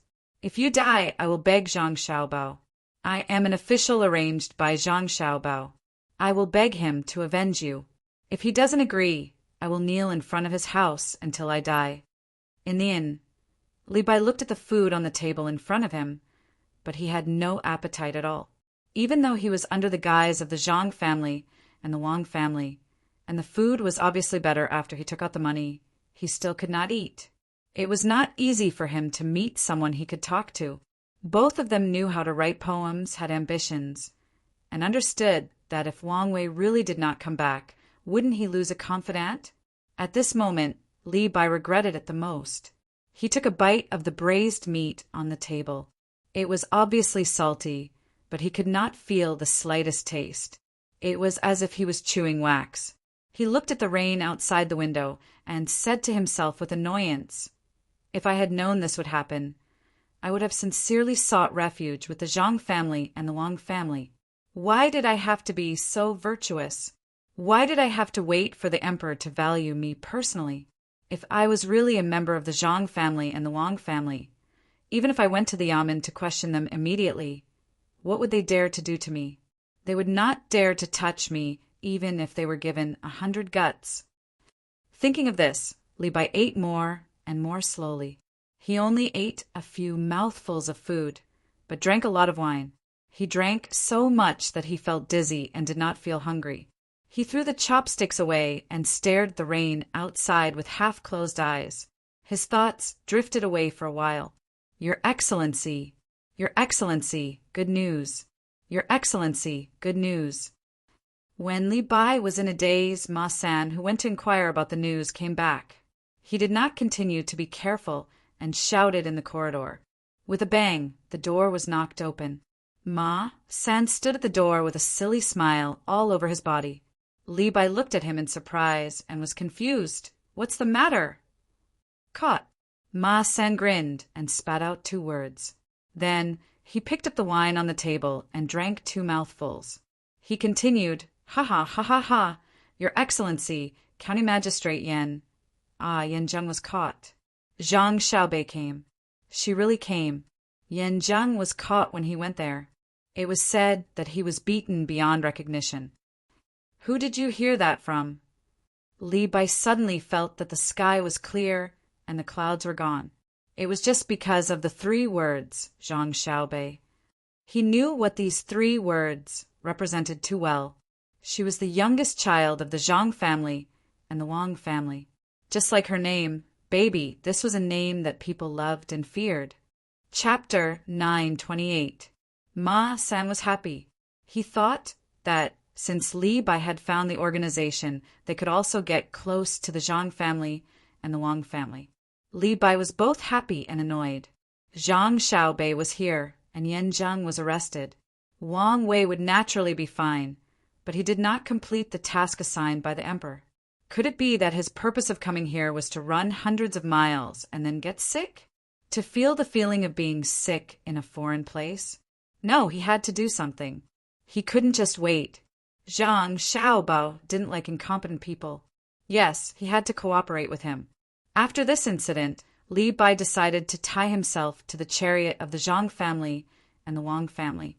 He thought hard and said to Ma San, my wife Xiaobei is coming. You go to other inns and restaurants and tell them that the Zhang family and the Wang family of Sanshui County asked you to block all entrances and exits of Hongnong County.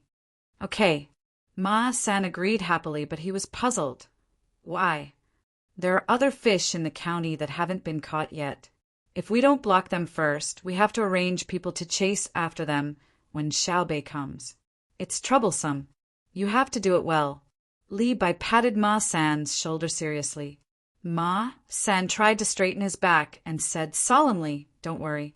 I will do it well and won't let any bad guys go. But what if they don't believe me?" Li Bai frowned slightly and thought for a moment. He took out his official seal and the documents to prove his identity from his leather bag and slowly gave them to Ma San, saying, "Use this as a letter and tell them my identity. I'm an official sent by the Zhang family and the Wang family to take the lead." Ma San took the documents with firm eyes and promised solemnly, "Your Excellency, please rest assured. I'll take the documents with me. Okay, let's return Hongnong County to a clear sky." Li Bai patted Ma San's shoulder again. Ma San left with a courageous momentum and a heart full of justice and evil. Li Bai watched Ma San go out and listened to the footsteps getting lighter and lighter until they disappeared. He grabbed the wine pot and poured it into his mouth. At the same time, he found that he was hungry. Seeing all kinds of delicacies on the table, he picked up the chopsticks and ate crazily. Outside the window, lightning still flashed and thunder was still rolling. Along with the rolling thunder was the rumbling of the train. The train from Chang until Luoyang left 2 hours early. Those who came early made it, while those who came late cursed as they waited for the next train. Some well-informed people did their best to investigate and finally found out why the train, which had always been on time, left 2 hours earlier, was temporarily requisitioned by the Dei Medical School and the School of Between the Clouds and the Water.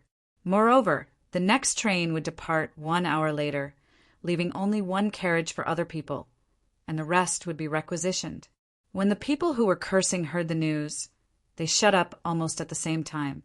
They dared to offend the medical school of Between the Clouds and the Water.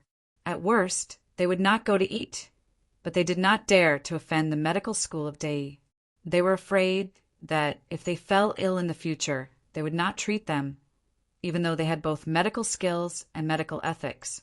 While they were waiting, the sound of rolling thunder could be heard from the west of the capital. As the sound got closer, everyone realized that it was a group of cavalry coming from that direction. At first glance, there were no less than 2,000 people, and the number of horses they sat on was dazzling. A large flag was erected in front of the cavalry. The flag, which was soaked by the rain, was still fluttering in the wind. There was a picture of a rice seedling riding a horse on it. On the upper right corner of the flag was the word "fan," and on the upper left corner was the word "tie." Other than the sound of the horses' hooves, no other sound could be heard. They whistled and flashed into the distance like the wind. Fan Metro Cavalry Camp. There are at least 2 camps, right? No wonder there are so many horses, 3 for each person. This is the army that Zhang Xiaobao gave to Demoness Cuckoo. What happened? What happened? Our Tang's most powerful iron cavalry camp has actually been mobilized.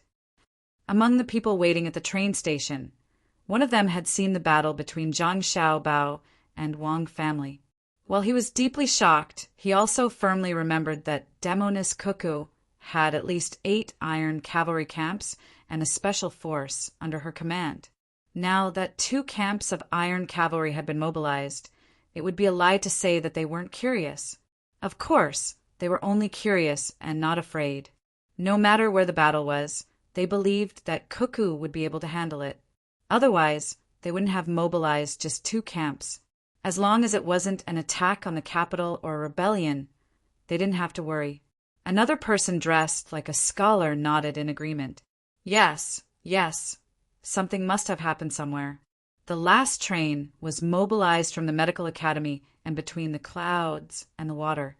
This time it's the Iron Cavalry. The medical academy will naturally train the current battlefield doctors. Between the Clouds and the Water is a chain restaurant of Zhang Xiaobao and Wang family and is in charge of logistics. I wonder who's the unlucky one. Maybe Cuckoo and Xiaobao have already gone there.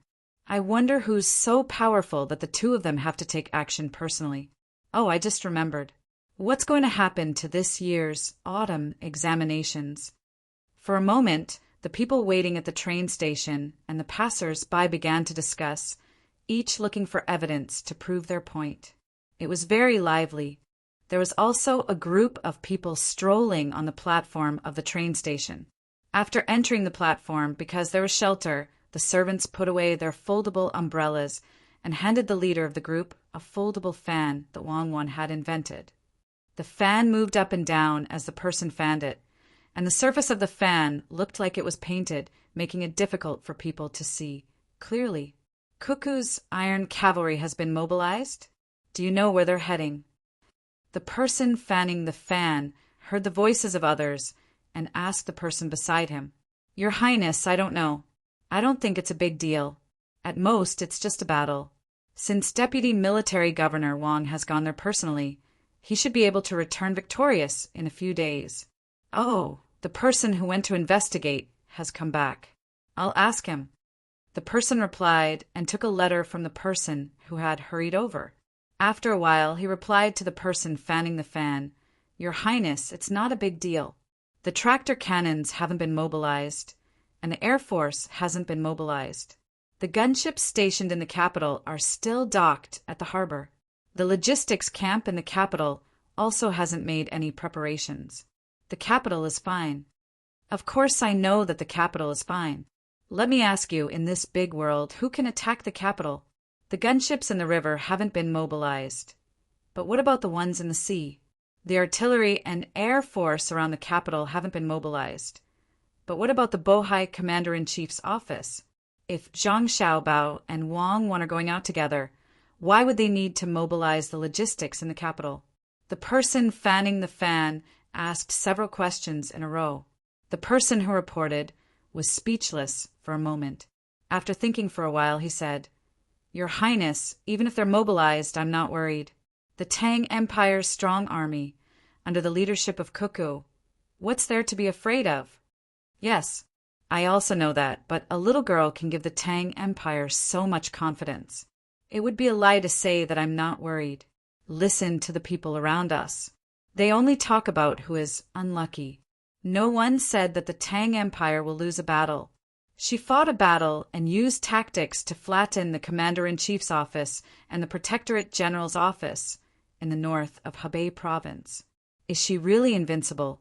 The person fanning the fan was still dissatisfied. "Yes, they all have confidence.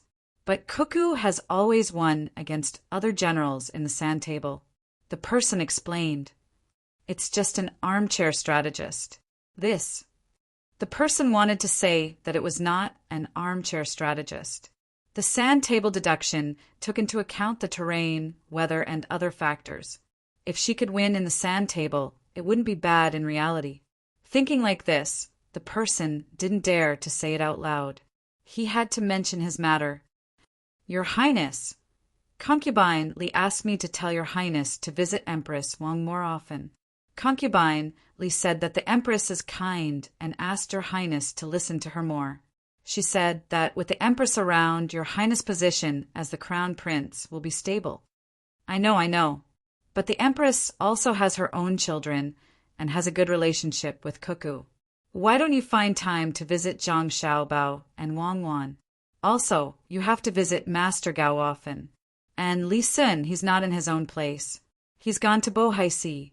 You have to find time to write to him. As the person called the Crown Prince spoke, there was a trace of worry in his eyes. He was afraid. He was afraid of Empress Wang's son, Li Sun, and he was also afraid of his cousin, Li Sun. He knew that although he was the Crown Prince, it was only because Zhang Xiaobao and Wang Wan said a few words.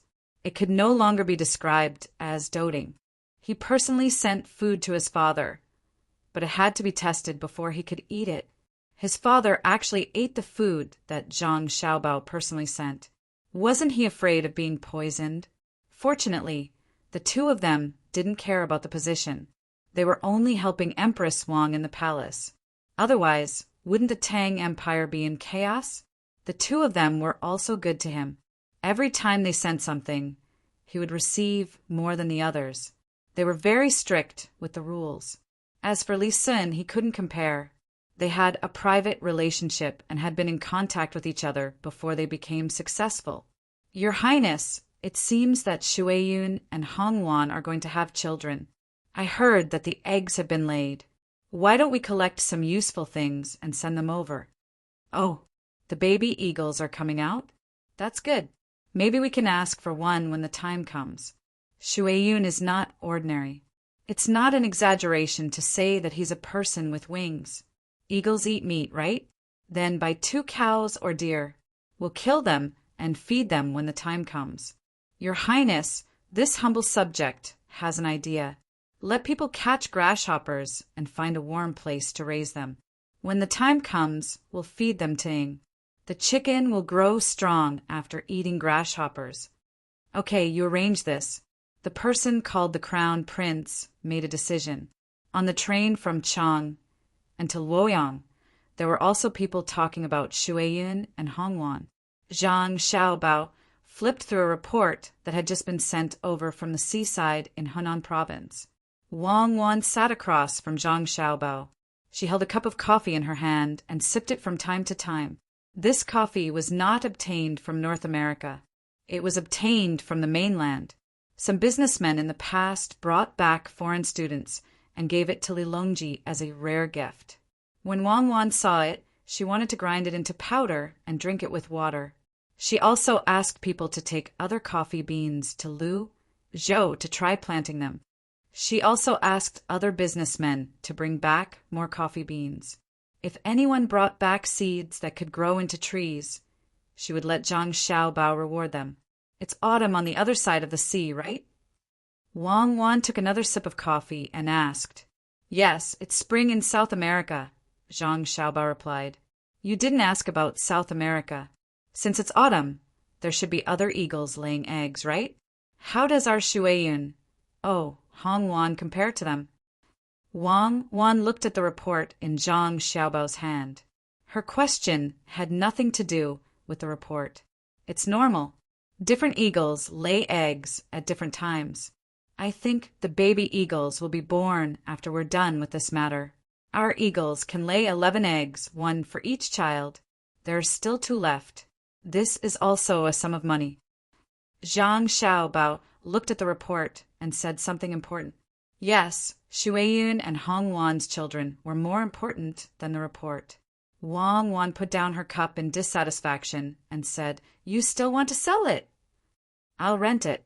I think you're also a pig. Do you care about that little bit of money? I wonder if Xiao Bei, Xiao Yuan, and the others are sick? That Yan Zheng's family was wiped out. Corruption and bribery are serious enough, but he dared to let the Honglu River breach just to plunder the wealth of the people in the county. Haven't I killed enough people because of the breach of the Yangtze River? We joined hands and lost hundreds of thousands of lives, but we still couldn't deter the officials. Wang Wan had a pained expression when she talked about Hongnong County. The flood had not only washed away the lives and property of the people, but also the loyalty of the people to the great Tang. How much money could the families of the people who had died be able to erase the painful memories in their hearts? If one of the children who lost their families was like Zhang Xiaobao, the consequences were unimaginable. He even dared to assassinate the prime minister of a country. What else couldn't he do? Zhang Xiaobao's face was also full of grief and indignation. He threw the report in his hand on the table between them and said, I think Xiaobao did a good job. He didn't let Yan Jing die.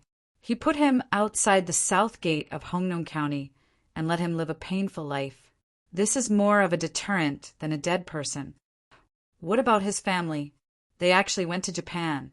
Damn the Japanese, they tricked us. They came up with a fake futures contract, and they even need to get the certificate of purchase first. Did they want to buy the stock together with the stock, right? Don't you think the Japanese are so smart? You just took the lead, and the stock market is not ready yet, and they can think of such a trick. What's more infuriating is that many officials are personally involved. Why don't our businessmen understand? Wang Wan said gloomily as she pulled the stack of reports. Zhang Xiaobao grabbed the cup in Wang Wan's hand and took a sip. He said, Good, the coffee is good. It tastes the same when it's cold and when it's hot. It's good coffee. I never thought that the Japanese are stupid. Of course, our businessmen are also very smart. It's just that our businessmen know the harm to the Tang Empire by doing what the Japanese are doing, so they don't dare to do it. The Japanese are not fighting in their own country. They don't know how to care for the people. After I deal with them, our businessmen will also do it in Japan. The businessmen of the Tang Empire won't let others hit them on the left side of their face and then let others hit them on the right side. What are you going to do? You even mobilized 2 battalions of soldiers. Wang Wan grabbed the coffee back. Kill. Zhang Xiaobao spat out a word. Really kill? Not using economic means to solve it? Don't you like economic matters? Do you use economic means? Wang Wan asked as she turned the cup in her hand. Chapter 9:29. Then, how are we going to treat Yan Zheng's family? Wang Wan pushed the cup with 1/5 of the coffee to Zhang Xiaobao. Zhang Xiaobao looked at the cup and waved for the train attendant to add more water. The attendant was not far away. It was not that she was willing to stay in the same place, but she did not dare to let herself out of the sight of Zhang Xiaobao and Wang Wan. Their identities were too prominent. The cup was filled to 80% full. The attendant did not say anything more and returned with a smile. Look, our Tang dynasty is still better. At least the cup is not filled to the brim. It is more convenient for people to hold it up to drink.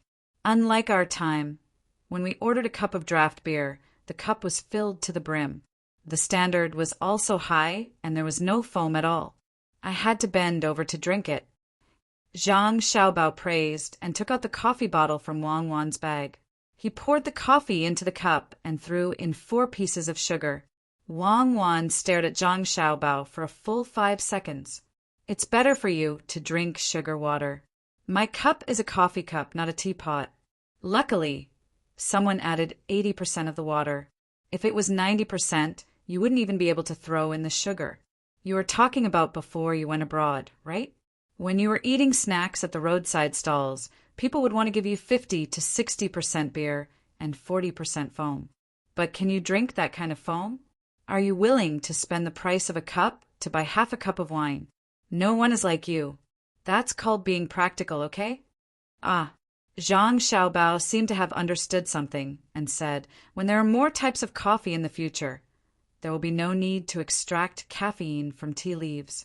Extracting caffeine from tea leaves is a stupid thing to do. Extracting caffeine from coffee is not smart either. Caffeine can be synthesized, you know?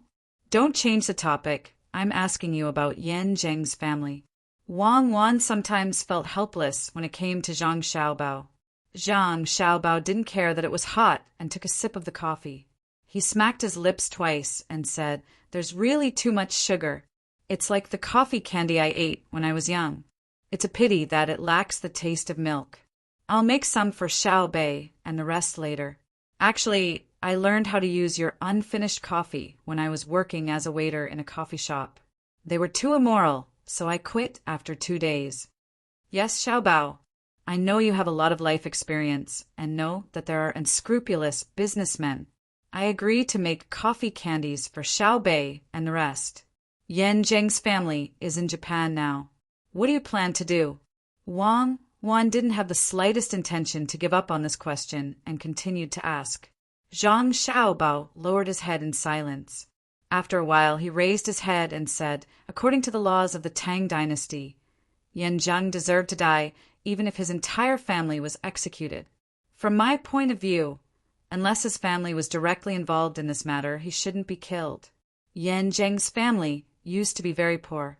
He had a father and a mother.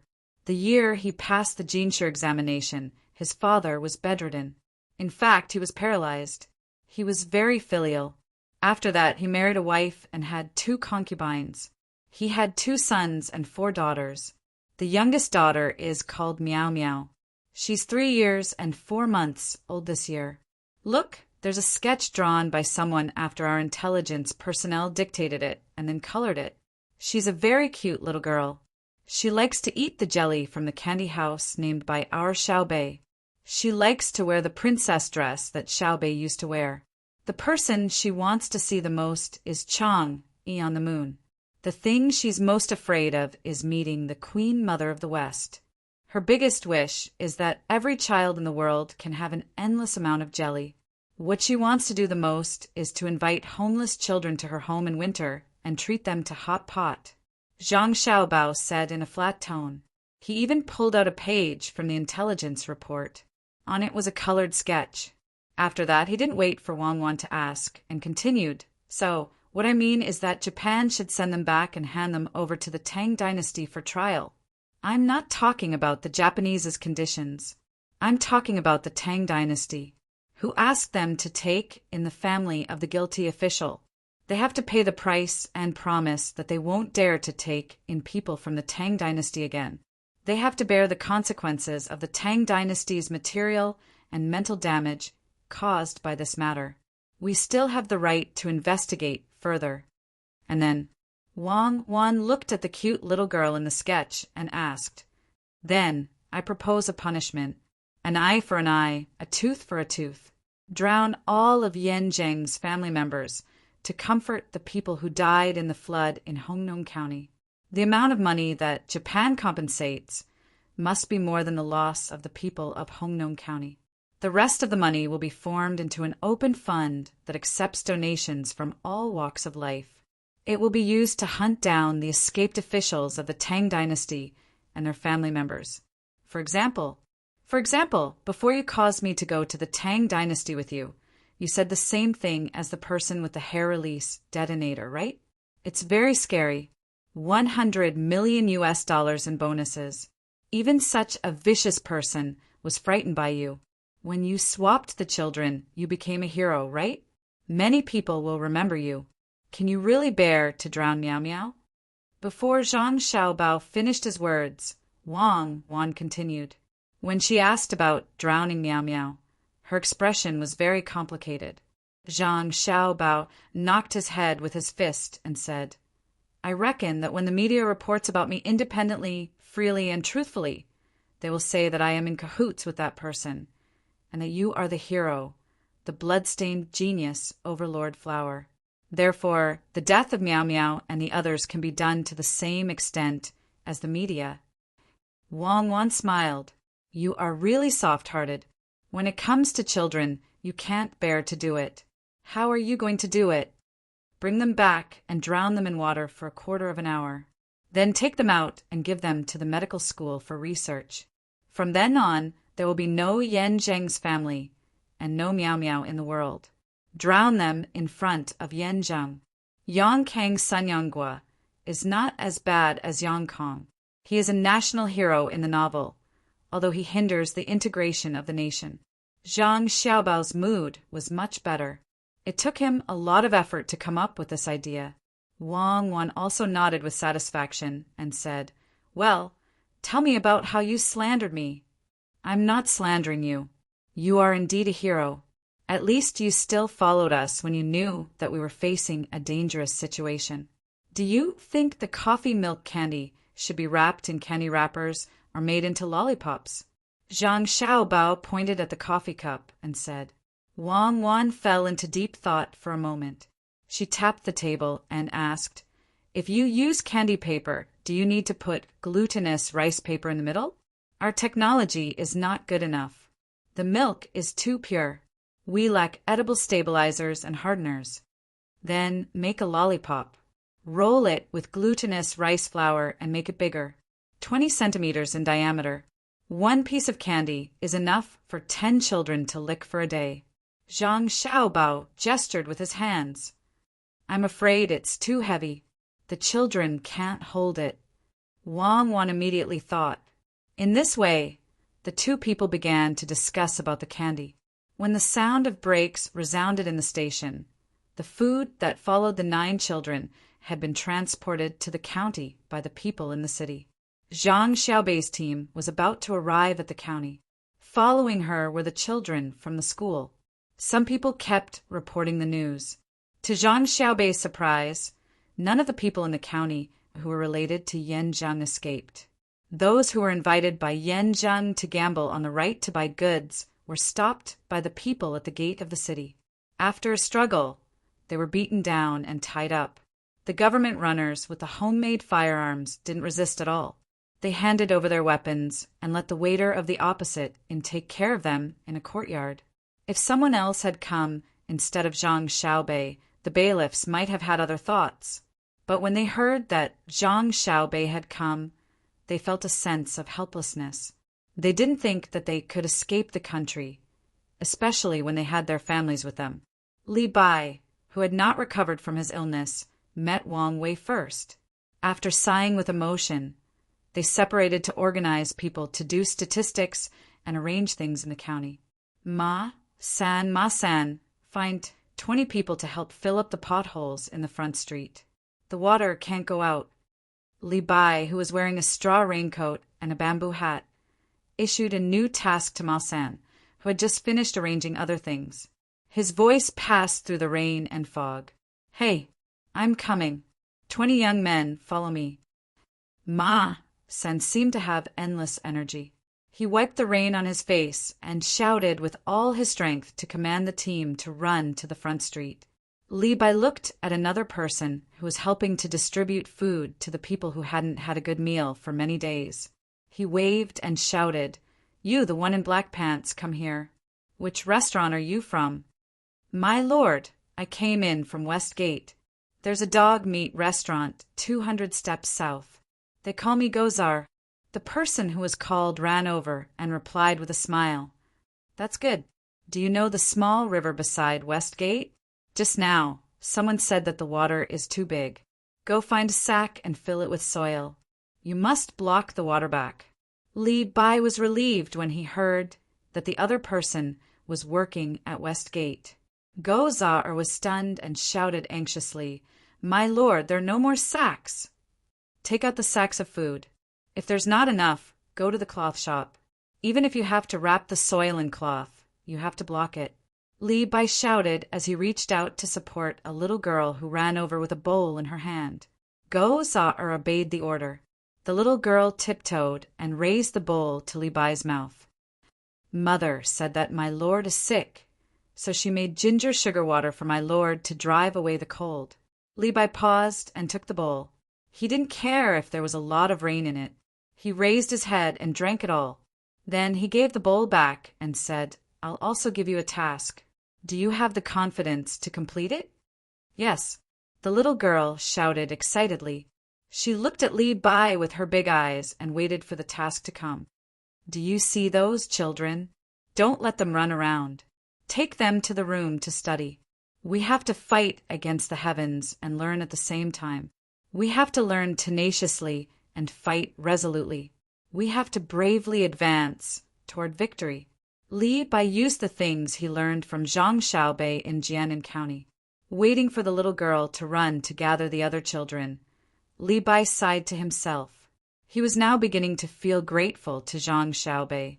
The reason why he could do what he did today was largely because he had been influenced by the noisy Zhang Xiaobei.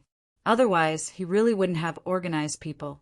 Regardless of whether the arrangements were effective or not, the most important thing was to mobilize people. They wouldn't panic for nothing. The most important thing was to form a cohesive force. Zhang Xiaobei had done this in the past. She had acted like a leader to give the confused people confidence. Then things would be easier. Wang Wei was much better than Li Bai. He had done things in the local government. Later, when he was in the Ministry of Works, because of Zhang Zhong, he was busy all day. He was used to a fast-paced life. Now he could use it. From time to time, people would report news to him and Li Bai. Then he would arrange for people to deal with it. When he wanted to support the Yamen's affairs and temporarily couldn't find people, he felt the strength of Zhang Xiaobei and Wang family. He needed people to record, read the accounts, and help to summarize the information and cooperate with his dispatch. Because of the lack of manpower, the 20 people in the sapling protection team who were responsible for protecting him naturally took over the copywriting work. When the temporary captain of the 20 people, Zhang Tang and Zhang Chushu, helped to draw the curve chart, they said, "We, the people in the sapling protection team, are indeed strong. We are really stupid, but we are not stupid. Our stupidity means that it will take a lot of effort to take the imperial examination, but you can't say that we are uneducated. Our words may not be beautiful, but we can write neatly. Wang Wei was also speechless when he encountered this kind of thing. The account of the medicine that can be transferred. Make a part of it for me first and send it to the sick people as soon as possible. The doctors have to take care of it. Wang Wei had just received a message that the sick people were gradually gathering and needed doctors and medicine. He quickly asked about the account of the medicine. The people in the sapling protection team were counting the medicine according to the category. When they heard Wang Wei's voice, they took out the commonly used medicine and sent it to Wang Wei. They said, embarrassedly, "We can't do this kind of work. It's too slow. It'll be fine if we wait for our young master Xiaohai to come. He alone can take care of 10 of us." Wang Wei looked at the inventory of 52 kinds of medicine and the classification of the corresponding diseases that had been done in half an hour. When he heard the apologetic words of the accountant, he only felt that his people in the Ministry of Works must be slacking off. Found it, found it. At this time, a person ran from the backyard and shouted happily, "Found it." That damn guy, Yan Zheng, actually hid the account book. This is the account book of him embezzling the wealth of the people of Hongnong. It's clearly written where to send it, whether to sell it or mortgage it. Wang Wei just glanced at it and didn't look at it in detail. He said, "Send it to Lord Zhang and the others and let them decide." The so-called Lord Zhang was naturally Zhang Xiaobei. Although he was young, he had a good brother and sister. He could easily meet the emperor and get a high official position. Chapter 930. When the lanterns covered in oil were held up to illuminate the south gate of Hongnong County, when the torches made crackling sounds in the drizzle, Zhang Xiaobei's team appeared in the line of sight of the people who came out of the city to welcome them. Perhaps the heavens were also afraid of the murderous aura under Xiaobei's tender face, or perhaps it was a coincidence. In any case, when Zhang Xiaobei held the flashlight and waved it, the drizzle suddenly stopped. The sky that had been gloomy for many days also cleared up at this time. Only a small part of the sky was clear. There were no dark clouds in that part of the sky, and it revealed the crescent moon of the 8th lunar month, as well as a few dark stars that were covered by the moonlight. They blinked and blinked like mischievous eyes. The people who came out of the city to welcome the 2 little ancestors of the Zhang family and Wang family were dumbfounded. They clearly knew that the moonlight shone on everyone, but they didn't know why. But they felt that the clouds opened for the 9 children, and the stars and moon lit up for them. When the bright light shone on the 9 children, their purple clothes became bright, and the gold and silver fish bags that didn't follow the rules complemented each other. It made everyone feel that they were the most adorable children in the world. It's sunny. Xiaobei's small feet, wearing official boots, stamped in the water as he shouted happily. Suddenly, he thought of something and shouted in an even louder voice. "The place that the emperor sent us to patrol, where the emperor's grace is. The clouds open and the moon is bright." After shouting, Xiaobei reached out and poked Wang Xiaoyuan, whispering, "It's your turn. Say something nice. What if it rains again later?" Xiaoyuan hesitated. "We'll talk about it when it rains. Hurry. You have to go up at the critical moment," Xiaobei urged. Xiaoyuan composed himself, his mind turning quickly, and he took a deep breath. Finally, he came up with something to say and shouted, "Alas, the human world, the common people are in a terrible situation. The water is evil. The roots are broken. The children are sleeping, and the wails of grief fill the sky. How can it be the past? My emperor is in the palace. His heart is sad. He is a lowly official. He has to investigate. The mighty face of the dragon. The righteous spirit is surging. The clouds open. The moon appears. The Mid-Autumn Festival is coming." Many commoners did not understand what Xiaoyuan was saying. They only knew that it was praising the emperor, so they all knelt down to express their gratitude. "Don't kneel, don't kneel. There's water on the ground. If you live well, Uncle Emperor will be happy. When we came here, Uncle Emperor couldn't eat or sleep. He said to me, "Xiao Bei, go to the place and catch the bad officials first. Then compensate for the losses of my good people. Only enough, not enough. If there's not enough money, pay from the palace. If one person doesn't make good arrangements, I won't eat meat for a day." Xiao Bei was frightened by this situation. He helped her up with heartache while spouting nonsense. Almost all the citizens did not know that Xiao Bei was lying. Only Wang Wei, who had followed them out, knew that the country had money. Xiao Bei was lying, but he did not dare to expose him. Otherwise, if Xiao Bei remembered him, the consequences would be very serious. Zhang Xiaobao and Wang Wan, who had rushed over from the train station in the dark, happened to see this scene. In terms of talent, Xiao Yuan is much better than Xiao Bei. Wang Wan praised her brother. "The talent you're talking about is just literary talent, right? It can't be compared to ability." Zhang Xiaobao did not admit that his sister could not compare to Wang Wan's brother. Literary talent is sometimes a kind of ability. Yes, that's why Xiao Yuan is suitable to be a secretary. Xiao Bei is a waste of talent if she is not a leader. Tisk officials are so hypocritical. Yes, I admit that. Especially officials who rely on their family's connections to enter the second division of the Emergency Response Department. I've also done practical things there. I'm not talking about you. I'm talking about my sister. Xiao Bei, this child who doesn't know how to do practical things, is quite accurate at catching people. When the moon came out, I felt that there was a silver circle on her head. That's definitely not your sister. You have horns on your head. It's black. Xiao Bei did not realize that her brother and sister had arrived and was busy arguing. She was busy helping people, and the people who followed her also went to help. Xiao Bei quickly took on the role of a leader, but compared to Zhang Xiaobao and Wang Wan, she was more practical. After helping someone up, she sincerely said to them, "Don't worry, no matter how big the loss is, His Majesty will compensate you. Not a single egg will be missing.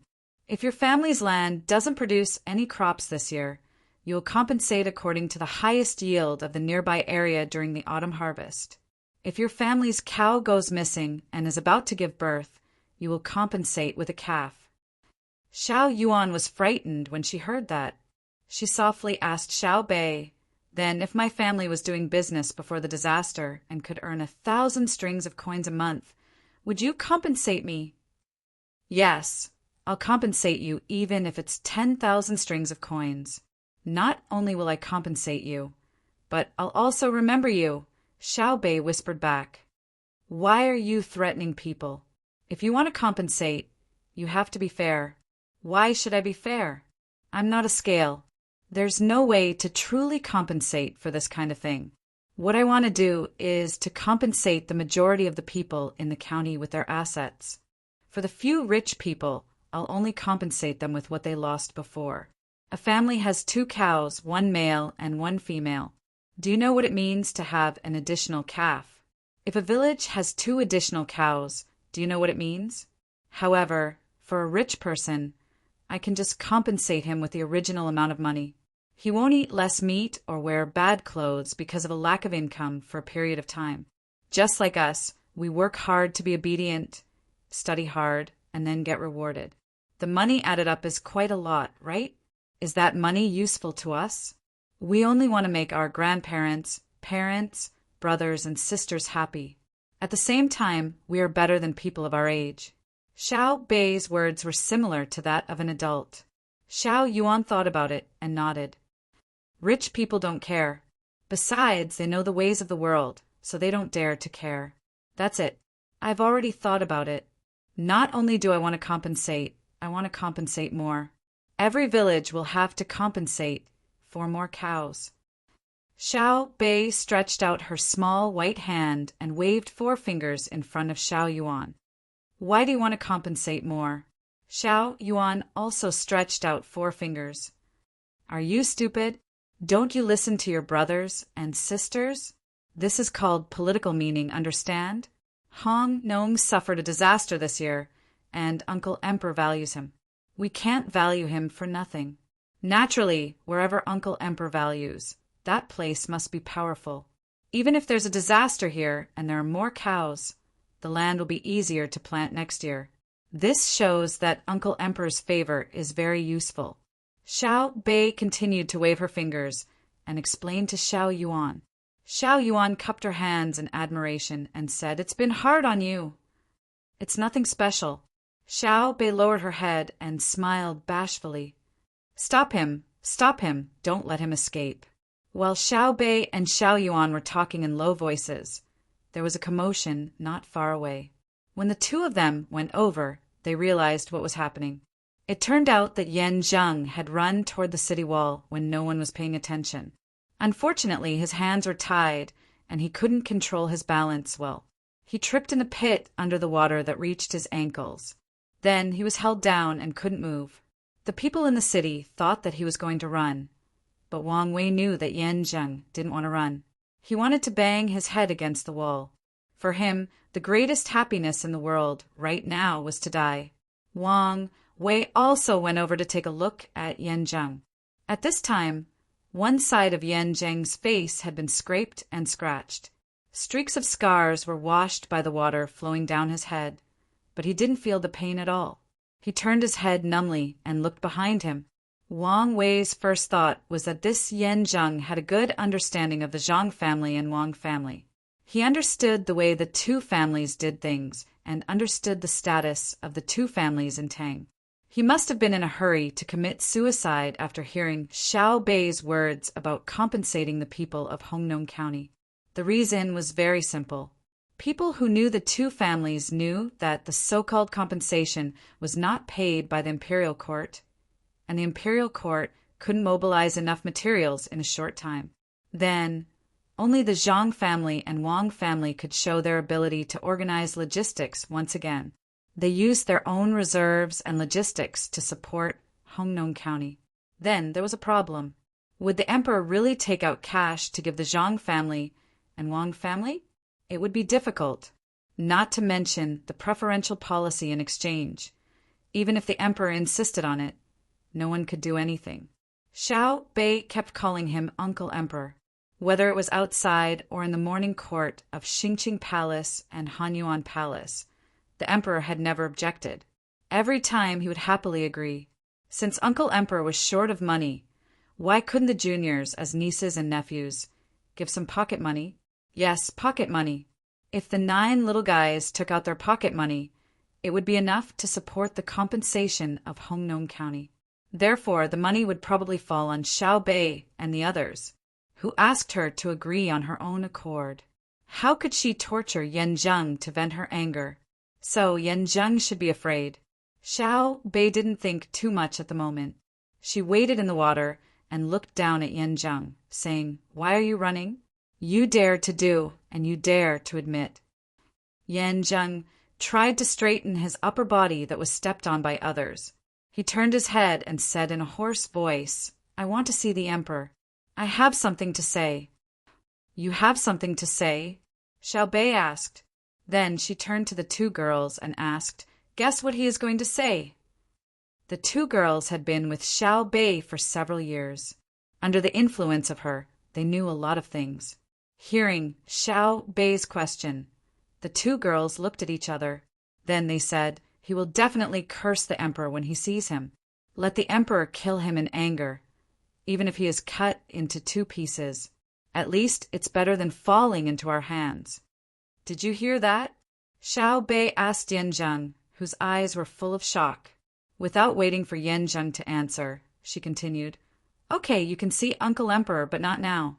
Now I will put you outside the south gate of Hongnong County and torture you for at least a month. Then I will go to the capital with you to see the emperor. I will stay with Uncle Emperor. If the emperor wants to kill you, I will stop him and propose to put you in Hanyuan Palace Hall and outside Xingqing Palace. Every time there is a morning court or when Uncle Emperor summons people, I will let the officials take a good look at you. Oh, when the examinees meet the emperor after the imperial examination, you will also be invited to appear. Don't play tricks with me. It's useless. I am soft-hearted. When I think of the scene of the flood washing away other people's parents, and the scene of a child about the same age as me crying out for his parents in a dream, I feel like someone is cutting me with a knife. So, I want to vent my anger on you. I feel bad, so I can't let you have an easy time. Also, my brother and sister said that you are delaying their autumn imperial examination, so Uncle Emperor asked for the autumn imperial examination to be postponed for a month. There are so many examinees, and now they have to rely on our family to support them. They have to eat well, live well, and we have to prepare the 4 treasures of the study for them. Yanzheng, you are too much. Yanzheng was stunned. He suddenly realized that his son and daughter, whom he was proud of, were no longer smart. Compared to the children of the Zhang family and Wang family, they were clearly fools. Xiao Yuan, who was at the side, timely interrupted, "Yes, you should feel honored that you can actually ask my brother and sister to come. How big of a face do you have? It is comparable to the millions of heroic soldiers of Tubo, not weaker than the heroes of the tribes in the north of Hebei province. It is like the elite cavalry of the grassland Tujue. If I had known it would be like this, I would have arranged a position for you at the sword meet of Mount Hua. So, you can rest assured that you will not die. Be good and live on strong." When these words were said, Yanzheng dejectedly buried his head in the water again. He was immediately pulled up, afraid that he would drown. When these words were said, the people of Hongnong were moved. They did not expect that the emperor would actually send Xiao, Bao, and Cuckoo. At this point, all the children of the Zhang family and Wang family were all present. The people suddenly felt that even if the imperial court did not compensate them, it was fine. A county was enough for the emperor to value it so much. The destroyed home, they could rebuild it themselves. At this time, Zhang Xiaobao and Wang Wan did not continue to hide in the dark and walked out together. Zhang Xiaobao first patted his brother and sister's head, then looked at Yanzheng with a cold face and said, "I really admire your courage. You think that everything will be fine after you send your family to Japan, right? I will let you know that some things can't be done, and some roads can't be turned back. I happen to lack an excuse to attack Japan with force. I hope the Japanese can continue to protect your family." After that, Zhang Xiaobao ignored Yanzheng, who was scared out of his wits, and looked at Wang Wan. Wang Wan tightly pursed her lips and looked around.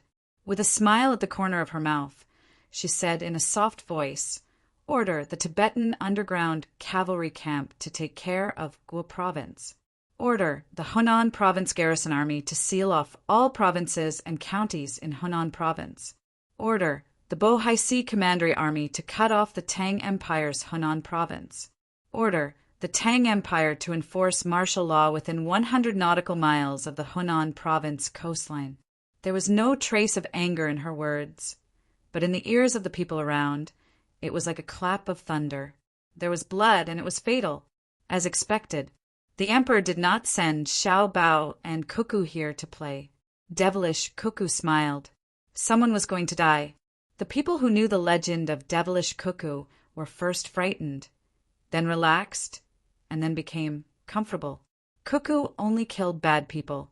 Zhang Xiaobao continued, "From now on, I will stay in Hongnong and rebuild the home with everyone. As long as it is not rebuilt, I will not return to the capital to participate in the autumn imperial examination." The people immediately cheered, but there were a few people in the crowd who looked worried. Chapter 931. It began to rain again. Not only did the rain not stop in Hongnong County, but also in the capital, Chang'an, Hunan, and many other places, as well as the autumn harvest, which was supposed to be sunny, were also dripping with rain. Zhang Xiaobao and Wang Wan were in Hongnong County, but their hearts were all over the Tang Empire. No matter what kind of crop it was not a good thing to be drenched by rain in the autumn harvest. Some would rot, and some would sprout directly.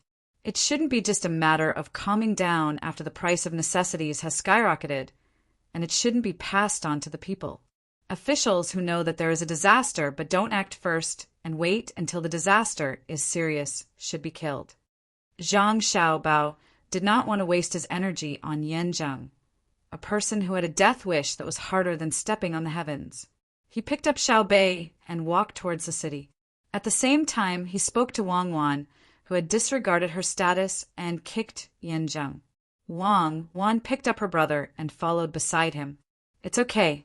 Now that the country has abundant resources, all the warehouses are full. We'll be in charge of allocation and let the people of the big companies help. When the disaster is over, we'll give them some convenience when they develop overseas. I'll help too. Xiao Bei turned his head and waved his little fist to show his presence. Wang Wan smiled and pinched Xiao Bei's chubby face. Our Xiao Bei is awesome.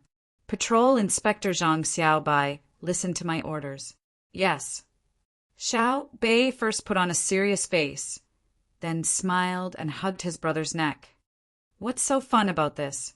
Organize the children under the age of 12 in Hongnong County. Don't disturb the adults when they are rebuilding their homes. Can you complete the task? Wang Wan said loudly. I promise to complete the task. Xiao Bei also replied loudly. Then he muttered softly, You're treating me like a child again. Okay, I'll go coax the child. Zhang Xiaobao's team walked forward, and the people on the road automatically made way for them. At this moment, many people found that their mood had changed.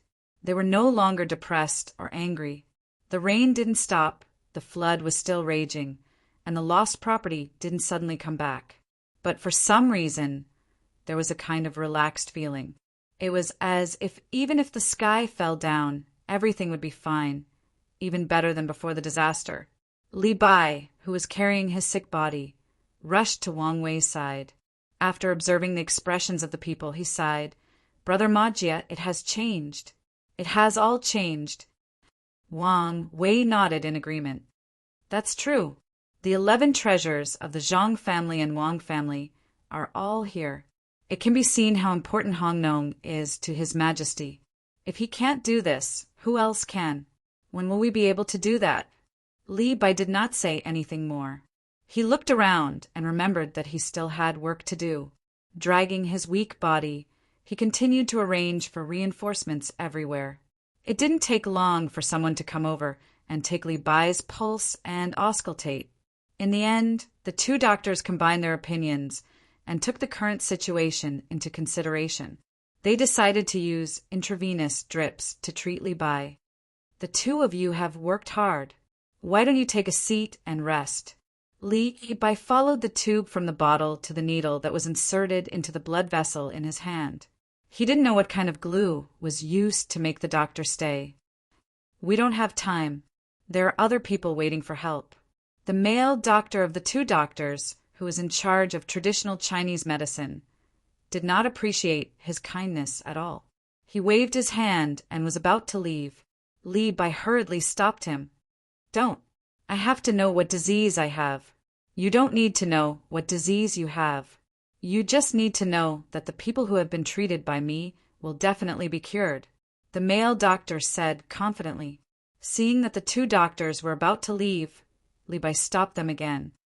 I temporarily conscripted you. You wait. Who will pull out the tube for me later? The water in the bottle has reached the bottom. Pull it out yourself and press it with a cotton ball. You are a man, but you are more timid than a woman. The female doctor finally couldn't help but turn around and criticize Li Bai. As for Li Bai's conscription, the two doctors did not care at all.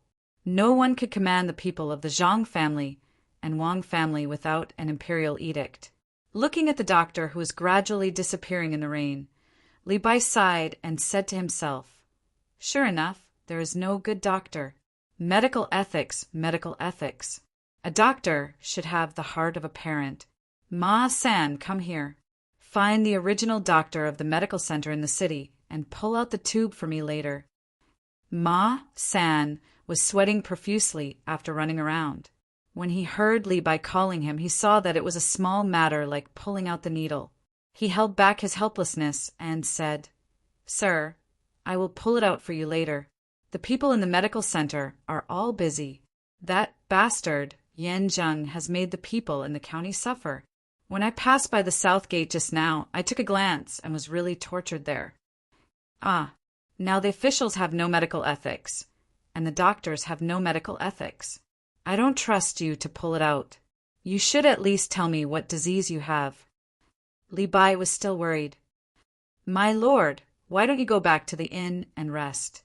I'll get someone to prepare a bowl of ginger water for you. Take a nap, and you'll definitely recover when you wake up. When I'm done here, I'll look for the doctor and ask him what's wrong with you. I won't give up until I know the truth. Ah, this is not necessary. He said that I don't know how to use the medicine. Looking at how confident he is, he should be a famous doctor. Li Bai no longer entangled himself with the pathology of his body and sent Ma San away. Suddenly he thought about it. Not to mention the doctor's medical skills. At least his confident attitude made people feel at ease. Oh, this is the gap between us. I also need to be confident. Li Bai seemed to have a better understanding of things. He looked up at the bottle hanging high up and pretended to be calm as he commanded. Wang Wei did not know where Zhang Xiaobao and Wang Wan went. He did not chase after them to report the situation to the county. He thought that there was a special intelligence officer in charge of reporting. At this time, Wang Wei was at the south gate, directing people to pave the road for the convenience of passage. With the arrival of Zhang Xiaobao and Wang Wan, all kinds of materials collected from other places began to be transported to Hongnou. Some of the food that came with Xiaobei had already been transported into the city. The road at the south gate was even worse. Wang Wei stood at the gate to coordinate. The overall command of the county was naturally handed over to Zhang Xiaobao. Wang Wei never thought that he could do better than Zhang Xiaobao. It was said that when Zhang Zhong first came to Luzhou, the person in charge of the distribution of materials was not Zhang Zhong. It was his eldest son, Zhang Xiaobao, who was not even 10 years old. According to witnesses, at that time, the flood was monstrous. Dark clouds covered the world, and the faint cry of a dragon could be heard. It was afraid that it was ordered to come from the immortal court and punish the world. Zhang Xiaobao and Cuckoo pointed to the sky and asked the immortals if they dared to fight. The dragon retreated in fear. The clouds dispersed, and the moon and stars appeared. It is said that it is just a rumor. What does the house in the sky look like? Ah, Wang Wei muttered and looked at the sky. Suddenly he sneezed. Only then did he remember that he had not taken the medicine given by the doctor. He walked to a place at the gate where hot water was boiled. He poured the medicine into his mouth and reached out for half a bowl of hot water. Then he took 2 deep breaths and swallowed the medicine with water in his mouth. He felt much more relieved. It would be better if there was a skewer of mutton. Chicken is fine too. After taking the medicine, Wang Wei faintly smelled the aroma of roasted meat. He looked at the person who was boiling the water and said with a smile, "My uncle is an official. My uncle is an official." Suddenly he heard someone beside him and felt his trouser leg being pulled. Wang Wei looked down. He saw a little boy holding a skewer of meat and looking up at him. The skewer was filled with pieces of meat dripping with oil. No wonder it smelled so good. Wang Wei sniffed uncontrollably and gave the little boy a smile that he thought was the most sincere. The little boy's face that was still stained with dirt also turned into a flower. "Uncle Officer, I will treat you to meat skewers. I was wrong last time. Now I know that there are good things in being an official." After hearing the little boy's words, Wang Wei recognized who he was.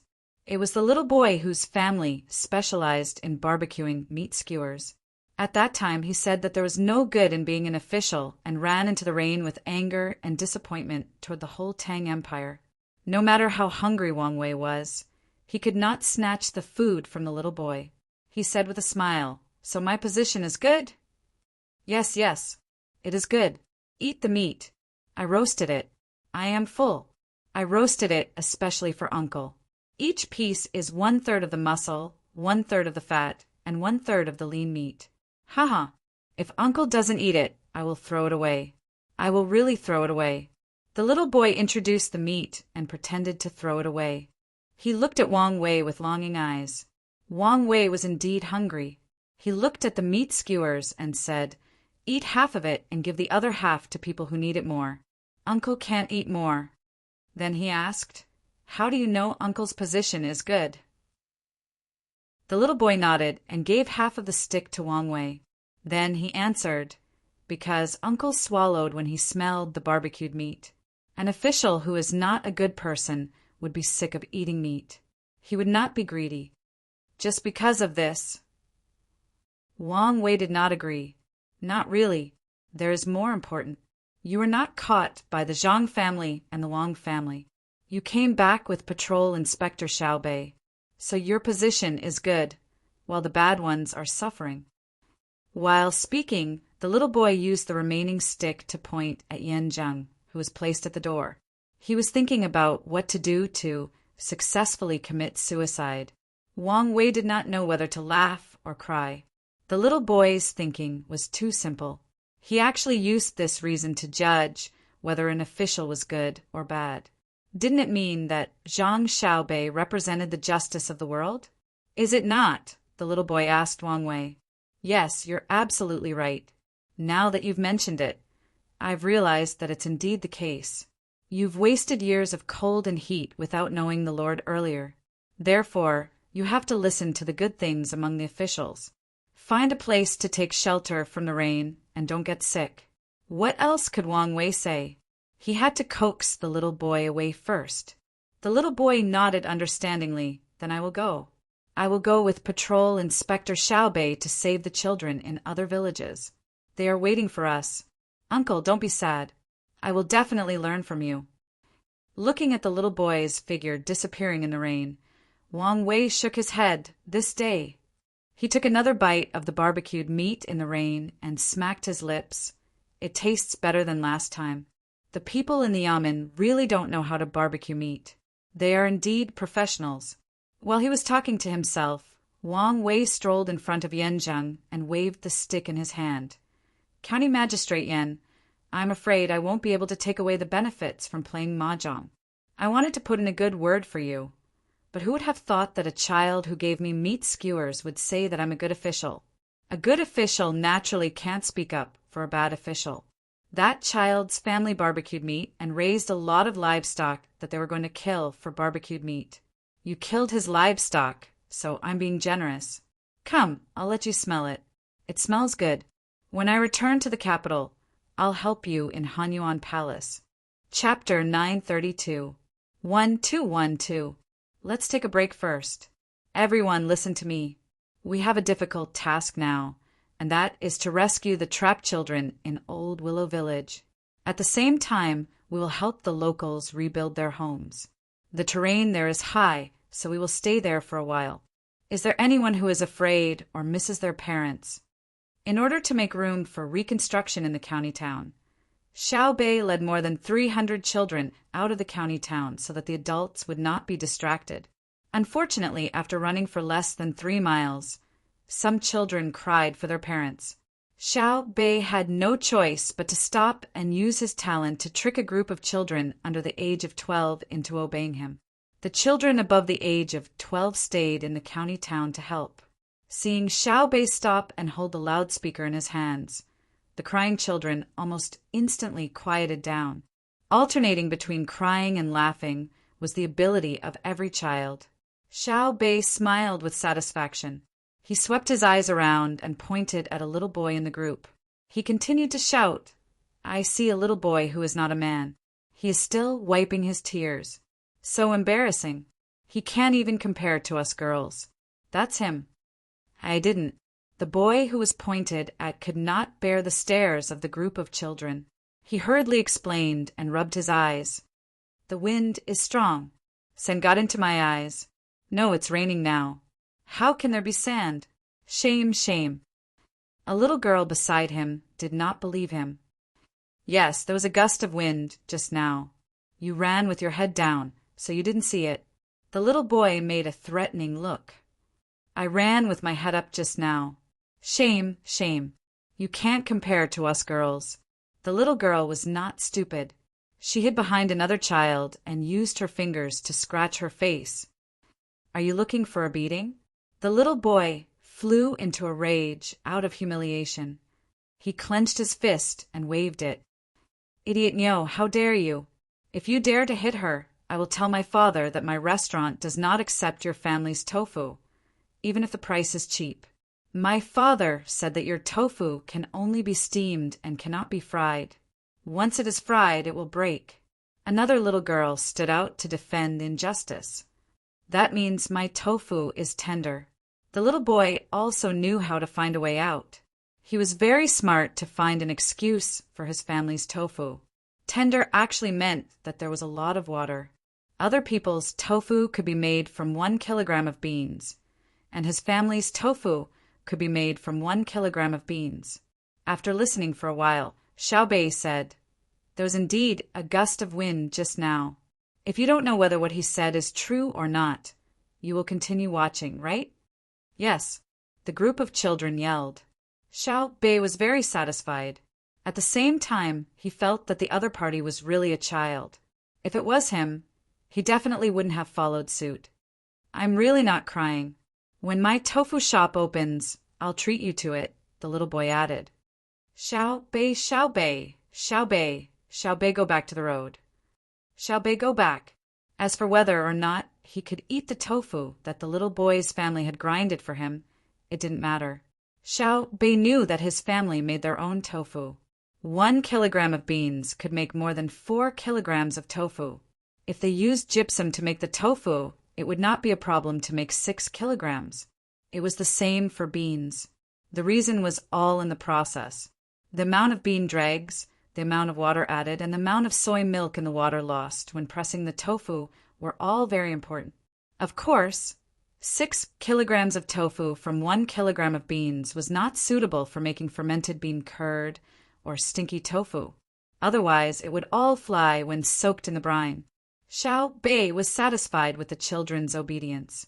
As he walked, he thought about whether he should tell others about the process of making tofu, but he could not make up his mind. Seeing Xiao Yuan, who was reciting a book while walking, Xiaobei poked him with his finger. "Xiao Yuan, I just thought about making tofu. Should I tell others how to make more tofu? I am in a dilemma." "Oh, tell them?" Xiao Yuan turned his head and glanced at the children. Without waiting for Xiaobei to answer, he said, "Since brother and sister put you in charge of this, you can make the decision. Even if it is wrong, brother and sister will agree. For example, when you went to Jiangnan County to be the county magistrate, as long as you didn't kill the people in the county, it didn't matter how much we made. Even if the people in the county lost everything or their houses, it wouldn't be a problem. Brother and sister will naturally compensate for it. Fortunately, we succeeded at that time. Otherwise, it would be very difficult for us to come out and play again. We have never made any big mistakes, so we can still come out and be patrollers. So, if you want to tell us the secret of producing more tofu, just tell us. After you tell us, even if you make a mistake, brother and sister will smooth things over. The one who developed the process will have to compensate." Yes, it was made by a carpenter's wife under the guidance of brother and sister. We have already rewarded her family, but the reward is not for the ownership of the tofu production process, but for the spirit of research that succeeded. Although everything made by the inner yard belongs to the main family, including the people of the inner yard, our family situation is a little special. There is a problem of reputation. The person who made the product will enjoy most of the glory, which is the right of authorship and a small part of the benefits. For example, if I tell Sister Pomegranate and Sister Xiaohong, how will I compensate their reputation? Xiaobei knew a lot about this. He was not worried about money, but only about reputation. This was mainly due to the propaganda of the Zhang family and Wang family to the inner yard, especially the protection team. They emphasized that glory is my life, and it was the same for most of the Tang Empire's army. Therefore, the inner yard of the Zhang family pursued reputation far more than money. Earning a small part of the money was to better survive, while earning a lot of money was to show one's ability. The behavior was the same, and the result was the same, but the starting point was different. Why don't we discuss it with brother and sister? Xiao Yuan suggested, "We'll talk about it later. If it really doesn't work, we'll publish a book and get the tofu maker to write down all the methods and use her name." Xiao Bei was conflicted between helping others increase the production of tofu and the reputation of the inner yard. He could only think of a way to publish a book. The group continued to move forward toward Old Willow Village, which was actually higher in altitude. Old Willow Village did have children, but Xiao Bei's goal was not to fetch the children, but to settle down the children around them in the village. At the same time, they would help take care of the original children in the village and free up the villagers to help with the construction of the county. Old Willow Village was high, so as long as it was not near the riverside, it would be impossible to reach it. Therefore, if Yan Zheng wanted to plunder the property, he could only use force. However, the entire village had the surname Liu. Although the villagers were not brave enough to rebel, if you bullied one person, the entire village would do it. Old Willow Village did not have many fields for farming. It was a hilly terrain with willow trees all over the hills. The villagers relied on the willow wood to make simple utensils and furniture that were not very good at preserving to survive. The villagers' willow weaving was especially good. Together with the willow mushrooms and firewood, life in the village was not bad. Now that the Tang Empire encouraged breeding, the willow trees had become a natural home for chickens. The villagers used willow branches to weave baskets and place them horizontally under the trees. The chickens would go into the baskets to raise their offspring. Zhang Xiaobao was interested in the villagers' basket weaving skills. He found them to weave baskets and fill them with stones to repair the embankment. Xiao Bei shouldered the task of persuading the villagers to come out and help. At the same time, he brought the children in the county to hide in Old Willow Village. The children walked in the middle, and the seedling protection team stood guard on both sides. Xiao Bei and the other 9 children's seedling protection team did not stay in the county to help. Not only did the number of people not decrease, but there were also a few more doctors. To Zhang Xiaobao, the safety of his family was more important. He would not put his family in danger to save others first. I announced that it's time to eat. When it was almost noon, Xiao Bei gave the order. The tired children cheered as if they had instantly recovered their strength. It was very magical. The children were not hungry. They had eaten a lot of meat floss brought by Xiao Bei in the first hour. They were thinking about the lunchbox that the Zhang family and Wang family had prepared for the inner courtyard, the kind that could be heated with water. The members of the protection team set up a temporary shelter and used the water they carried with them to heat up the lunch boxes. Since the portions were large, the 2 children had to share one portion. Together with the fruits that were abundant in autumn, the nutritious meal was ready to be eaten. There was a lot of fighting during the process. He ate a piece of meat less. He lied to her that the chili was delicious, and she cried because of the spiciness. There were many other things. Xiao Bei did not have the slightest intention of stopping him. Instead, he joined in the fight. In order to trick a boy, he ate 2 chili in a row.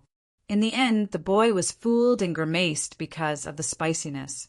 Xiao Bei breathed out and drank half of the cold water in his stomach. He forced the rice that he could not eat to be pushed to Xiao Yuan so that Xiao Yuan could not stop chewing hawthorn pills during the journey. Around 5 in the afternoon, they arrived at the boundary of Old Willow Village. In front of them was a river that was about 90 feet wide. 7 iron chains swayed in the wind and rain on the river. The 7 iron chains were one on each side of the river. The bridge was 5, and the distance between them was more than a foot. The bridge was bare and there were no planks. On the other side of the river, they could vaguely see villagers weaving willow webs diagonally into the water. When fish flowed along the river, they would accidentally get stuck in the net. After their gills passed through the holes in the net, they would not be able to move forward or backward due to their large bodies. They would then be pulled up and placed in a wicker basket. Looking at the flowing water under the bridge, Xiao Bei scratched his head. He picked up a bumpy soil and threw it down. Looking at the speed of the water, he took a deep breath and said, "It will be very tiring to jump in and swim across." Xiao Yuan looked down at the water and shook his head. If there is one person in our team who can swim across, it will be you. I can't. This is not a matter of who is good at swimming. It is a matter of who is lucky. Then find a board and let someone lay it down. I guess the board was deliberately removed by the villagers to prevent the people sent by Yin Zheng from crossing the river. Look, it was even built by my family's Zhengzheng construction group. Write it down. Xiao Bei found a record of the bridge on the pier of the bridge. Those who were close to it looked. Indeed, there was a line of words engraved on it. Zhengzheng Construction Group is passing by. The villagers raised their own money to build it for free. The iron chains were not built by my family. They probably used some cement. Looks like the money that Zhengzheng Construction Group earned in Hongnong County was all spent. Otherwise, why would they let the village pay for the iron chain bridge? Xiao Yuan analyzed. Yes. My family's Zhengzheng Construction Group is not a profit-making department. Its role is to support the workers by helping the family earn a good reputation. It is also a training department for engineers. Zhang Feng, who did not like to talk, used her hand to stroke the words. Xiao Bei lifted his leg and kicked the pier twice. The problem now is how to cross. Carry them one by one? I'm afraid it will be dangerous. Xiao Zhu, who also did not like to talk, pursed her lips and said softly, "Why don't we learn from the stories that brother and sister tell when they are chatting?" Chapter 933. When the members of the seedling protection team stood in a straight line, the people who were fishing on the other side of the river stopped what they were doing and looked in their direction in confusion. The fishermen in Old Willow Village naturally saw the arrival of so many people. It would be a lie to say that such a large team of adults and children was not attractive. The people in Old Willow Village did not know what so many people were planning. At first, they thought they were just passing by, but when they saw them stop at the pier of the bridge, they guessed they were preparing to cross the river. "Third, Grandpa, they want to cross the river. Where are the planks we removed from the bridge? Don't let any children fall." A young man in his 20s among the fishermen looked at the person next to him and asked. In fact, he wanted to help. He knew where the planks were placed. The person he called Third Grandpa was the village chief and also the head of the Liu family. At the same time, he was the only person in the village with the status of a high scholar. He was stubborn and xenophobic, so the young man was worried that he would not agree. The truth was just as he guessed. The old man did not show any intention of helping. He said, "I used it to build a shed for the chickens. I can't take it out. Those people don't know how to find a place to hide from the rain." Instead, they brought a group of children to play. Do you know who they are? They might be kidnappers. Go and call for help. Our Old Willow Village is not a place where just anyone can come and cause trouble. Third Grandpa, they don't look like bad people to me. The young man did not want to get into a fight. What? Did they carve words on their faces? Go. The old man was obviously angry. Ah. The young man agreed and turned to run into the village. However, he had just run less than 30 steps when the old man's voice sounded again. Wait and see. Aya, where did they come from? It's strange. When the young man heard the order, he stopped and turned to look. He was stunned by what he saw. He saw 3 rows of people walking out of the crowd on the opposite bank. 2 rows were on the left and right. They held the rope with one hand and pulled the people in the middle row with the other hand. The 3 rows crossed the bridge together. When they reached the end of the bridge, the front row stopped and the back row connected. Then he heard the clear voice of a girl. Protect the left and right. Lie down in the middle. It's time to protect the seedlings. The 3 rows of people immediately moved. The left and right sides of the iron rope with their forearms crossed. The row in the middle was close together and they lay down on the iron rope. For a moment, the left and right were walls and the middle was a road. Then the fishermen of Old Liu Village saw the children wearing bamboo hats and walking towards the river on the road, paved by people. They felt that the bridge was actually more stable than the wooden planks. It was not slippery, and the wind could not penetrate it. Third Grandpa, it doesn't look like he's abducting, selling children. The young man walked to the old man's side and said with a complicated expression. The old man was speechless. His small eyes narrowed even more. It was only when the first child crossed the bridge and was settled down by the person who came from the other side of the bridge that he sighed and muttered, "Sigh." Drifting in the wind and rain, I swing back, proudly lying down on the shore, my heart sincere. Hong Nong's world has changed. Where's the change? The young man raised his head. The people from the Zhang family and the Wang family are here. The one from Sanshui County. Quick, go back to the village and ask someone to make room. Erzi, you go. The old man instructed another young man to go back to the village. The young man at the front didn't understand. What? Third Grandpa, how did you know that it's Zhang Xiaobao? How would I know? I only know that the people from the seedling protection team are here. Didn't that girl shout just now? Protect the seedlings, protect the children. Do you really think that they are protecting the wheat seedlings and the rice seedlings? Come with me to welcome them. The old man called out and rushed to the bridgehead first. The young man was the second to follow. As he walked, he muttered, "It's the Zhuang Miao protection team." The people from the Miao protection team were strong and didn't care about the discomfort of the iron chains under them. They also didn't care about the pain of the children stepping on them. They just let the team of children walk on them. When Xiao Bei and the other 9 people also walked across the bridge, the old man from Old Lu Village happened to come to the bridgehead at the same time. The different rice seedlings patterns on the clothes of Xiao Bei and the guards proved their identities. In the Tang Empire, other than the Zhang family and the Wang family of Sanshui County, no one else dared to use rice seedlings as a symbol. Otherwise, even if the Zhang family and the Wang family didn't object, the merchants and the government office wouldn't agree. The rice seedling symbol represented strength and credibility. How could it be an ordinary symbol used to confirm one's identity? The old man looked at Xiao Bei and the others. A smile appeared on his wrinkled face. He spoke from his mouth that had lost a front tooth. Sure enough, other than the people from the Miao protection team, no one else would be willing to lie on the cold iron chains and let a group of children step on them. Who said that? My brother and sister said that there is a country where any regular army can do that. Not to mention iron chains, even if it's a steel knife, they have to lie on the ground. It's like the drums in war. If the drums don't stop, they can't stop. Old Grandpa, you are? Xiao Bei didn't agree with the old man's words. After refuting, she remembered that she didn't know the identity of the other party. The old man didn't care. Since Xiao Bao and Cuckoo said there is, then there must be. I'm the Muramesa of Old Willow Village. Ah, so it's Grandpa Muramesa.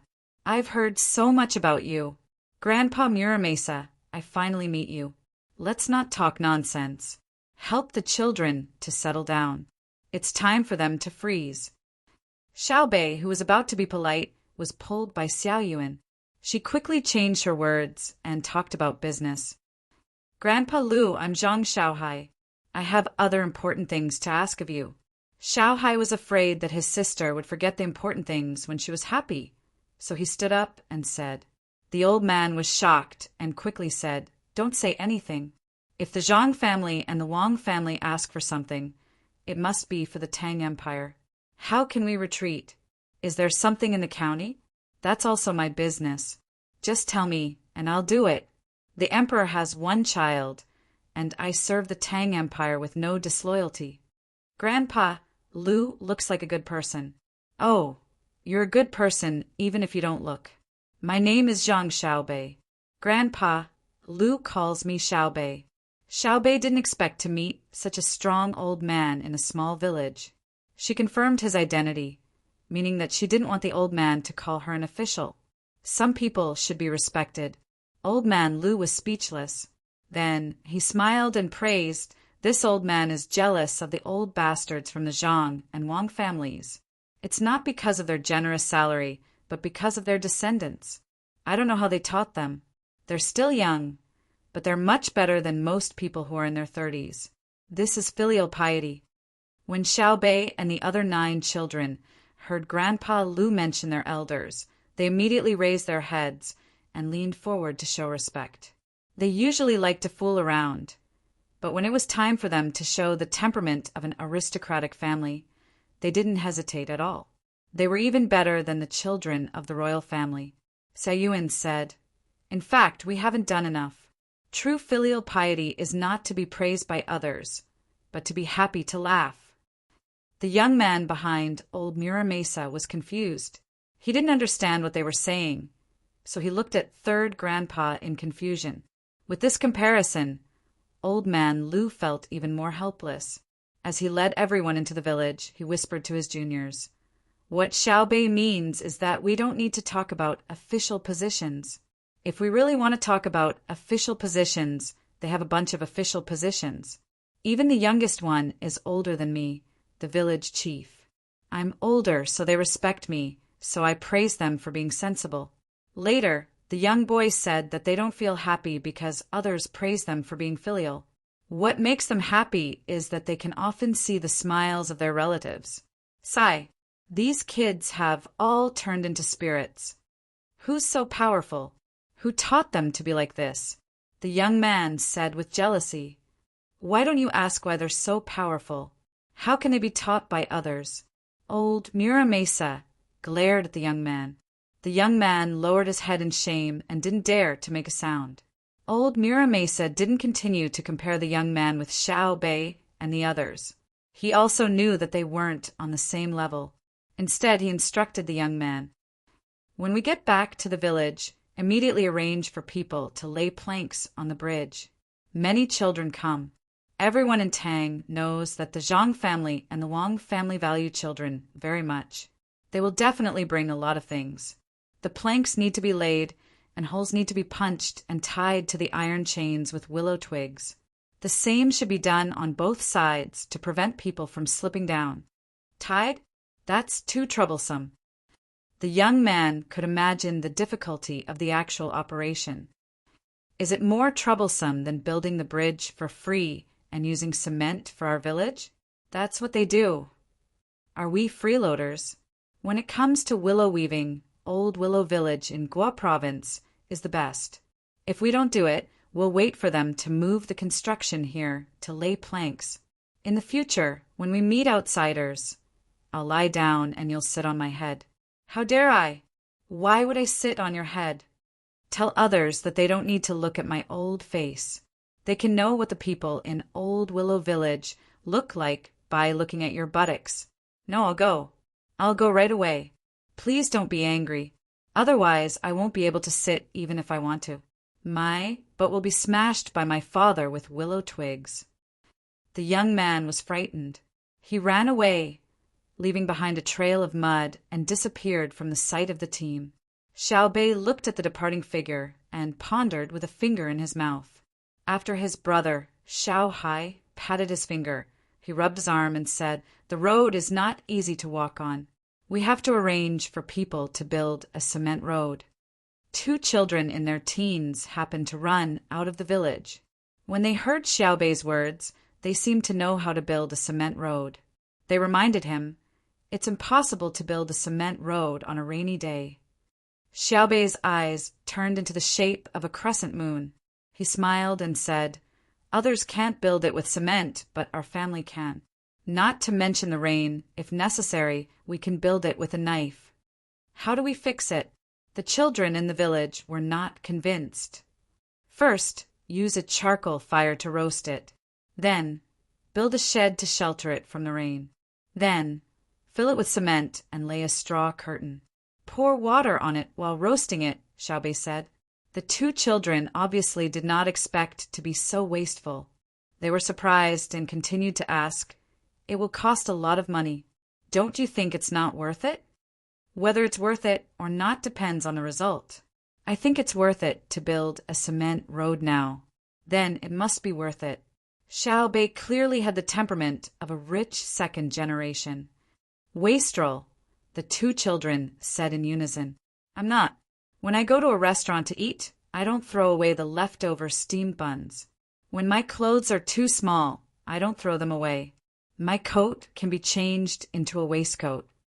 Xiao Bei showed his diligence and thriftiness.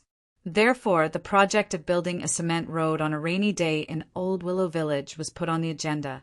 The villagers, who became very easy to talk to because they knew the identity of the other party, warmly received Xiao Bei and his team. They were relieved to let Xiao Bei's team take care of the children. They organized the adults and took all kinds of tools to the county town. The people of the seedling protection team began to build sheds. There were not so many houses in the village for people to live in. They cut trees in the rain and tied the branches together. When the next day, houses built from the materials of willow trees stood in the village. Chapter 934. The original children in the village used their skillful hands to weave willow twigs and gave them to Xiao Bei as gifts. Xiao Bei took out small handicrafts made of silver, gold, and jade from her bag and gave them back.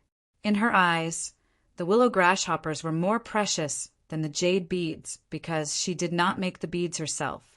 The children in the village had never seen jade since they were young, let alone understand its value. They only thought that the red and green were very beautiful. They rejected the gold and silver products. After all, there were signs passed down from generation to generation in the family to let them understand the value of gold and silver. Xiao Bei proposed a new theory of friendship. That was, she would not sell the gifts she received. Friendship was priceless. Therefore, if the person who received her gifts did not sell them, they could only leave them there and not buy them. Therefore, they were both precious and worthless. The children in the village were confused. They thought about it and found that it was indeed so. Therefore, they happily kept the gifts and showed Xiao Bei the various gadgets they had made in the past. As a result, Xiao Bei and the other children were shocked. The children who could not afford cloth dolls used thin willow twigs to weave green and white dolls. The most amazing thing was that the willow twigs on the dolls' heads were not completely destroyed. When water was poured on them, they actually sprouted. Some of them looked like hair, while others looked like they were wearing a small green flower. Xiao Bei, who felt that this thing was very valuable, did not care if her brothers and sisters were busy. She asked someone to send a message to buy it and whether it could be sold for a good price. Zhang Xiaobao and Wang Wan, who received the message, were walking around the county. The two of them said that they were not busy and they were really not busy. The specific matters were left to the people in the inner courtyard. A disaster relief and reconstruction work did not require too much energy from the two of them. They only needed to grasp the general direction. If it were not to give the people of Hong Nong a firm confidence, the two of them would not have come at all. If they were to say that they were busy, they were indeed busy. They had to appear in front of the people from time to show their existence. After receiving Xiao Bei's message, Zhang Xiaobao smiled and said to Wang Wan, Xiao Bei actually ordered the people of the Miao protection team to lie on the iron chain and let the children step on it. She has won the villagers' favor in an instant and wants to help Old Willow Village earn more money. Oh, you don't think she's just putting on a show? Wang Wan took the telegram and saw the idea of selling willow dolls for money. She said, You're really your sister. You know how to find business opportunities. Zhang Xiaobao nodded in agreement. That's right. Many of the things sold in Baby's Candy House were ideas from the 9 children. Only children know what children need the most. When many adults don't care about children's seemingly childish ideas, their lives are no longer complete. Then think of a way to let them earn money. Even if it's a small amount, it will prove that their thinking is correct. Wang Wan didn't comment on Zhang Xiaobao's philosophy. She just wanted to know what Zhang Xiaobao could come up with. Zhang Xiaobao beckoned a person from the inner courtyard to come over. He gave a few instructions and continued to walk to the other passers-by. Let's go. We'll also put on a show for a lifetime. It seems like you've never planted a saw and mixed grass seed toy before. I don't have time. Wang Wan thought of what Zhang Xiaobao said. She had seen it before, but she hadn't bought it before. Zhang Bei soon got the news, so she gathered the other 8 people and planned to hold a standing committee.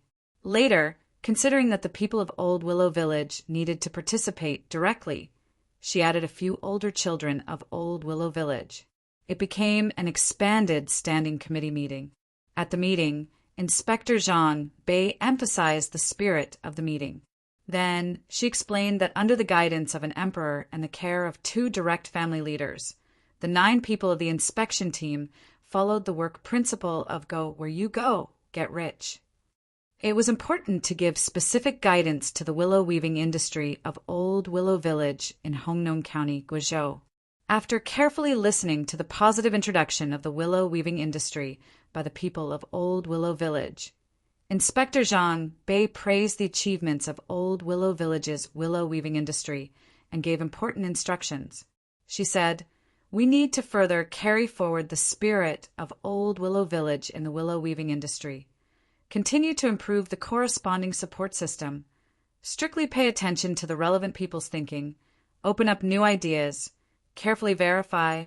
Boldly imagine and show the spirit of not being afraid of hardship, tiredness, and hard research to improve the economic income of Old Willow Village." During the meeting, Inspector Zhang Bei emphasized the discipline of the meeting again and criticized Inspector Wang Xiaoyuan, who was also a member of the standing committee. Inspector Wang Xiaoyuan sincerely apologized and deeply realized that it was wrong to casually interrupt others and look down on the importance of guidance. Next, when Inspector Zhang Bei was about to continue to give guidance, Inspector Wang Xiaoyuan actively spoke in order to make up for the mistakes he made. In the spirit of starting from a practical point of view, he proposed specific plans. First, under the guidance of Inspector Zhang Bei's spirit of opening up the willow weaving market in Old Willow Village, he encouraged the planting of willow trees to achieve sustainable development. Second, under the guidance of Zhang Bei, he researched a new willow weaving process to reduce wastage and cost. Third, under the guidance of Zhang Bei, he established a working group to make dolls from willow and other grass seeds. He proposed that Inspector Zhang Bei be the group leader and that he would open up a market after returning to the capital. Fourth, under the guidance of Zhang Bei, he would fiercely dig into the potential consumer market of Tang's children and pay attention to publicity work. He would use the theme of growing a doll of his own to lay out advertisements. Inspector Zhang Bei expressed agreement with Inspector Wang Xiaoyuan's proposal and voted on the theme of growing a doll of his own, which was unanimously approved. After the meeting, Inspector Zhang Bei inspected the weaving factory in Old Willow Village and visited a few families in the village with advanced willow weaving technology. She kindly expressed her concern to the children who stayed at home. The Old Willow Village Standing Committee meeting was a successful meeting. It was a meeting that carried forward the past and opened the way for the future. It laid the foundation for Old Willow Village's economic development for the next few decades and was the guiding light for the development of children's toys in Tang Dynasty. In the end, the children in the village looked at Xiao Bei with admiration. They couldn't understand how such a simple thing could become so complicated when it came to Zhang Xiaobei. They all sighed. Knowledgeable people were really different. Zhang Xiaobei didn't care about Xiaobei at all. However, it didn't affect their fondness for the theme of growing a doll of his own. They also admired Xiao Yuan, but they felt that when Xiao Yuan spoke, he always added that he was under the guidance of Zhang Bei or something. It was a little redundant. Xiao Yuan explained to the children in the village with an unfathomable look. This is called wisdom and political command. If I didn't say this, I don't know when the meeting would end. What's there to be afraid of? It's fine as long as the goal is achieved. You know Yan Zheng, the original county magistrate, right? He stole Xiaobei's limelight. What happened in the end? He was set up at the county's south gate. The children in the village said in unison. For a moment, they made an expression of fear for Xiao Yuan, and Xiao Yuan's image in their hearts became even more lofty. Wang, Xiao, Yuan. Xiao Bei, who was not far away, angrily called Xiao Yuan's name. His expression was ugly. They will think it's true. I'm going to tell my brother and sister. Ah. Xiao Yuan looked at Xiao Bei in fear and quickly explained to the children in the village. I was just joking. Yan Zheng did something bad. He was caught because he asked your village to remove the wooden planks on the bridge. He ran in front of Xiao Bei and tricked us with words. Xiao Bei, who often tricked him, had better martial arts skills than him and was seen through on the spot. Therefore, it's very useful to practice tricking us. We know. We're not stupid. After dealing with Yan Zheng, I can go to school again. After you help me sell the doll for money, we'll repair the road from the bridge to the school ourselves. A girl in the village, who was relatively older, said longingly. Since even the children knew what tricking was, the adults would definitely know. Therefore, Zhang Xiaobao didn't say a word of nonsense in the county. When he walked around the county to show his friendly image, he only said how many supplies would be delivered, how long the new Hongnong County would be built, how much it would cost, how many days it would take to repair it, and what kind of compensation would be given to the people who lost their lives. When Zhang Xiaobao and Wang Wan were talking, the people nearby heard them and asked those who didn't understand. After the explanation of those who knew the industry, everyone understood that this time the people who raised livestock would receive the most compensation. Not only would they be compensated for the number of livestock lost, but they would also be compensated for the cubs and fodder. As for the loss of the livestock during this period of time, it wouldn't be compensated because it wasn't easy to calculate. Specifically, the people who raised livestock would receive the most compensation. However, in terms of the actual loss and compensation, the people who would receive the most compensation were the farmers. Those who raised fish, shrimps, and crabs in paddy fields would be given a new breed of seedlings next year. The new seedlings would have a higher yield. Those who didn't raise livestock in paddy fields would receive less compensation. But like those who raised livestock, they would receive compensation for the cattle they didn't originally have. Those who originally had cattle would receive more cattle or newly bred horses. At the same time, regardless of whether they were planting rice or wheat, they would be given new seeds and farming tools. They would also be given the grain, oil, salt, and silk needed for next year's harvest. They would also be exempted from 1 year's rent, taxes, labor, and other miscellaneous items. The one-time compensation for craftsmen would be calculated based on the number of people in the household and the profession of the worker. The officials who delayed the high scholar examinations would be provided by Zhang Xiaobao and Wang Wan. They would directly go to the capital to participate in this year's autumn examinations. All of their food and lodging would be provided by Savant's Restaurant and Joy House. Since they were delayed by a month, Zhang Xiaobao and Wang Wan had already forked out a lot of money. They didn't mind if there were more people. Those who passed would be given the status of a high scholar. Those who didn't pass would be given the status of a high scholar. Those who didn't pass would be given the status of a high scholar. Those who didn't pass would be given the status of a high scholar. When Zhang Xiaobao was talking about this matter, a student stood up and said to Zhang Xiaobao, I was delayed and affected. I didn't have time to study. How will you compensate me for not being able to pass the examinations? Zhang Xiaobao paused and didn't say anything. Wang Wan frowned. Then what's the purpose of you passing the examinations? To be an official. To be an official in the capital and to be a local official. The student said bluntly, Oh, if you passed the examinations and became a local official and suddenly encountered such a disaster, would you not be able to be an official because you were affected? Would you not be able to command during the disaster and rebuild after the disaster? Wang Wan asked again. The student shook his head. It's not the same. I'm a student now. I shouldn't be thinking about becoming an official after passing the examinations. Then you don't have to take the exam this year. You won't be able to get in because the exam will ask you how to be an official. Not only will it be asked in the spring and autumn exams, but it will also be asked in the high scholar exam. Wang Wan felt that this person was very interesting and laughed as she spoke. When the student saw Demon Fiend Cuckoo laugh, he didn't dare to make a sound. Compared to being an official, His life was more important. Chapter 935. After a few moments of thought, Zhang Xiaobao seriously said, "You're right. I've truly been delayed. Then how about this? The students of Hongnong County, starting from now, help me out.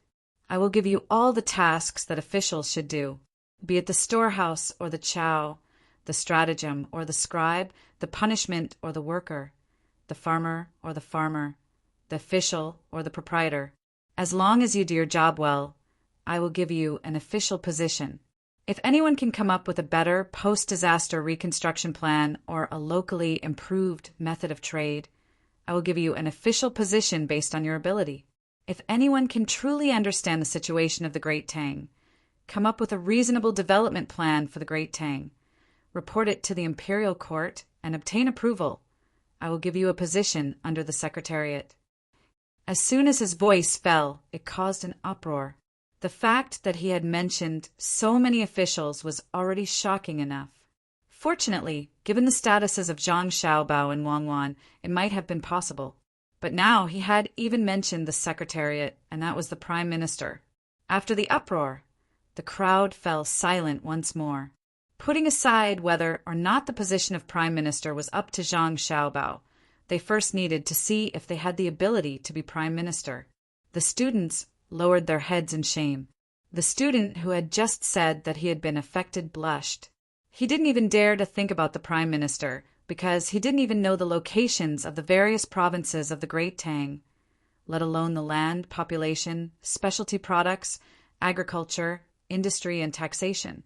Then, do you know the situation of the various places in the Great Tang? A child standing at the front of the crowd asked. Zhang Xiaobao paused. Why was there a child? Why didn't he go with Xiaobei? But he immediately put aside these thoughts and asked with a smile, "What do you think? How old are you?" 14. You're young. The child was very smart and clearly understood why Zhang Xiaobao had asked about his age. He then excitedly said, "You must know. I heard that you're in charge of the Great Tang Bank. If you knew less, the current emperor wouldn't have held the fall imperial examination for you. That's what they all say." Zhang Xiaobao nodded in agreement. He truly did know. Not only did he know all the provinces, he also knew the written data of all the counties of the Great Tang. He even knew the specialties of certain provinces and counties or important strategic villages. Wang Wan nodded as well. She was more familiar with the terrain and the natural weather under normal circumstances. She had learned a lot about the needs of war back then, because many classic battles were inseparable from the terrain and weather. Seeing that this child was smart, Wang Wan asked casually, "Who told you that?" "Many people, including my father, my mother, my third brother, the housekeeper, and the officials who came to visit during the festive season. Last time, during the Dragon Boat Festival, the Hall of Secretaries ordered." "I'm wrong. I heard it from the common people." Perhaps the elder child was too excited, or perhaps it was because Wang Wan asked in a calm tone, as if they were chatting, but the elder child blurted out a lot of things. Halfway through, he realized and covered his mouth. He quickly covered his mouth with his hand and stamped his feet as if he was angry with himself. Seeing this action, Zhang Xiaobao and Wang Wan looked at each other and understood. She must be from a family of an official in the capital, and she was a girl. No wonder she was so small and smart. Why did a little girl like her have to dress up like a boy? Wang Wan sighed and said to the elder child, "You know so much. Now there is a difficult task for you to do. Do you have the confidence to do it well?" "Yes, what is it?" The elder child puffed out his chest and raised his head. "The yamen needs a clerk. From now on, you will come with us. When we are done, we will go back to the yamen together." Wang Wan pointed to the place beside her and signaled for him to come over. The elder child really came over. He looked excited and unknowingly enjoyed the benefits of the power in his family. Zhang Xiaobao had no time to ask about the specific identity of the little girl, so he continued to talk about the compensation. Next, he talked about the people who did not have much income and received relief. They would continue to receive relief. At the same time, he would check the actual situation of their family, Whether there were patients, whether there were people in the house, whether there were people in the house, the patients would be treated, and the labor force would be arranged to work. Finally, he had to deal with the businessmen. For the merchants, Zhang Xiaobao didn't actually compensate them with money or goods. Who asked the merchants to be so adaptable? The compensation he gave them was based on the tax receipts they had paid in the yamen and the various transaction registers to calculate the size of their properties. They were divided into several grades and provided with the corresponding 3 years of interest-free loans from the Tang Bank and 2 years of business tax exemption. If the fixed shops were damaged, they would be repaired. If they were willing to continue to play the special role of the businessmen and help to circulate and prepare materials during the reconstruction process, they would be given the right to sell various specialties in the north of Hebei province. As for the businessmen who had previously paid less tax through various means, resulting in a lower grade of interest-free loans, which was inconsistent with their actual situation, Zhang Xiaobao did not care. Who let them evade tax? Fortunately, the businessmen were smarter than the students. Even if there was such an existence, they would not be stupid enough to mention it. Evading tax was punishable by jail. After the compensation plan was settled, the people in various industries who were no longer worried began to listen to orders and busy with the reconstruction. They did not know who would pay in the end, whether it would be Luoyang, Chang'an, or Zhang Xiaobao and Wang families. They only hoped that the reconstruction work would be completed quickly and that a new year would come. Are we really not paying? Wang Wan and Zhang Xiaobao returned to the yamen. They first settled down the children they had picked up and then sat in Yan Zheng's study to discuss matters. We are not paying. Since Xiao Bei said that she would pay in advance, we must use their pocket money. When we return to the capital, they will ask Li Longji for it. If Li Longji does not give it to them, then they will pay the bill themselves. Zhang Xiaobao respected the decision of his younger brothers and sisters. Wang Wan saw Zhang Xiaobao's serious look and helplessly shook her head. Then they will probably lose all their money. I don't know when they will be able to earn back the millions of strings of coins. Zhang Xiaobao also knew how much pocket money his younger brothers and sisters had. They were rewarded when they did well in their studies and gave gifts during festivals.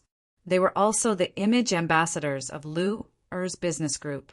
When they made new snacks and toys at home, they felt that they could earn money. They also invested in opening a shop, wrote all kinds of children's songs, printed them into books, and sold them to families with children and those who were about to have children.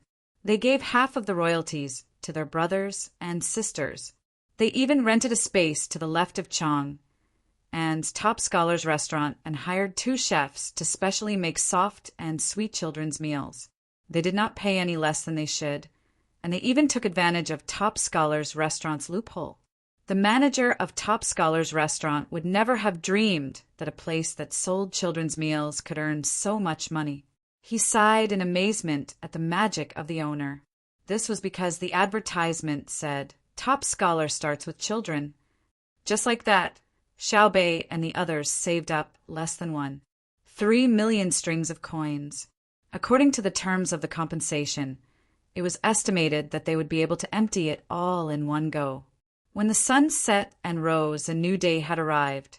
The children in Old Willow Village began to work hard under the sun after the haze passed.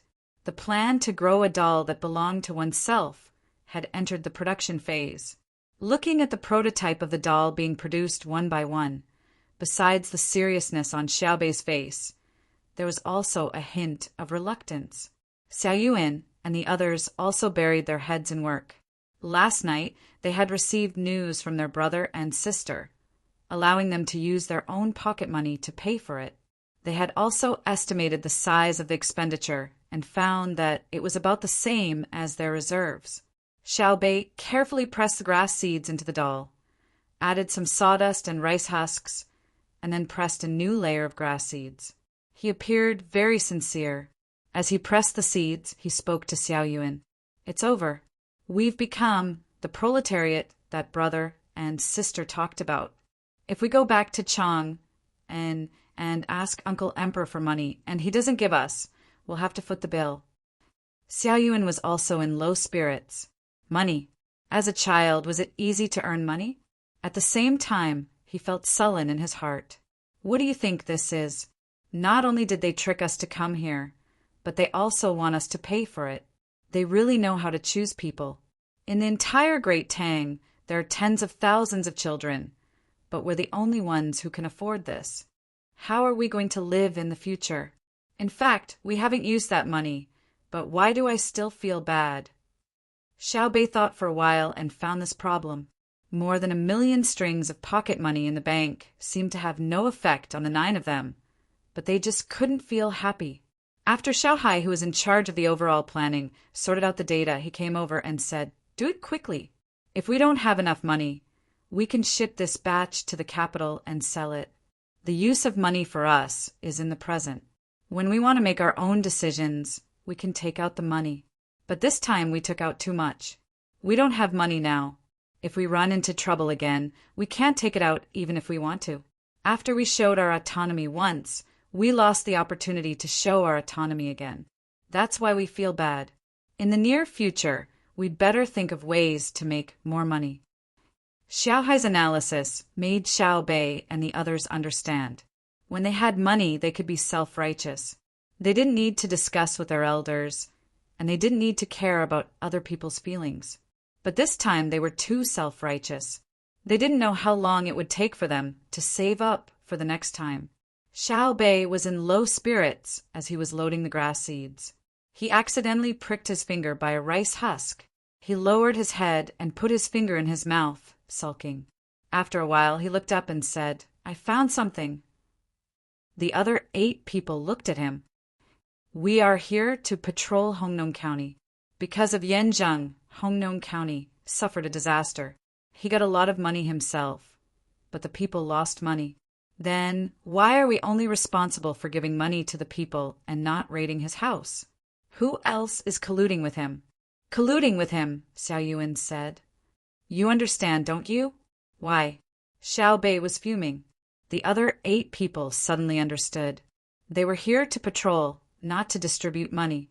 Even if they were asked to spend money, they would spend it. But the result was the same, but the purpose was different. Spending money was just spending money, while patrolling had its own way of saying it. That is to say, our rights and obligations are not proportional. We have to do something. Zhang, who was relatively the oldest child, spoke up. Xiao Bei regained his spirit and said, "Yes, we have to continue arresting people. This is our right. Even if it's our brothers and sisters, they can't take it away. Even if the people we catch can't spit out a single copper coin, it's still our right. Now I feel much better. Let's arrest people." The others were also happy. They began to divide the work and arrange for the investigation and arrest. The younger children working around them only knew that they had taken out money. They did not have a concrete idea, but the older children, who were close to 12 years old, understood. They knew that the 9 children in front of them, who were younger than them, had taken out more than 1 million strings of cash and spent it all on their hometown. 1 million strings of cash was not a concrete idea for the children in their teens, but they knew that if they had more than 100 copper coins and it was all gone one day, they would cry to death. But from the 9 children's words, they did not care about how much money was spent, but how the money was spent. After figuring out the reason, the 1 million strings of cash did not seem to be that important. The older children could not understand, but they understood that they could not be compared to the children of the Zhang family and the Wang family. When they were sad about losing some money, the others were thinking about something else. The adults of the seedling protection team also listened from the side. When they heard what their young masters were talking about, a knowing smile appeared on their faces. These were the children of the main family. No one could compare to them. They did not ask about the amount of money, but only how to use it. Xiao Bei and the others were busy arranging for people to catch the bad guys. They wanted to find a psychological balance. However, before they could take the initiative to find others, someone came to find them first. 3 people came over from the iron chain bridge that had been paved with boards. They left 3 horses on the opposite side. Obviously, they were afraid that the horses would fall off the bridge. One of the three people was carrying a knife. Xiao Bei and the others immediately recognized that it was a halberd, or what the Japanese call a halberd. They remembered it so clearly because their older brother had once said that, in the future, many ethnic groups who might promote civilized eating with knives were still using their hands to catch food, but they did not know that they had long had knives. Therefore, they should not argue with them about food culture because they were not worthy. Therefore, Xiao Bei and the others, who were proud of their ethnic food culture, guessed the identity of the other party. There was at least one Japanese